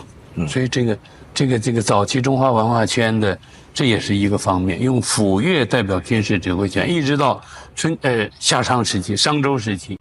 那比如说这个商纣王赏赐给周文王斧钺公事，封神。你看，周文赏赐给周文王斧钺公事，使得征伐。他从商纣王那得着了斧钺，他就有了军事征伐的权利，就把西戎平定了。包括武王伐纣，那都是把着钺来指挥军队。一直到我这个姓王，这王字在夏商周时期的金文当中、甲骨文当中，都是斧钺的钺的象形字。为什么是斧钺？而不是其他的这种那就是中华的，我们中华的先民，比如说战争出现的时候，远距离是弓箭，近距离都是用原来又厚又重的石斧扁平锋利变成了钺。你说为什么呢？反正这个区域就流行这种。你比如矛出现的很晚，因为呢，比如说我们，因为他们原来砍树，对，这是最用力的这个就使用工具，对，使用工具啊，然后呢。那既然能够砍树，那战争时就砍人嘛，但是那么厚重肯定不行，扁平锋利，然后这也是一个斧钺的这个文化圈，也恰是跟我们很多习俗是相似的，所以很有意思。你在世界范围内用斧钺来代表还真不多，就是我们中华大地这一块。然后还有一个我们在长官里面看过一个片子，说这个石家河它最后终结于干旱，或者是终结于这个水患，就是其实干旱和水患其实挺矛盾的。我不知道，就是您的这种判断呢、观察、考古，是到底它是一个怎么样的一个消亡过程？我记得我10几年前，那像20年前写过一篇文章，就是公元前4000多年呢，大范围文化突变的原因，叹息，就是在4200-300年的时候，我们看到很多区域，包括长宁下游的良渚，包括江汉平原的石家河等等，衰落了。然后呢，后边继承的虽然也有人，但是文化显著不一样。你要说是，比如说，如果是单个的原因，那怎么在这么大范围内都有共同的这种？后来我就说，有可能是环境的变化，应该是04年的文章。那后来我们做探源工程，那就是环境与文明，环境与文明的盛衰，的观点。按照原来文献记载啊，比如尧舜尧的时期，洪水滔天，冷夏地震，那是一个就是4200-300年气候剧烈波动的时期。这个气候剧烈波动的表现呢，并不一定是常年的下雨和常年的干旱，但是就是气候显著的波动。我说为什么？那说气候这个，比如说雨患很大，所以呢，尧才命令大禹的父亲鲧去治水，鲧就采取堵的方式。不行，然后又让禹才出的方，就是确实那个时候有一个气候异常的阶段，这是在全球范围内都有这样一个时期。恰恰这个时期，良渚衰落了，石家河衰落。至于具体的原因，你比如说，因为气候波动啊，就是往往下雨雨量不均衡，那也可能是暴雨成灾。你比如我们98年，好像每隔几十年就有54年。这都是有巨大的。那我们想想，那是98年要是洪水，那如果是放在石家河那时代，那人们嘛肯定是没办法，对吧？所以呢，这个具体的原因啊，还需要更细的分析啊，就究竟比如直接导致它石家河衰落的原因是什么？这还有待于深入研究，但是跟环境、跟气候的变化有关，这个是可以肯定的，是啊。所以我们有时候去博物馆，我们去看文物，其实有时候到底看什么？其实通过您刚才的这种讲述，我就是通过石家河它的这种消亡，其实就您也讲的一个很重要的一个概念，就是跟环境的结合。对，所以我们一再提什么长江的大保护、环境的大保护、金山银山，才是一个真正的我们财富的山，是吧？它这个财富不仅仅是指的具体的钱，其实指的是人的整个一种生态环境，这个才是我们真正的一种财富。所以我们做中华文明探源做了20多年，其中重要的当然研究社会分化，然后研究生业是吧？农业、手工业，还有研究信仰，研究各区域人民之间的沟通，还有一个重要就是环境与文明兴衰。比如说8000年到6000年大暖气，也叫大西洋暖气，全球范围，正是这2000年各地，包括西亚，包括我们这儿，农业快速发展，人口增加，然后开始出现分化。这个，然后呢，在4300左右的时候，好像还有一个阶段是5300左右的时候，都有一个波动的时期。这个波动的时期，恰恰你比如那个5300的波动的时期，牛河梁是吧？然后林家滩，那时候确实衰落了。然后在4300的时候，良渚、石家河衰落，然后呢，这个山东地区，你看大汶口那么兴盛，龙山就变化很大，但是中原这时候确实没有那么明显的断层，所以我说这4300年中原崛起，它有几方面的原因，同样是经历了气候的变化，但是中原和长江中下游相比，多样的地形条件。有丘陵，它不像我们这儿，那江汉平原，那地势的一马平川，是吧？然后多品种种植多，我们这儿长江中下游始终是水稻，那边松鼠稻麦豆，东方不亮西方亮这个它抵御自然灾害的能力相对增强，所以这些是跟环境有关。另外，它汇聚周围的先进因素，我们可以看到施家河的因素、良渚的因素，黄河下的因素都在山西陶寺，我们认为是尧的都城能够看到。这是我们在施家河很少看到明显的大量的外边的因素的吸收，中原吸收各级先进因素的汇聚，再加上它这个要经受四面八方的挑战，我们可以看到屈家岭。那曾经一路的势力范围到了河南南部，甚至影响到了洛阳，甚至影响到了陇东，但是中原地区它这个一个小的方国不行，它就形成一个联盟，它要形成一个相对强大的势力来抵御来自周围的这种威胁，所以这些方面共同构成了中原地区的崛起。所以这个说实在的，文明的起源形成是一个课题，文明的衰落也是一个大课题，在世界范围内，玛雅呀等等等等。所以呢，但是文明的衰落的研究呢，因为得出结论不容易，因为衰落也往往不是单一原因。比如说环境的变化导致农业受到毁灭性打击，然后呢社会系统崩溃，然后呢它也不是说某一天一个大雨它就整个冲没了，它是也是一个相对渐变的过程。所以施家河的这个文明的衰落，或者叫江汉地区文明的转型，实际上这个施家河这个成衰了，但是实际上开始江汉平原融入到更广泛的更广大的或者以中原为引领的一个格局当中，所以它是另一种或者叫另一种新生吧，由区域的变成全国的重要的组成部分。施家河大概出土的文物有多少件呢？这个那它是这样，它要分几个类别，总体应该就是你比如说。从朝总数，总数，你比如说就豪玉啊等等，所有的红陶杯就上200万啊，200万，对啊，是吗？所以就在还玉器也在就大几百万了，对，所以它是很海量的，就有这么海量的文物。那么王院士，你如果是要您特别去关注一件文物，或者说替他做宣传，或者说替他做代言，您会在您看到的这个几百件文物当中，你会选哪一件文物？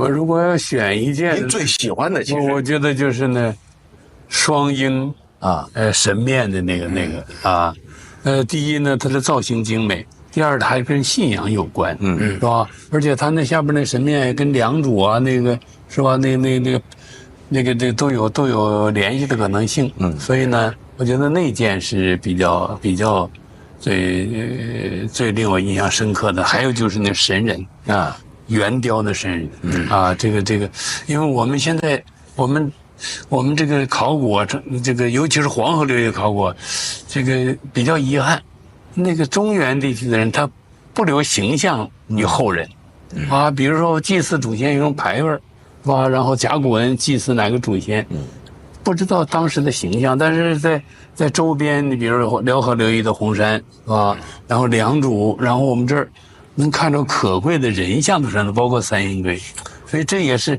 让我们的中华文明可感可知，然后知道我们先民的形象。那这点，施家河就是一个代表。这个您刚说了2件，我们把它再缩减一句，就是2件当中，您那就是那个双鹰神面的那个信仰的成分，包含的思想内容更丰。就像我们展馆一进门，大家头顶上看啊，对。现在我们这个博物馆马上就要开馆了，然后呢，目前还在有后期的这个遗址公园也在建，而且这个遗址公园我去过良渚的，然后我觉得特别棒，仿佛真的就是穿越。我们走进那个遗址公园的时候，就真的是感觉几千年前的那种人的那种生活。虽然我们是当代人，但是那种人与自然的那种和谐的东西，特别能够感受到。施家河要做得好，会超过良渚。哎呦，我们跟大家说啊，就是王院士说了，如果做得好，会超越良渚。为什么呢？因为施家河它有很多很神秘的信仰的内容，是吧？然后呢，这些你把它场景表现，那会非常令人震撼。比方说一些什么样的场景表现，您也帮我们这个方馆长就是想象一下，出出主意。你比如说印信台那部分，是吧？你比如说登嘉湾，是吧？然后你比如说那些红桃杯那是上万人在那儿聚集，然后一个盛大的场面，就这个红桃杯。对啊，是啊。然后我看到红桃杯在展厅里边，我突然想起景德镇了。我说这到底生产这么多，到底是内销还是这个外销？我不知道这个到底是内销还是外销，是给当地人用还是？我觉得起码在那个场合，它是大量的人在那一次性然后使用，然后丢弃在那儿。因为它还不是一个窑厂，是吧？不是一个窑址，那就是起码具备这么生产这么多的这个陶器的能力和。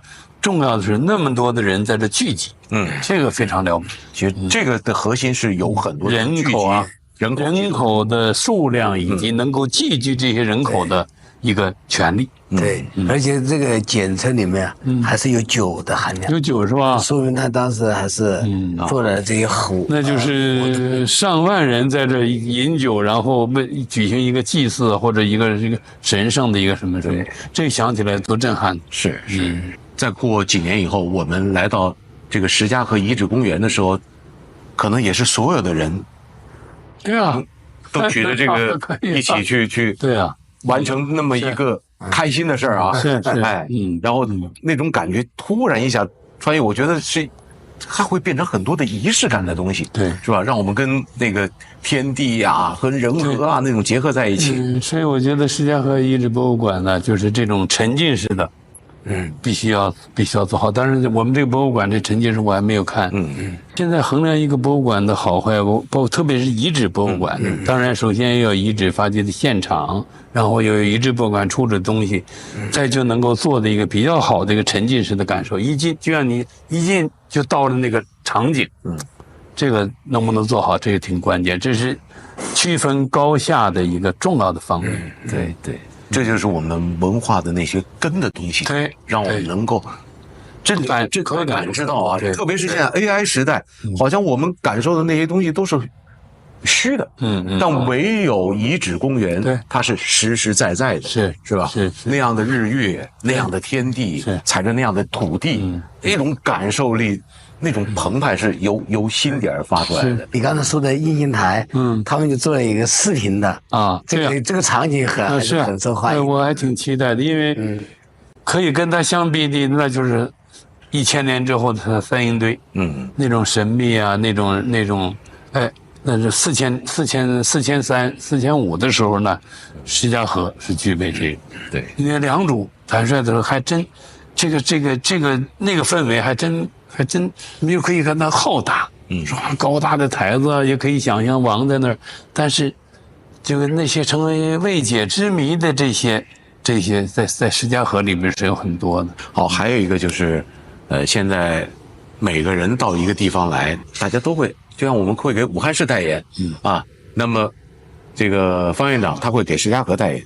那么，如果是您要给大家推荐，我们必须来石家河。您会怎么去跟大家去推荐？江汉平原，史前文明的高峰。江汉平原，史前文明的高峰，就是你必须得来。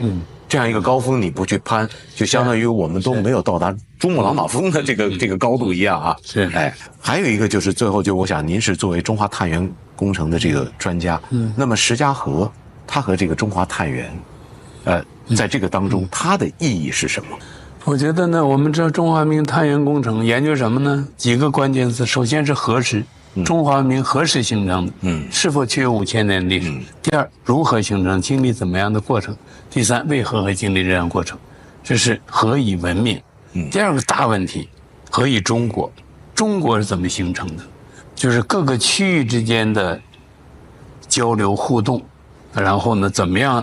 从各具特色的满天星斗到多元一体百川归海的过程，这个大问题可以叫何以中国。以江汉平原为例，首先这个区域的文明是怎么样从起源到形成到发展，到转型，这个我觉得屈家岭和石家河是最杰出的代表。因为你要研究一般的小遗址，看不出那么明显，但是最顶级例子那个金字塔的塔尖儿最能够清楚地反映这个进程。所以从这个意义上说，施家河是研究江汉平原文明形成期的不可多得的样本。好，我们再次感谢王院士给我们做的非常深入的、精彩的这种解读，也让我们带着一个问题：何以文明？何以中国？如何把这些多元一体的东西汇聚在一起，形成我们中华文明的那样一种像星斗一样的那种灿烂？也是我们文化自信的核心的东西啊。对，再次谢谢您。好，接下来呢，我们把镜头切到北京大学考古文博学院的赵辉教授。赵教授呢，也曾经担任过中华文明探源工程的首席专家，可以说是文博界的一面旗帜。对于石家河在整个早期中华文明格局当中的这种定位，也一定会有他独到的见解。好，我们请导播把镜头切过去。长江中游地区的两湖地区和江浙地区的长江下游，它的文化传统就不一样，文化面貌就不一样。当然和黄河流域也存在着各种各样的区别。黄河流域内部，它的上游、中游、下游也是有区别的。那么这就是考古学文化的面貌。但是文化面貌的不同呢，文化面貌的背后呢，我们近年随着对各地的这些文化背后的古代社会的发展状况的追究，我们这些年考古学开始把这个目标把自己的注意力从文化转到背后的社会了。那么追究下来呢，就发现背后的社会，它的发展变化在各地也各有自己的特点，而并不完全一样。就是说我们这个史前中国文化上面也好，社会上面也好，它的发展是多元的。但是他们又彼此都是邻居，彼此都是邻居，彼此都有很多的交流。那么从大的情况看，它又是一个一体的。因为除了中国的这块地方，那么你去和这个北边去比，和那个东南亚南边去比，它自己又是自成一体的，那么彼此有很多的交流。那么这个会议呢，就是依然我看了一下会议的这个内容安排，那么很多学术报告，它依然是在这个研究方向上面在追究自己的文化、自己的社会是怎么发展的，那么彼此之间究竟有哪些交流，怎么逐渐混合融合，最后形成一个古代的中国这个是一个很有意义的一项活动。那么第二项活动呢，石家河建了一个博物馆，明天开幕这个是我们石家河遗址发现以来我们省政府和当地政府不断的加大对石家河遗址的保护，以及利用宣传等方面的这个工作的一个重要的成绩。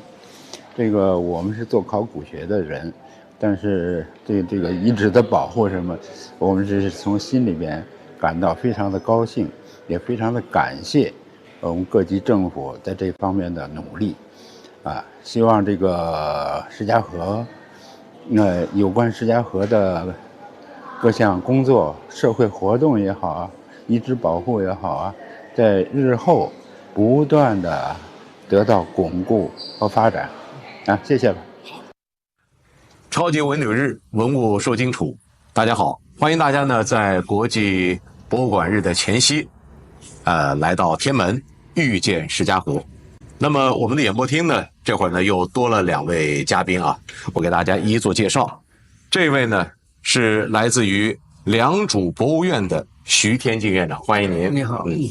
这位呢是来自于四川大学考古文博学院的李海超教授，欢迎您。你好。当然，这位还是我们的方院长继续跟大家来聊。我觉得3位凑在一起就像我们后面这个背景板一样这个长江文明从巴山蜀水到江南水乡，把它整个就串了起来。然后呢，其实3个这个城邑古老的这个城邑，都有一个特别大的特点，就是玉器。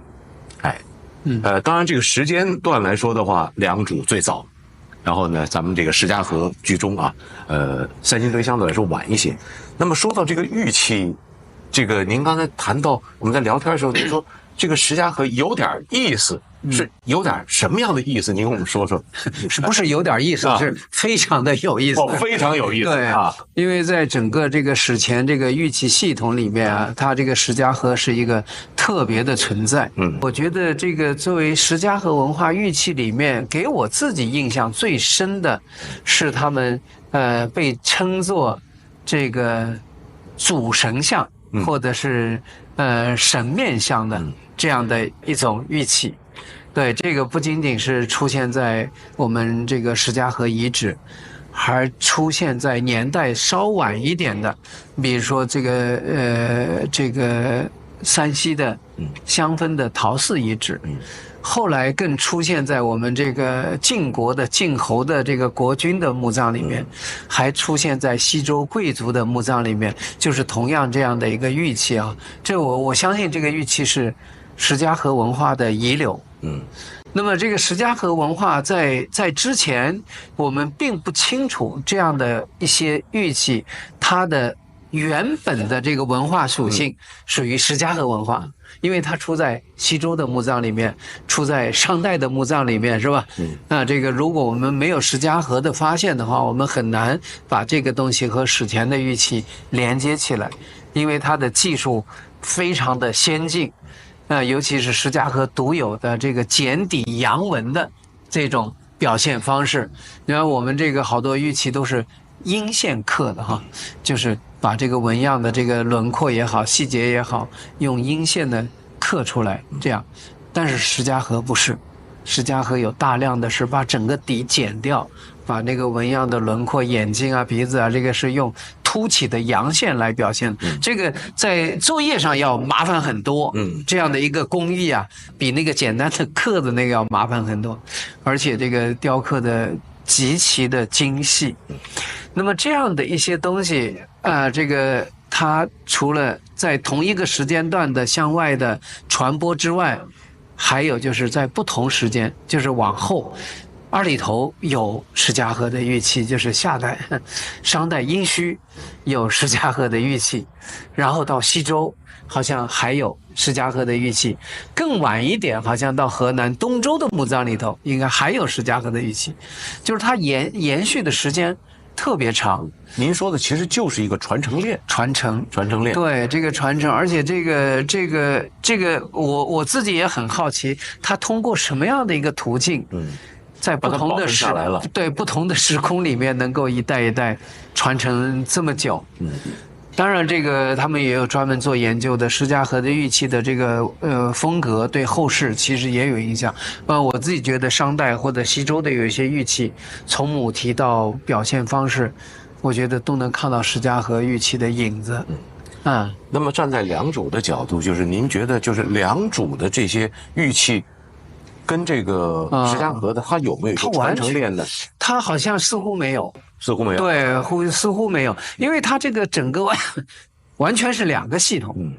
就是这个系统不一样。就是刚才我们说这个石家河玉器的这个种类非常多这个也比较复杂，然后这个不像这个良渚，它形成了一套非常规范的，我们说叫以这个玉琮、玉璧和玉钺为核心的一个玉礼器的一个系统。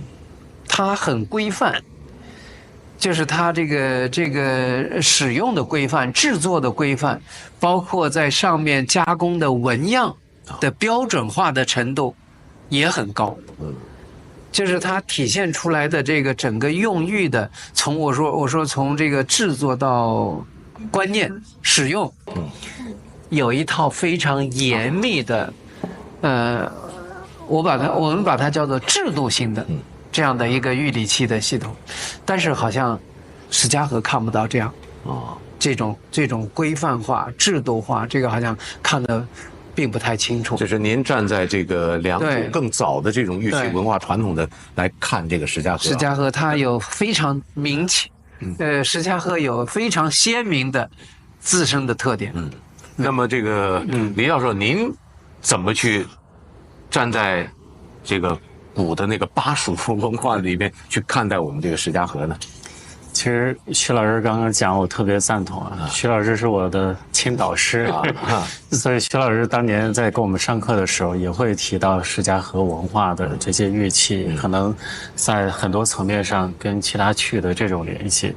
其实就是从我自己很直观的一个角度来讲，我也感觉石家河非常让人难以琢磨理解的，就是它好像是一种跨越时空的一种流行风尚。当然这种流行风尚到底像我们今天的这种穿衣服审美的这样一种美学上的这种风尚，还是说是一种制度性的礼仪性的这种方面的这样的一种广域的一种传播还是交流，这个实际上是我觉得是非常重要的一个问题。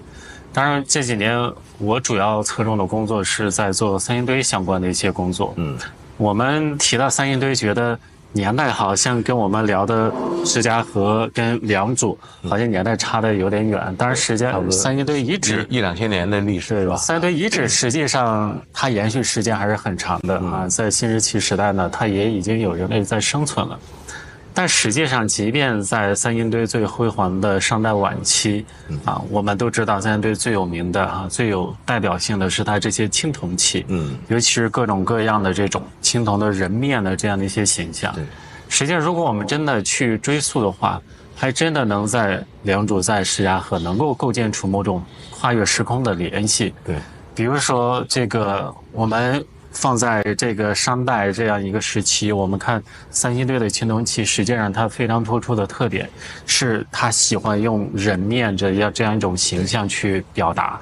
但是在同时期的中原地区，我们看上王朝，它主要是做这种成套的容器上面放的这个是我们的饕餮纹兽面纹是这样一种神圣的一种神奇的一种动物鼎簋，类似于这样的一些祭祀的东西。对，就是它不是表达的一个主题是完全不一样的。所以我们真的想要去追溯三星堆的人面这套系统，实际上我们可能还真的要追溯到石家河，追溯到良渚这样一个方向。方院长带我们在馆里转的时候，就是他的那个玉人，我一看，三星堆，就感觉会让我想到，三星堆会让我们想到那个金沙遗址，是吧？对，然后就是您站在石家河的角度，您怎么去看待？你要在居中然后他这个年代也是一个居中的，怎么跟他们的这种文化比较，到底是怎么样的？三星堆上游、中游石家河。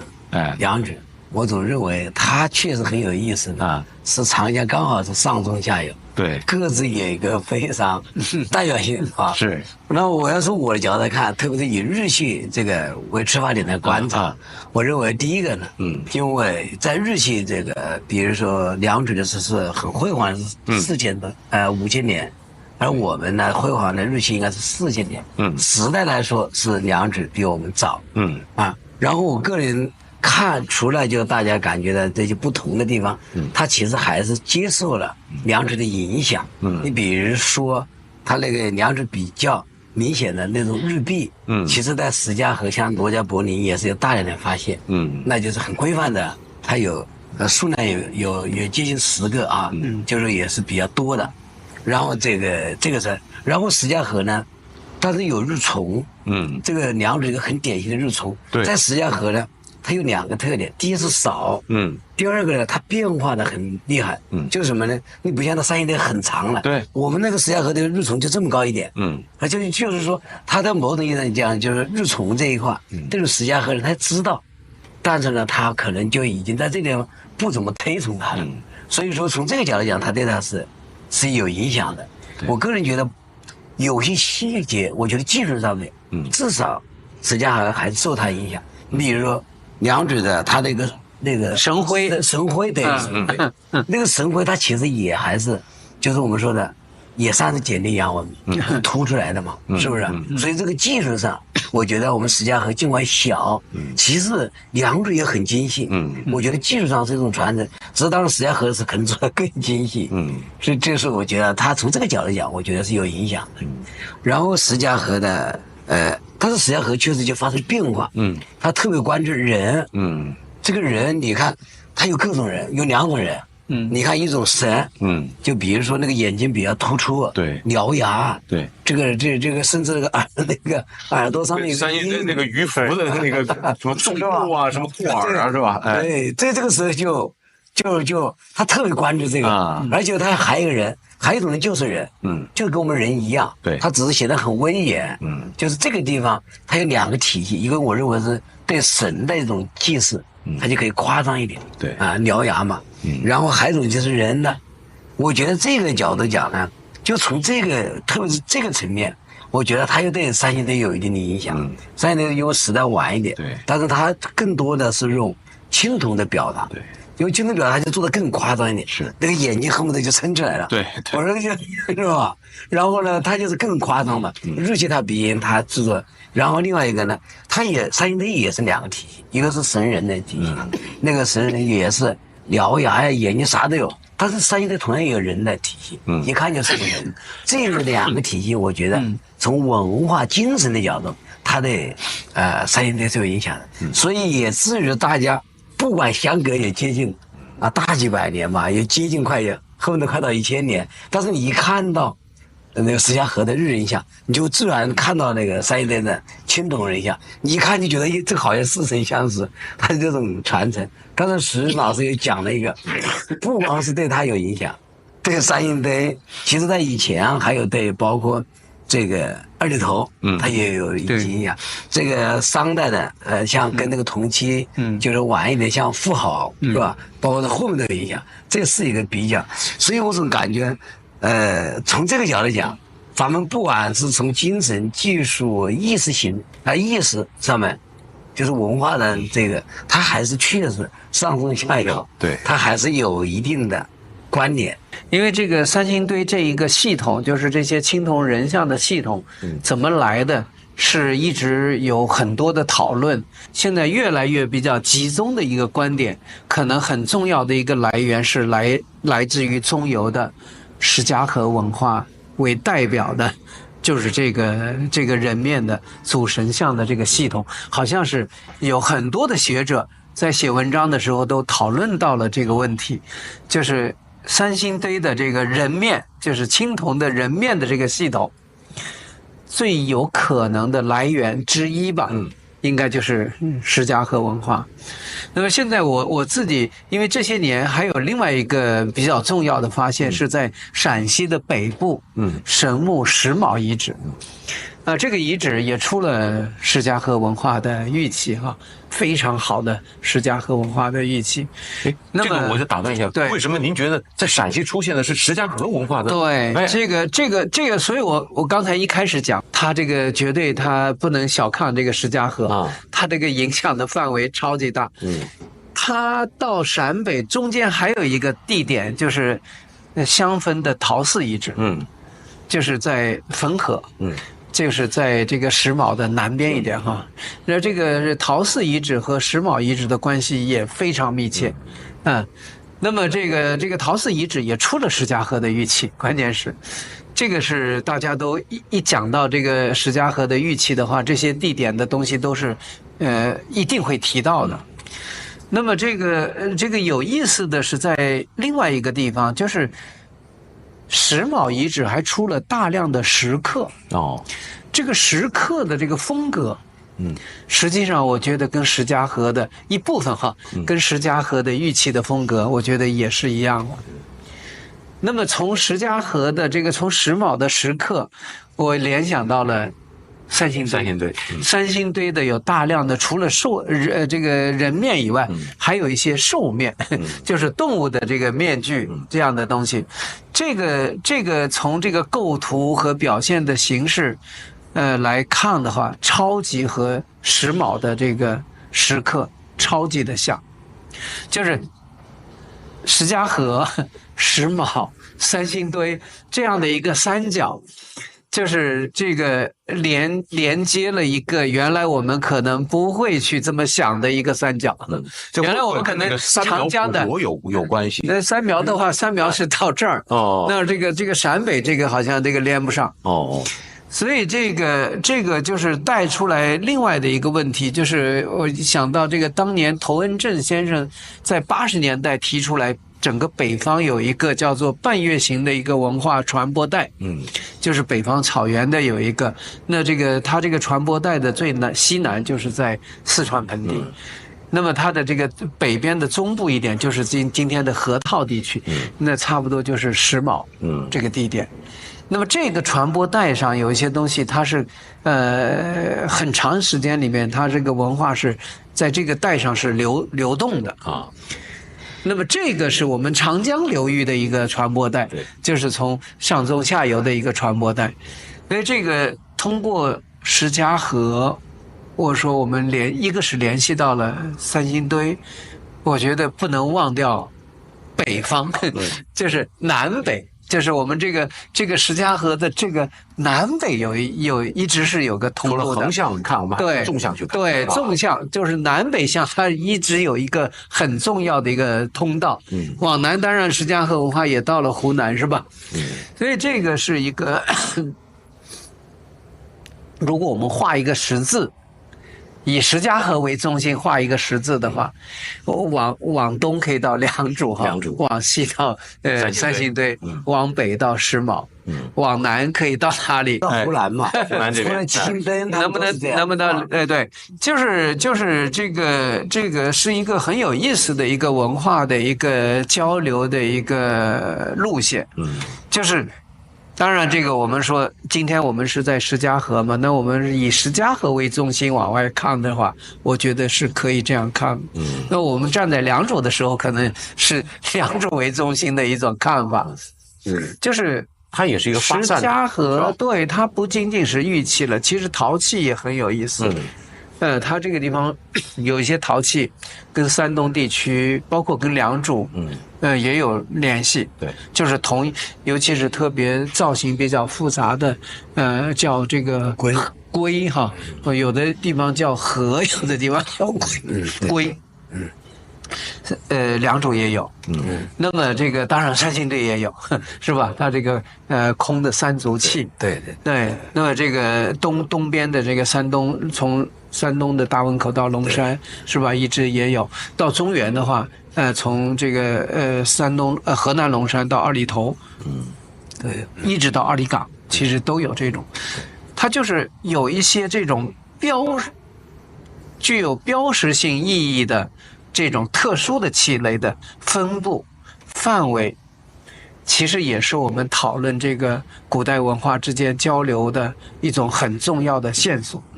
就是器物，它是最好的一种传播。对，一个我们说这个器物，器物跟生活方式有关系，然后玉器，比如说是跟我们的信仰，跟观念有关系。那么这里面还有技术，对玉器的加工技术也好，陶器的制作技术也好，还有技术，所以它这个古代文化的联络，它其实是一个就跟今天是一样的，它是一个非常复杂的一个综合体。它不会说是单一个东西的这种传播，或者单一个符号的传播，它往往是可能是一个系统。它可能有技术的，有观念的，可能也有类似生活方式的等等。那么我觉得可能石家河，因为刚才一进展厅，哇，这个原来零零星星看过一些，但是不知道这个器物这么丰富的一个大系统。那在这里面我们可能可以看到，除了我们说这是石家河文化以外，应该能发现东南西北的所谓的文化因素。这些符号都在这儿。对，它有一些是一个器物，有一些可能是某一个纹样，是吧？有的可能是对某一个造型等等。那它是不是一个封闭的、单纯的一个小的一个文化圈，它可能是和周边有非常密切的关系，你中有我，我中有你，这样的东西，我觉得在这个中华文化一个延续下来的几千年的这种传承过程，是吧？都在一些器物啊、符号、生活方式当中，都在这么去传承。所谓多元，所以这个我刚才说了，石家河对我个人学习的最大的一个魅力是，它似乎好像跟周边或者说北边、西边、东边、南边都有千丝万缕的这个联系，但是这种联系呢，又让你没法一下说清楚。包括我们明明看到它跟三星堆的确有联系，但是因为这个空间上隔得有点远，时间上还接不上，这种联系怎么发生的？但这恰恰就是文化的魅力，就变成一个文明的魅力啊。就变成，所以这个刚才这个海潮讲这个三星堆的这个现在这些铜像，我们把它定的年代都是定的商代的晚期哈。原来我在想，有没有可能有一些东西会年代比较早？因为它埋藏的年代，比如它埋藏的年代可能是殷墟的偏晚这个阶段，因为它是一些宗庙里面的东西嘛，它也许可能生产制作的时间，也许可能会早一些哈，具体能早到什么时候不敢说，这是一种。另外还有就是我们可能现在我们发现的三星堆的东西，不是说整个三星堆文化的最早的东西。刚才讲了，三星堆文化年代更早的可以找到二里头，是吧？如果能找到二里头的话，那跟石家河就接上。那么石家河的这些神面，被这个三星堆采纳，在时间上我觉得可能就能接得比较顺畅。今天呢，我们把这个良渚、石家河还有三星堆啊，我们三位专家请到这个代表着不同的这个诚意的这个3位专家请到一起。那我们刚开始呢，重点是谈玉器啊，重点谈玉器。那么3位能不能用一句话去概括？比方说良渚的玉器的特点是什么？用一句话。三星堆的，或者说这样方便我们每一个走进博物馆的人啊。现在博物馆日嘛，大家来进来。比方说我下次去，到良渚，我去理解了以后怎么去看。包括三星堆怎么去看，就是围绕玉器，因为我们说到石家河，它有4个字，一个是城，是吧？一个是玉，一个还有它的文字，是吧？还有它的陶，这是它的核心。那么有没有方便我们可以更好的去了解这个？如果比方说，我们说到良渚文化的这个玉器的文化特点、文化个性，应该是什么样的？这个如果用一句话哈，因为这个当然一句话，这个通常是比较难的事儿，对。但是这个我们习惯上这样去一句话，这个就是良渚的玉器是权力与信仰的载体，权力与信仰的载体。好。这是良渚玉器，良渚玉器就是玉琮的权力与信仰的载体。它一个是代表权力，一个是信仰。好，咱们石家河，石家河呢，我想说的是，它是一个继承和传播一个很典型的一个地方。为什么这么讲呢？我刚才讲了，它的其实它比如说它的以日币。少量的那种日琮为代表，它是继承的，包括继承这个它良渚的一些很明显的继承但是同时它一个创造它为什么创造呢？它这个时候突然出现了，也非常关注人体，这个神面像人本身一些以就是面具为代表，然后这是它一个创新。那么第3个呢？我要说它一个传承，传承我觉得为什么呢？这里面我们发现石家河有一个日凤，它叫中华第一凤，确实当时一发掘出土的时候，这个第一次的考古学者说呀，这是西周的，都不认为是到石家河，都太成熟了。对，那现在大家都看到了。是，那但是呢，石家河我们看到它是一个凤尾，就是叫很明显就是那种各种各样的除了这个人像以外，就是凤尾代表对，我们又想到了。当然还有龙这个龙是个 C 型龙，它也起着的传承，跟红山文化几乎是一样的。其实那个在严先生有一句话叫龙凤首配伍，我们这是楚地也想起严先生一句话叫先楚创文明。先楚创文明，他是讲先楚创文明，对，他就是看到这个我就想起了楚文化了。楚文化我们都说凤是一个图腾，对，是吧？其实楚文化的玉器里面，它还有一个特点，它尽管是凤，但是它又有点龙的味道。对，它经常用龙的身躯，用头，用凤头，还是用凤的翅膀，就是我们叫龙凤，这种就是应该讲这是楚文化那个入侵的特点。我想呢，就是说，那么这石家河的以风这种对我们楚文化的影响，还是非常鲜明的。所以我觉得，就是海参路沿线这句话叫先楚创文明。我们看到石家河，其实也看到我们楚文化的影子。而我再说一个非常极端的例子，在我们石家在楚文化里面，我们有个叫九连灯的地方九连墩九连灯出来一个玉器，这个玉器很有意思，它这个玉制和工艺手法，因为那个时候已经有金属工具了，那是绝对的是楚国的工艺做出来的。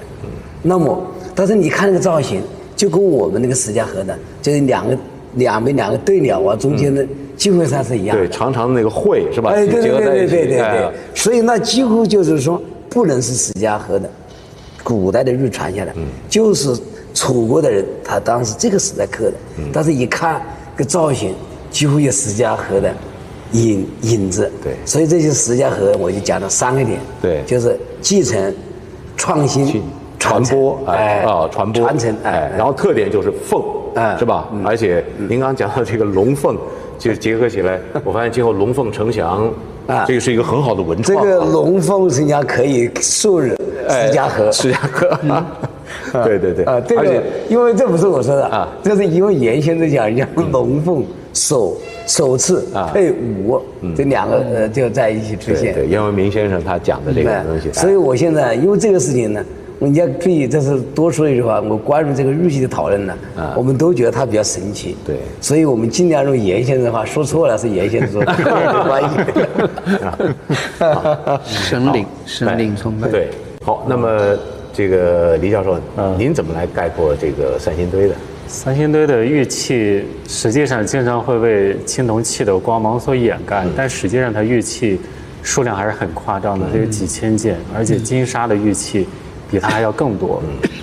如果非要说去概括了的特点的话，我觉得应该可以叫做仪式性的礼仪用器，这个是它最突出的一个特点。尤其是对比石家河、对比良渚，当然石家河、良渚这个也是跟礼仪相关的。对。但三星堆它主要的器型是什么？比如说章它甚至有形象是放在手里的，拿着用的。然后戈，还有这种圆形的璧、圆等等之类的，就这些东西，我们明显虽然不一定知道说它到底有一些东西是带着的还是到底怎么用，是吧？用途不管怎么样，可以明确的，它就一定是非常明显的礼仪式的这种用器。当然，这个原来我一直觉得是不是这个三星堆就没有那种非常具体的人面的那种形象的玉器？但这2年还有一个很有意思的发现，就是三星堆遗址也发现了一件这个石家河风格的一件玉器，这个徐老师都见过，那个非常典型的这种风格。所以看来考古发现可能还是有局限性，说准将来还会发现有更多的跟石家河相关的东西。好，那么我们前面就聊到了重点是玉器啊，接下来我们就聊城。这3个这个我们说的这个城邑其实都有一个特点，良渚不用说了，这个靠水，石家河靠水。那个我去过三星堆，它门口好像还有条河，就是属于沱江的，这叫什么鸭子河是吧？鸭子河叫鸭子河，然后就是说到水，那么这几个城邑是如何利用水的？他们对于水有没有治水、用水、护城的一些特点？咱们这次从最晚的这个好三星堆说起，倒推一下。这个就是您说的三星堆，实际上整个城的命运跟水是密切相关的。就是到今天，北边它有一条鸭子河，这个鸭子河呢，现在水流量都还比较大，甚至在几十年以前，这个周边大坝修好之前，它也会经常泛滥也会产生一些洪涝灾害这样的一些东西。还有另外一条河叫马木河，这条河呢是穿城而过的。这2条河是在三星堆当时的那个时代就已经存在的，当然中间可能存在着一些河道的这样的一些摆动。所以我们去了解三星堆，就一定要去思考这2条河，包括其他更多的这种水系，到底对它产生了哪些作用？当然我想的一个就是，运输类的这样的一个作用。运输对，比如说我们在三星堆的那个北边那个鸭子河里边，曾经捞出了几个数吨重的玉料切割过的这种玉料。那个东西是为什么会在河底下出现？那如果让我们去猜测的话，那可能就是在山里边开采出了这个玉料，然后运过来，可能因为某种偶然的原因沉到河里边，但是那个太重了，对，肯定是捞不出来了，所以就永远的沉在了这个河底。甚至在三星堆这个城墙的这个整个城圈里边，它有一些这个城门，高度怀疑它可能就是水门。那既然有水门的存在，就说明当时的这个环境里边是对水系有着一个非常成熟的这样一个利用的。当然，另外一个方面，我觉得水也会带来一些威胁，就是刚刚讲的洪涝灾害。这个是整个长江流域载舟也和覆舟是吧？对，水都会面临的一个共同的问题。这个在更早的宝墩的这个年代，宝墩文化的这个时代，可能就已经有这样的问题。所以三星堆文化的这个城墙本身，它在洪水的这个面对洪水的时候，它会不会发挥什么样的一些作用？这个也是我们需要去思考的。甚至有一些人提到三星堆人的这个消亡，其中有一种猜测，就是说是不是跟洪水相关？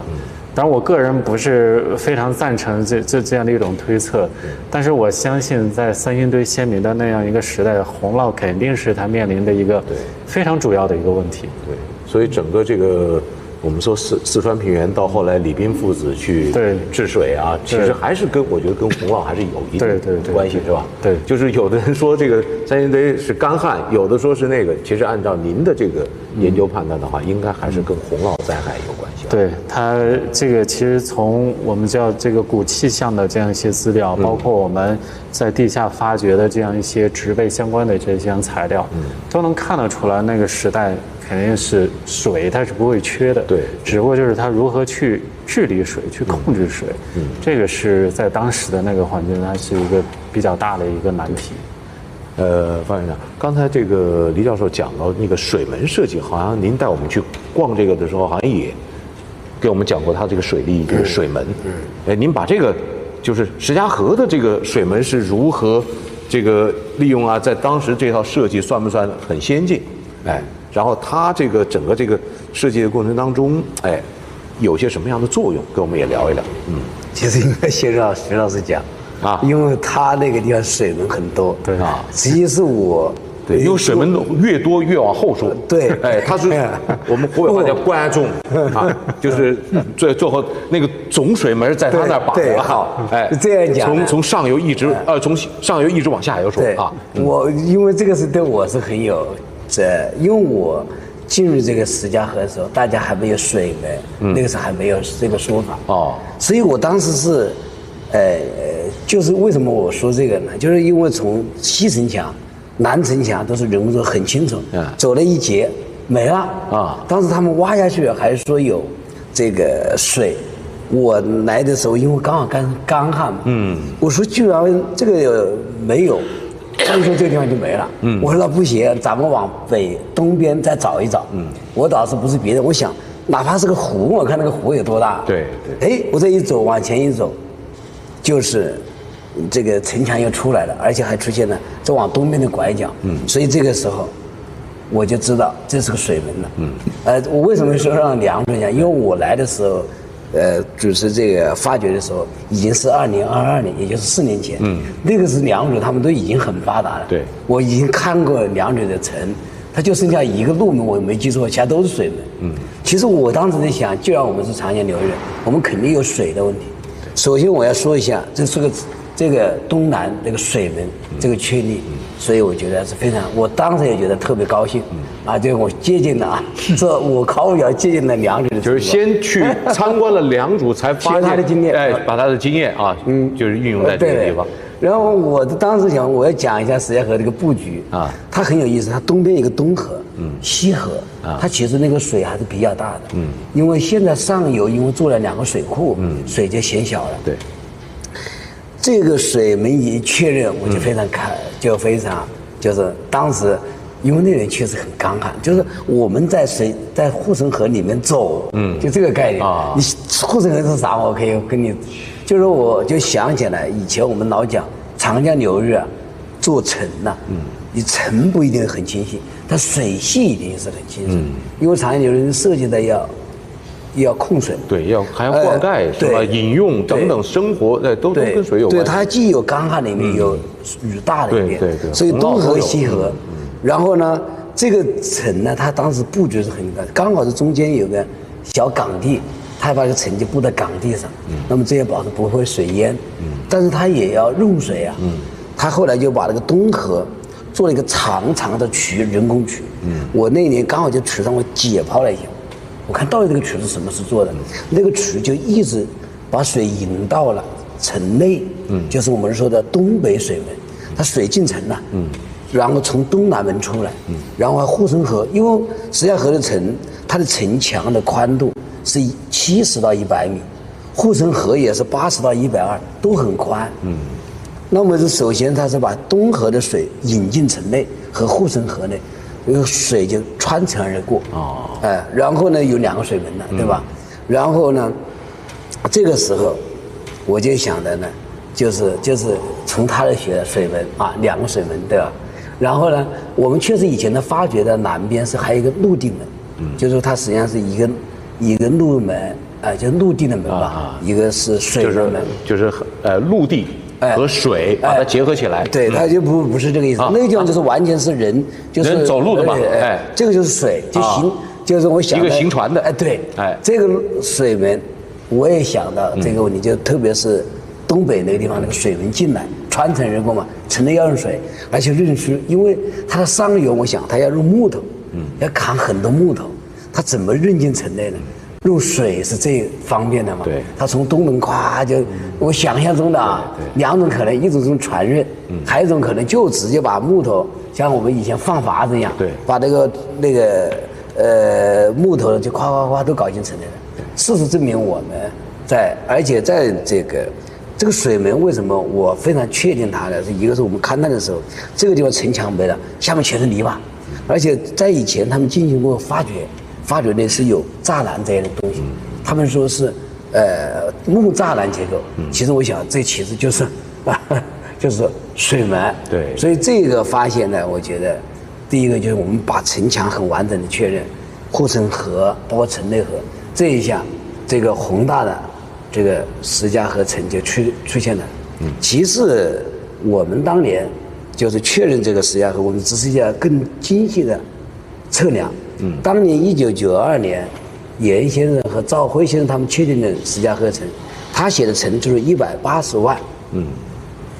我测量一下177.5万，其实差不多的。对。然后护城河加在一起呢，就是224.8万，再加上外国城。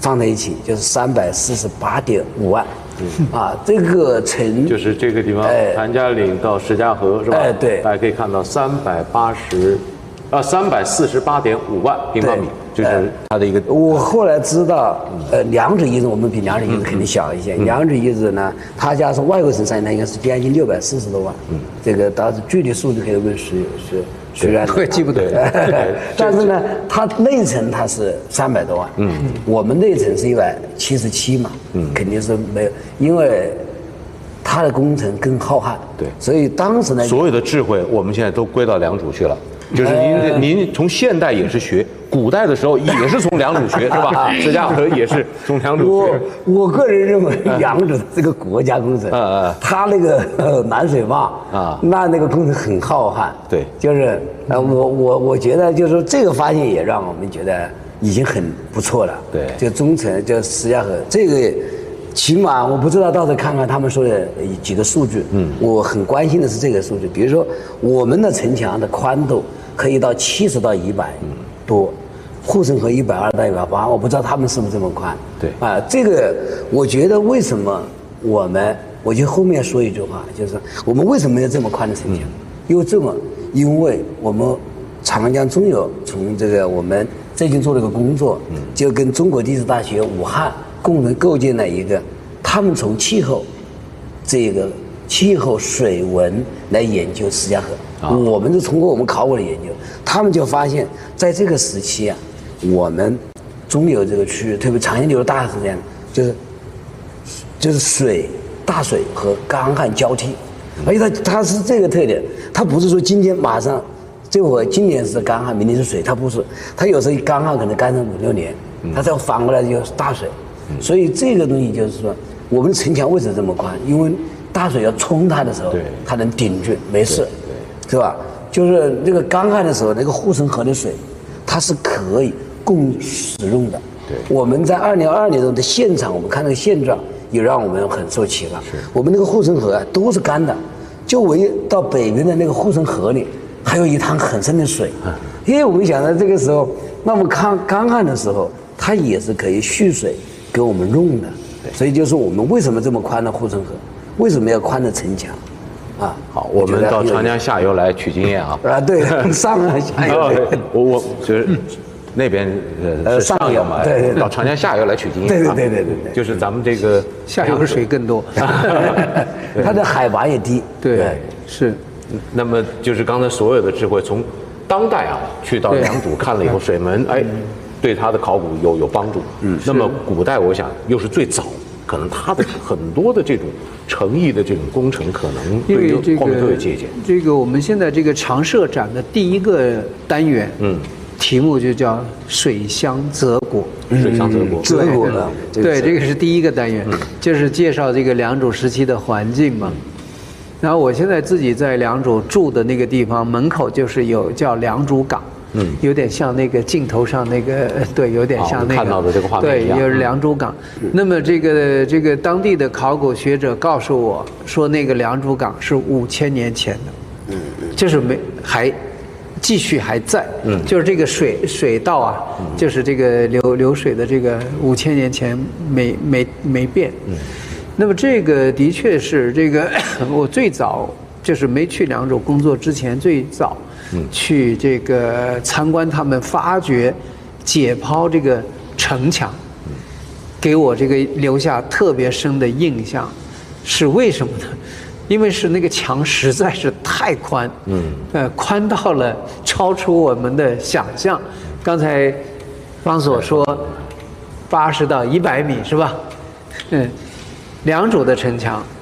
解剖的哈，没解剖的不知道还有更宽的没有？解剖的最宽的大概150多米，翻倍了。宽度啊，接近翻倍了啊。宽度，它不是那个宽度，它这个不是说那个就土堆一堆啊，它这150多米的宽度的下面是整个用大石头，山上的那个大石头铺了一层啊。你想象一下，对啊，它这个要防止它下沉啊。然后他用草果泥，然后用夯土，然后又垫石头，是吧？他有一套自己的一套筑城的技术，和北方的那个挖槽然后夯土那个还不太一样。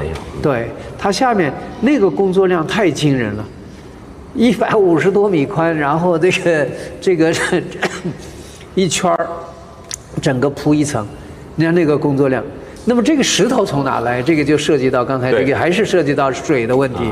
它北边是山，山上的石头，他们现在也做了这个岩石的这个来源的分析啊，大部分应该从北边的山上来的。那来的话，它肯定是水运，它要靠陆运，那么大的石头要一点点扛下来，那个不现实，所以它这个要用水运。所以这个也是能够从另外一个角度说明这个。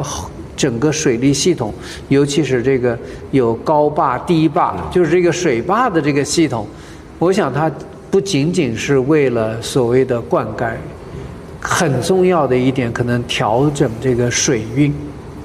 如果旱季没水的话，整个交通就瘫痪了，就相当于三峡工程的5级船闸，差不多应该是它在对它应该是。当然，灌溉可能也是其中之一哈，因为稻作农业嘛。对，刚才说从不管是上游、中游、下游，它这个整个这个长江流域，它的这个生业的最重要的基础是稻作。种水稻、吃大米，这个是它整个长江流域的共性。对。那么这样的一个共性就决定了它需要有很好的灌溉。水稻是需要灌溉，对，它没有办法靠天吃饭，它需要调节这个水源，然后还有交通，是吧？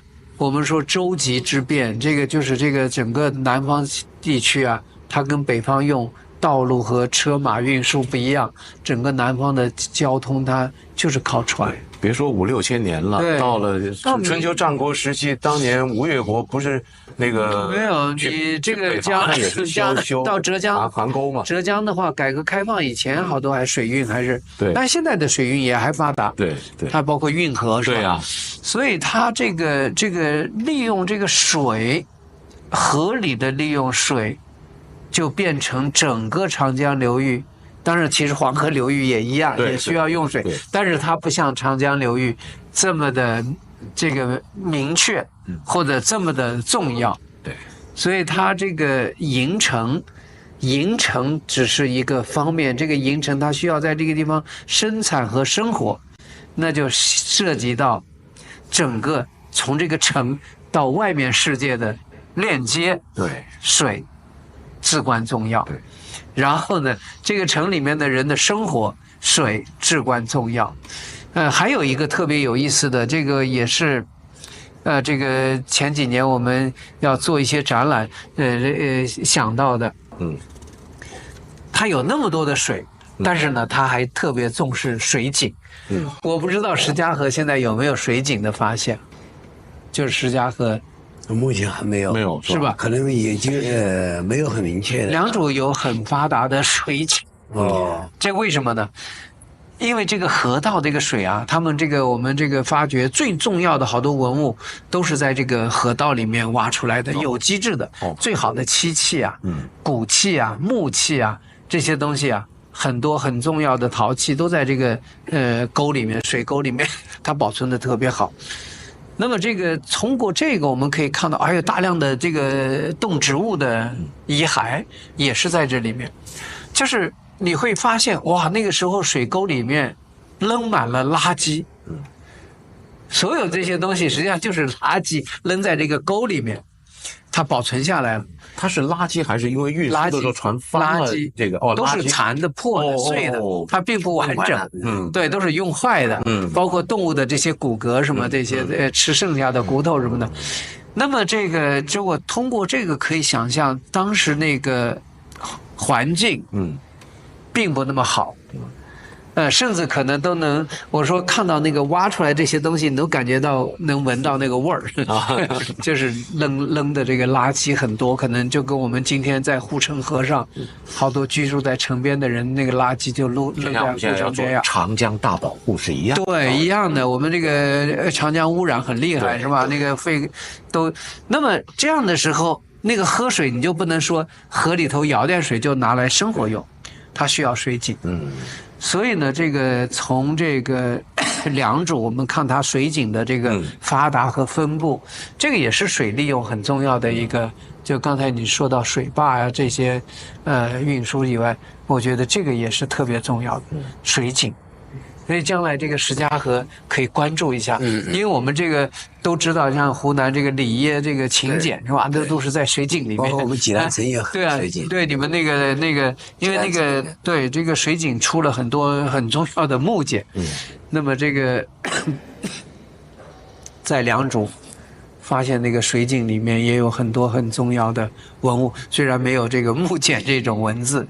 但是这个是很重要的。我们今天讲到水嘛，顺便对，其实水跟城有很大。另外良渚还发现了很好的码头，水运的码头，对，它那个码头是有结构的，就是从河岸要伸出去，它不是仅靠的，要跟布头一样，要长出去的，对，这样码头的方便支船，对，这个也有很好的发现。另外还有就是固定这个河堤的水堤的那个木桩、竹篱笆、木桩，那保存的非常好，处理的也非常好，就是它是一个系统，它不是说局部。就是从山上的坝开始，一直到城里的堤岸、码头、水井，是吧？整个也发现，因为也还发现了独木舟，也发现了这个竹排，也发现了有木桨，对，等等，就是它是围绕的这个水的利用的整个系统的考古证据都有，所以让我们今天可以比较清楚地知道当时的运输、交通、生产生活跟水的这种关系。其实就是古人他们其实很善于去利用水，是吧？对，哎，对，就是他知道，就是不像我们现在动构机打个山洞就过去了，修个高速公路很方便。对于他们当时来说，水是最好的一种运输啊、交流的一个通道，是吧？是。一直到明代，你看他修这个运河，才能从南京往北京去迁都。所以水对于中国这个传统文化很重要，非常重要。对，尤其这个我们说一方水土养一方人，对，这个是真理。对，一方水土，其实这两个水和土，其实讲的就是城市，是吧？就是城市，水土养一方人。对，这个是真理。你光看博物馆是看不懂的，一定要去现场。去现场主要是看环境。对，为什么这个地方会生产出来这样的一个文化？环境特别重要。良渚，我觉得我们这个遗址公园现在还在建，是吧？还在建，就是目前这个石家河的遗址公园还在建。其实这个也是来自于这个良渚的。其实良渚这几年它这个遗址公园的建设，大家不光是去博物馆看，还能够真的就像穿越了几千年，生活在当时人的那种环境当中。我觉得中国文博界特别好的一个例子，非常值得我们大家去好好去看。那么刚才三位专家呢，我们结合这个水谈了城啊。那么还是回到我们跟前面谈玉器一样，能不能就是站在各自不同的对于这个城邑的这个了解过程当中，谈一谈古人他们的这个建城理念对于我们后世有些什么样的影响，也是通过一两句话总结一下。咱们还是从三星堆开始，好吧？好，这个其实讲到如果用一两句话。可以3、4句啊，4个字，3、4句，我觉得就是4个字，就是我最大的感受就是古今同治。古今同治，对，就是我们看到的几千年前人的这种智慧，他们如何去做城市规划，如何去处理人地之间的这种关系啊。当然，他们可能没有自己的那种学术上的概念，但是很多最朴素的这种理念啊，那时候其实他们都已经有了，就是他们对自然的那种感知。对，所以其实几千年来，就是我觉得人类面临的一个主题啊，没有根本上的变化，就是在处理人跟自然之间的这样的一个关系。这些问题也是古人一直在面对的。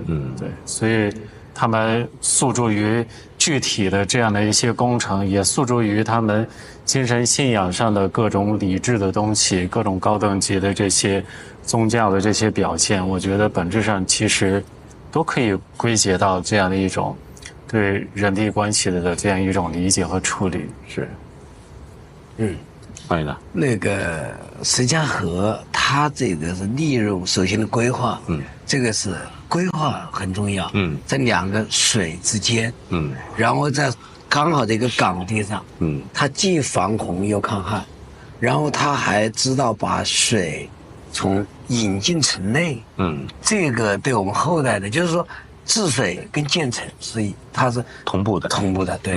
然后这里对我们还是要说到我们的楚文化，其实我们济南城也是这样做的，也是把水引进城内，它不过有3个水门，北边水门、南边水门、东边水门，我们这就是北边和南边有个水门，所以想它这种，我就想到这些治水的，就是从良渚到我们石家河，我们这个时间导致同步的，基本上是在治水这方面。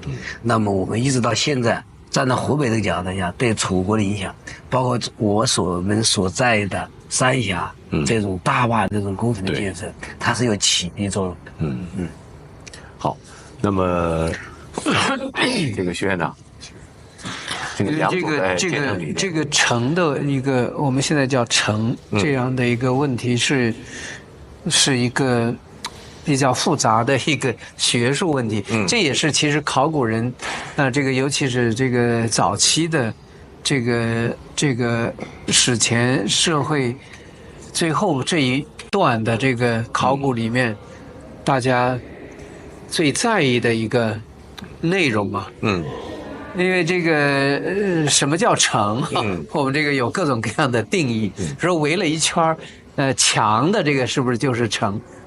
还有城和城市的关系，那这个今天你提到的这个问题，比如说具体针对，比如说像类似石家河或者是三星堆，包括这个良渚这样的一个城的这样的一个概念，实际上我们是把它和所谓复杂社会挂钩的，就是这个城的出现，规模这么大，然后又有规划，是吧？有这个明确的这个功能分区，然后有相当的规模这样的一个物理空间，我们把它定义为城。然后呢，这个城的这个出现是一个社会复杂到一定阶段的特殊产物，这样来定义它的。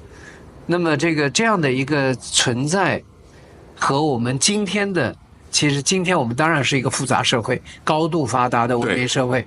那么跟我们今天的这样的一个城，比如说天门也好，武汉也好，这样的城是不是一回事儿？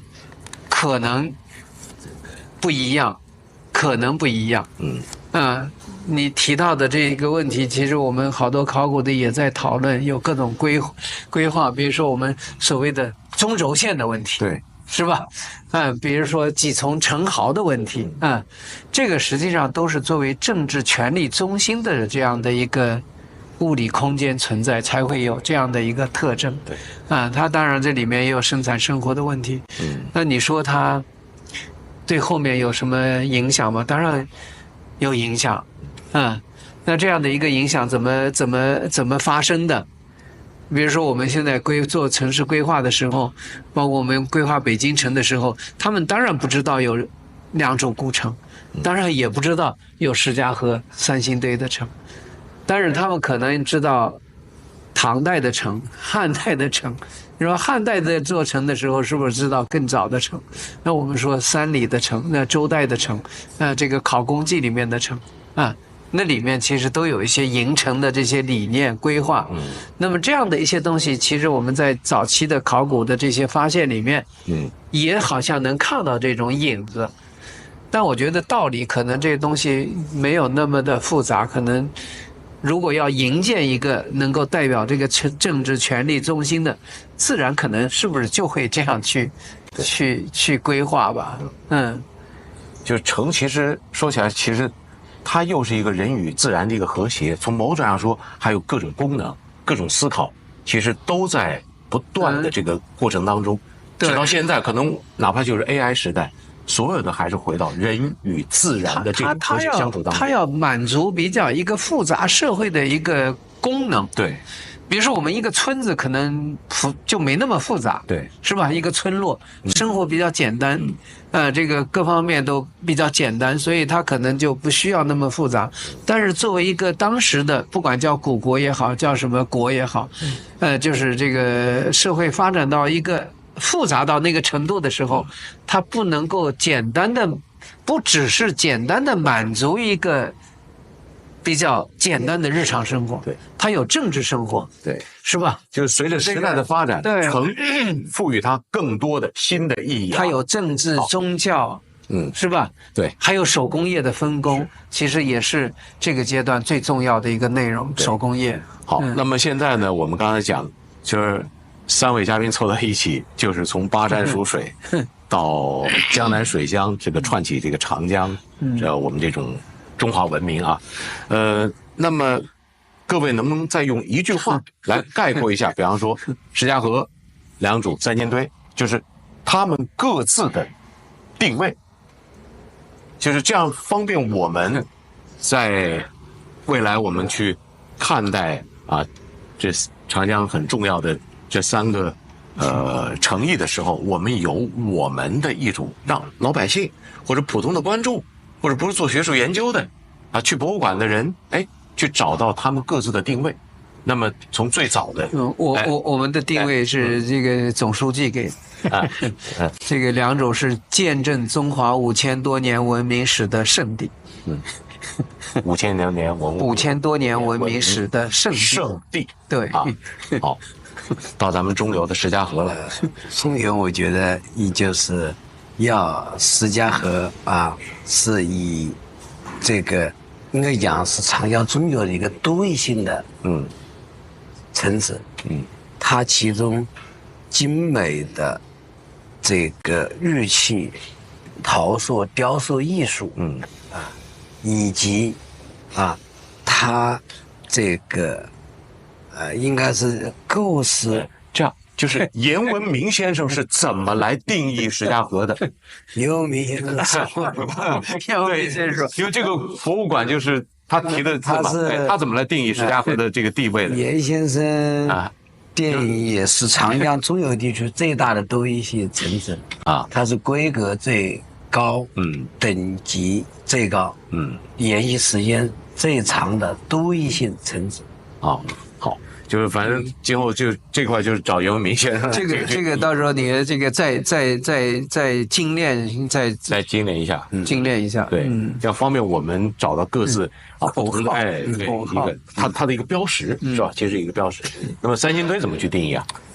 三星堆实际上官方的定义呢，就是把方院说的那个换成古蜀文明古蜀文明这是官方的，但是就如果你讲它的特性吧，这个标志化的特点，我自己的感觉啊，就是从表面上的这种封闭和神秘，但实际上它表达的是区域性的文明，还有跟整个中心跟周边之间的一个区域文明的这样的一个深层次的联系，就是它既有独立性，是吧？既有它的独立性，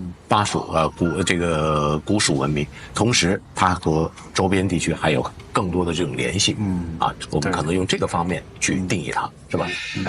好，最后我们今天是一个超级文旅日的活动，就是如果非要推荐大家到我们这个石家河来，那么您作为这个良渚方面的专家，怎么来推荐我们石家河？怎么来？一句话，这个真的是一句话，就是推荐大家要那个，要不您思考一下，让您学生先来，就是推荐石家河，就是如果就是让你跟周围的朋友去说，一定要去石家河，为什么？那如果让我说的话，我就只能说，想要去了解三星堆的神秘人像，那就要去石家河看一看。就是石家河它的神秘和三星堆的这种神秘有某种联系，是吧？就是如果你了解了三星堆的神秘，你不了解石家河的神秘，那都不能叫神秘。不是你要这个这个没看过石家河，你就看不懂三星堆。对，这可能就是您的这句推荐大家的这个词，有没有您的新的词儿？没有，这个怎么说呢？这个一句话，这个太难讲了。这个，因为石家河，我一直说石家河是一个独一无二的存在。这个要看懂中华早期文明，如果不看没到过石家河，你永远看不懂。